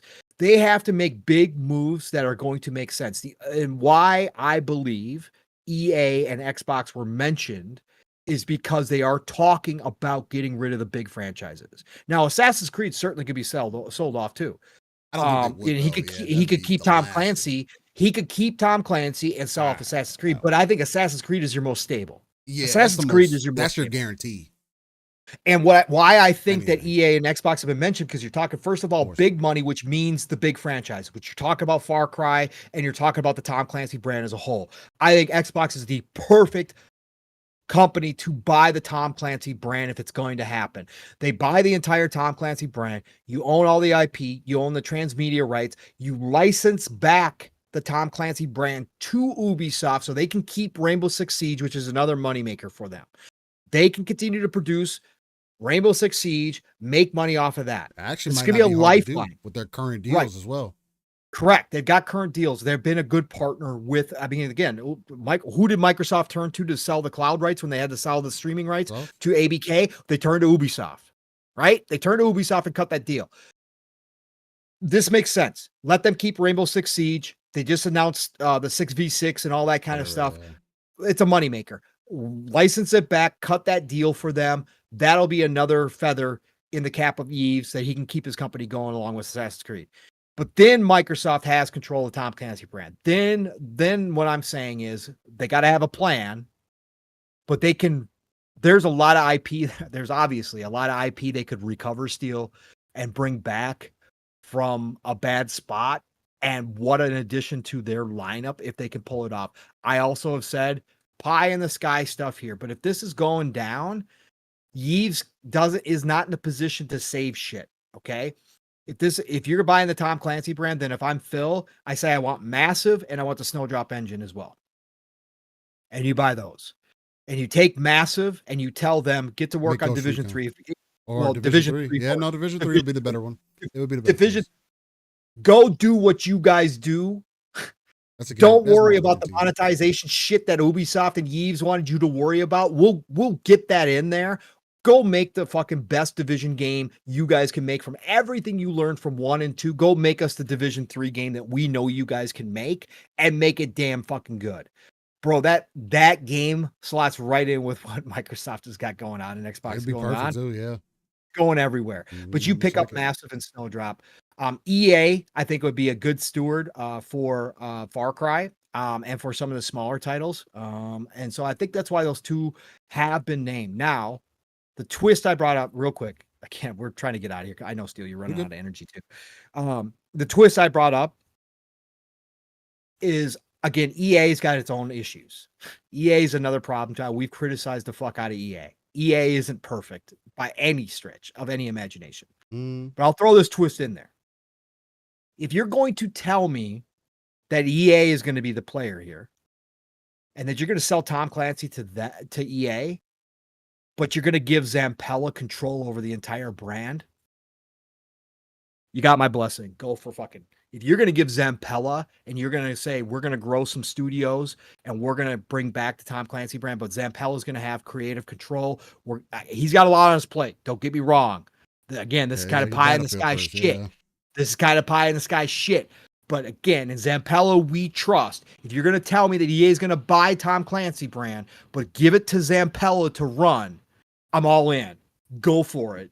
If you're going to build out some studios to work on some of these games, like, Ghost Recon, and bring that back, maybe you bring back, whatever, Gra. I don't care what the hell you're going to bring back I don't care which things you're going to pick out of here.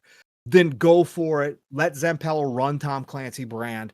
And I think you could give them like a whole separate division of just the Tom Clancy. That is like its own thing. Like if you buy Tom Clancy, I'm all for that too.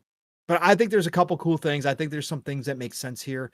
All I care about is that the IP is not bought and then mothballed and just put in a closet. Yeah, that doesn't need to happen. It needs to be immediate work, especially with Tom Clancy, especially with Ghost Recon immediately. Breakpoint came out when is that? Fucking 2017?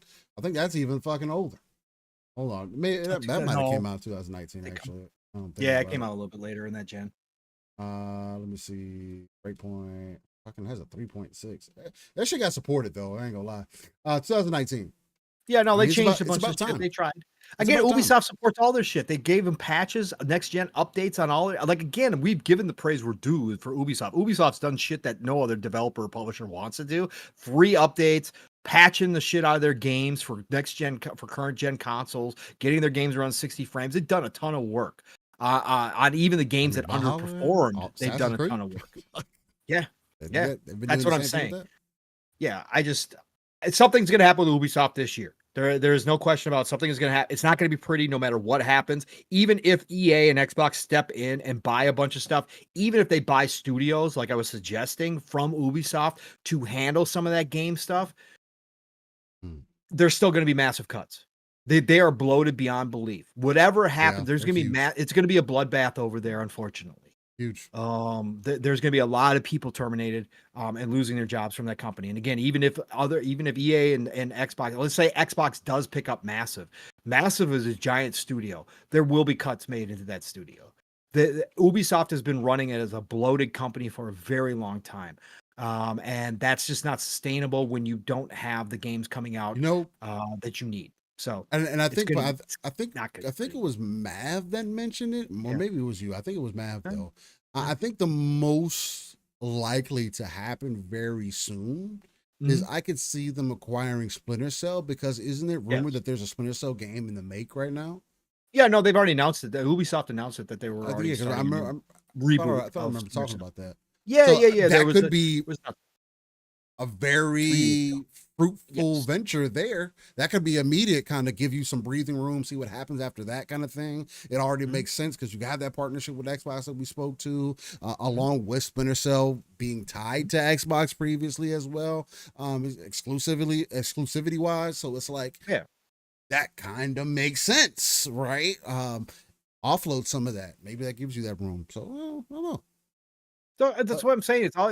There's a lot of possibilities, and people are saying, "Oh, that shit's impossible." No, it's not impossible these days. Look, you got Embracer Group renting out Crystal Dynamics to Xbox to make a game, like basically a big portion of the studio. Yes, they're still making Tomb Raider or whatever else too, but they're renting out teams to Xbox to make games. Like, there's different ways you could work this where Ubisoft still could retain control of Rainbow Six Siege, right? And you just license back the opportunity and you take your cut, obviously, whatever that cut is, but it's still retained by them and they're allowed to make that game going forward.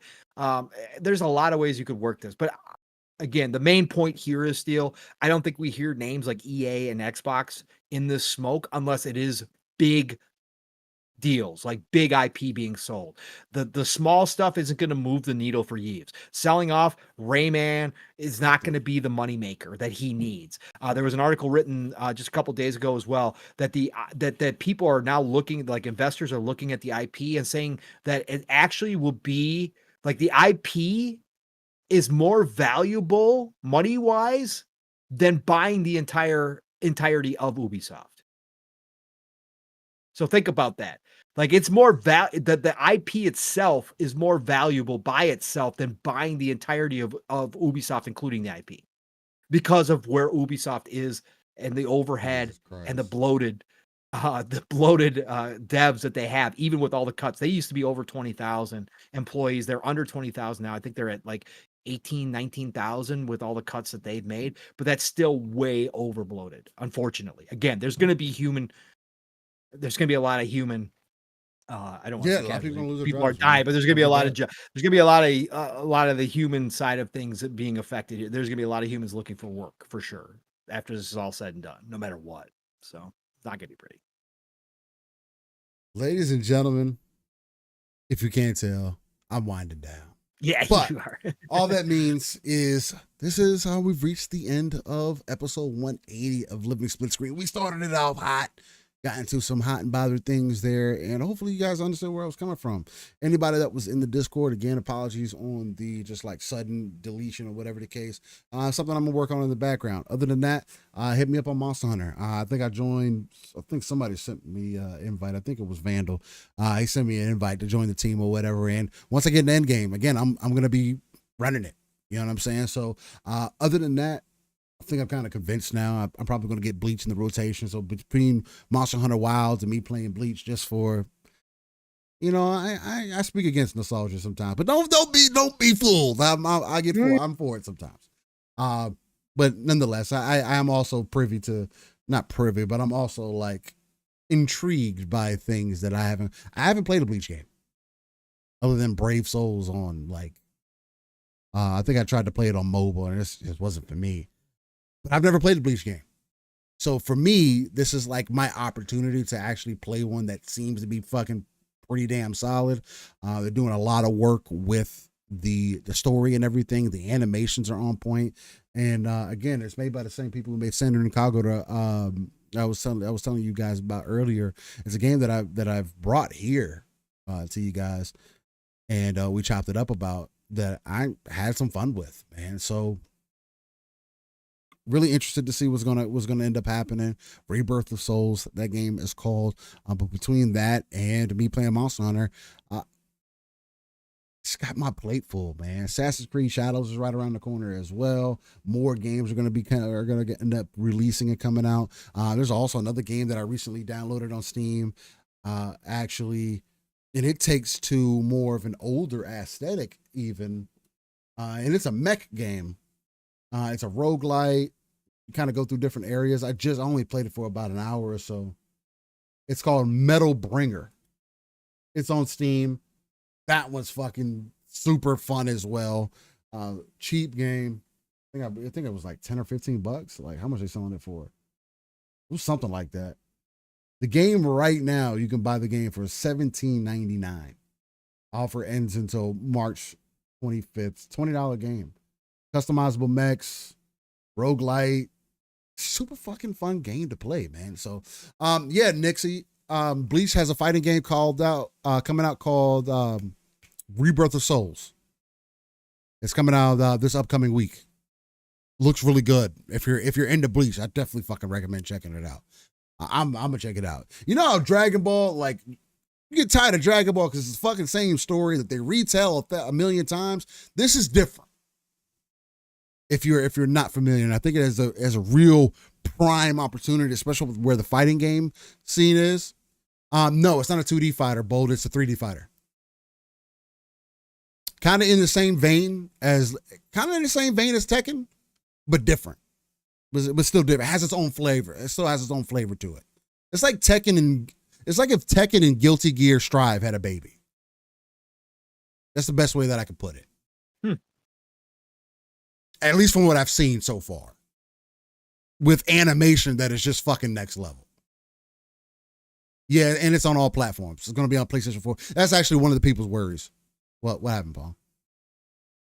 I just saw Counter-Strike 2 broke its old concurrent player record this morning. Jesus fucking Christ. 1,800,000 people today. Like randomly. What did they do? They must have had an update, but how does that game keep going? I don't understand. I can't stand that fucking game. I don't understand. Nixie, that is the only problem with it, because Bleach being niche, well, I say niche, quote unquote, it is more recognized. But anyway, it being not as well known game wise, they haven't implemented crossplay. It's my only thing. I'm debating on where I want to get it at. Whether I end up getting it on Xbox. If I get it on Xbox, then my brother can jump in. If I get it on Steam, I know it's going to look good, and it's going to be mods. The mods is probably going to be crazy on there as far as cosmetics go. I don't know how many people are going to be fucking playing on PC, though, you know.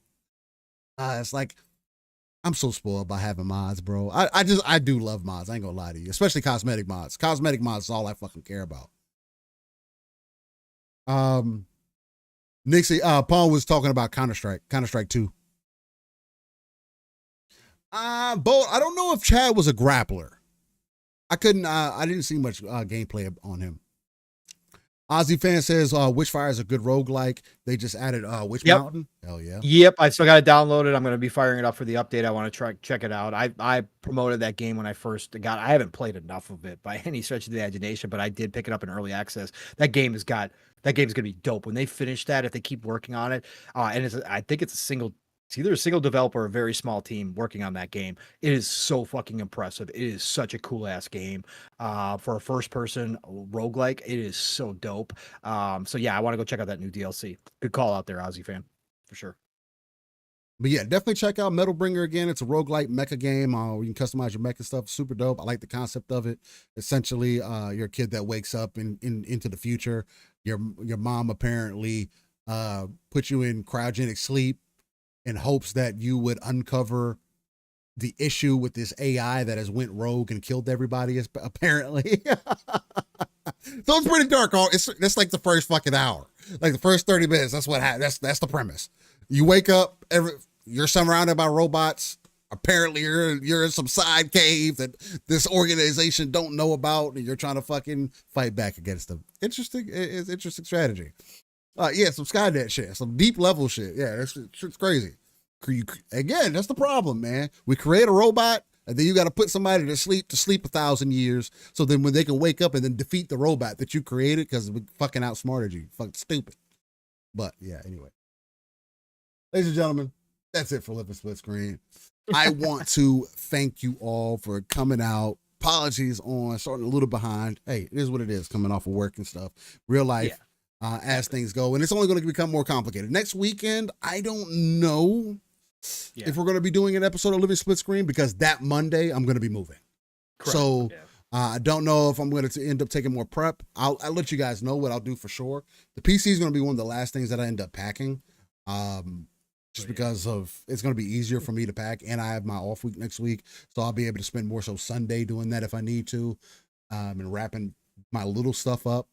So we'll see. If I got some time, we'll be back. If not, I'll just again, I need to get better about letting you guys know. So if anything, I'll let you guys know on YouTube or Twitter if you're on Twitter. If not, I'll definitely put a message up on YouTube where we'll be live next Saturday. And I don't know, I might try to do a stream or two this week, depending on what's happening.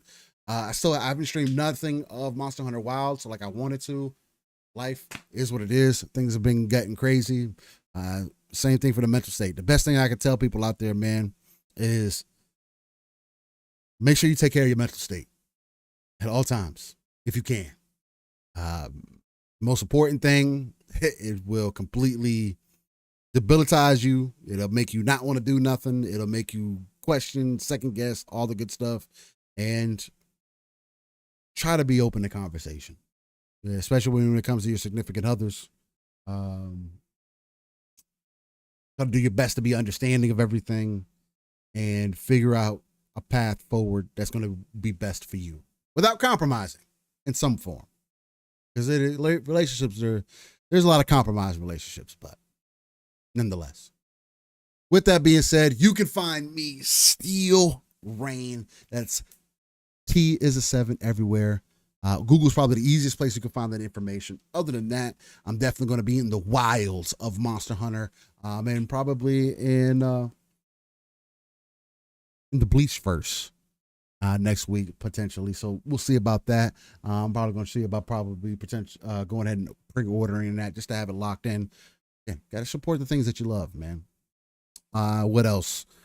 Other than that, don't really have much else going on podcasting wise. So every Saturday morning, Live a Split Screens right here, 9 a.m. Central, 10 a.m. Eastern, 3 p.m. UK time, home of that RTS view. That's real-time strategy. We pull ourselves out of the world, look at the darker crevices of that map, pull our resources together so we can not only build up the foundation for ourselves, but also the foundation for the potential 2 to 3 billion gamers that are out there, and the home of that ECP, because me and Paul do not work in the gaming industry. We're two dudes with plenty of professional knowledge behind us from our work history as well as gaming proficiency.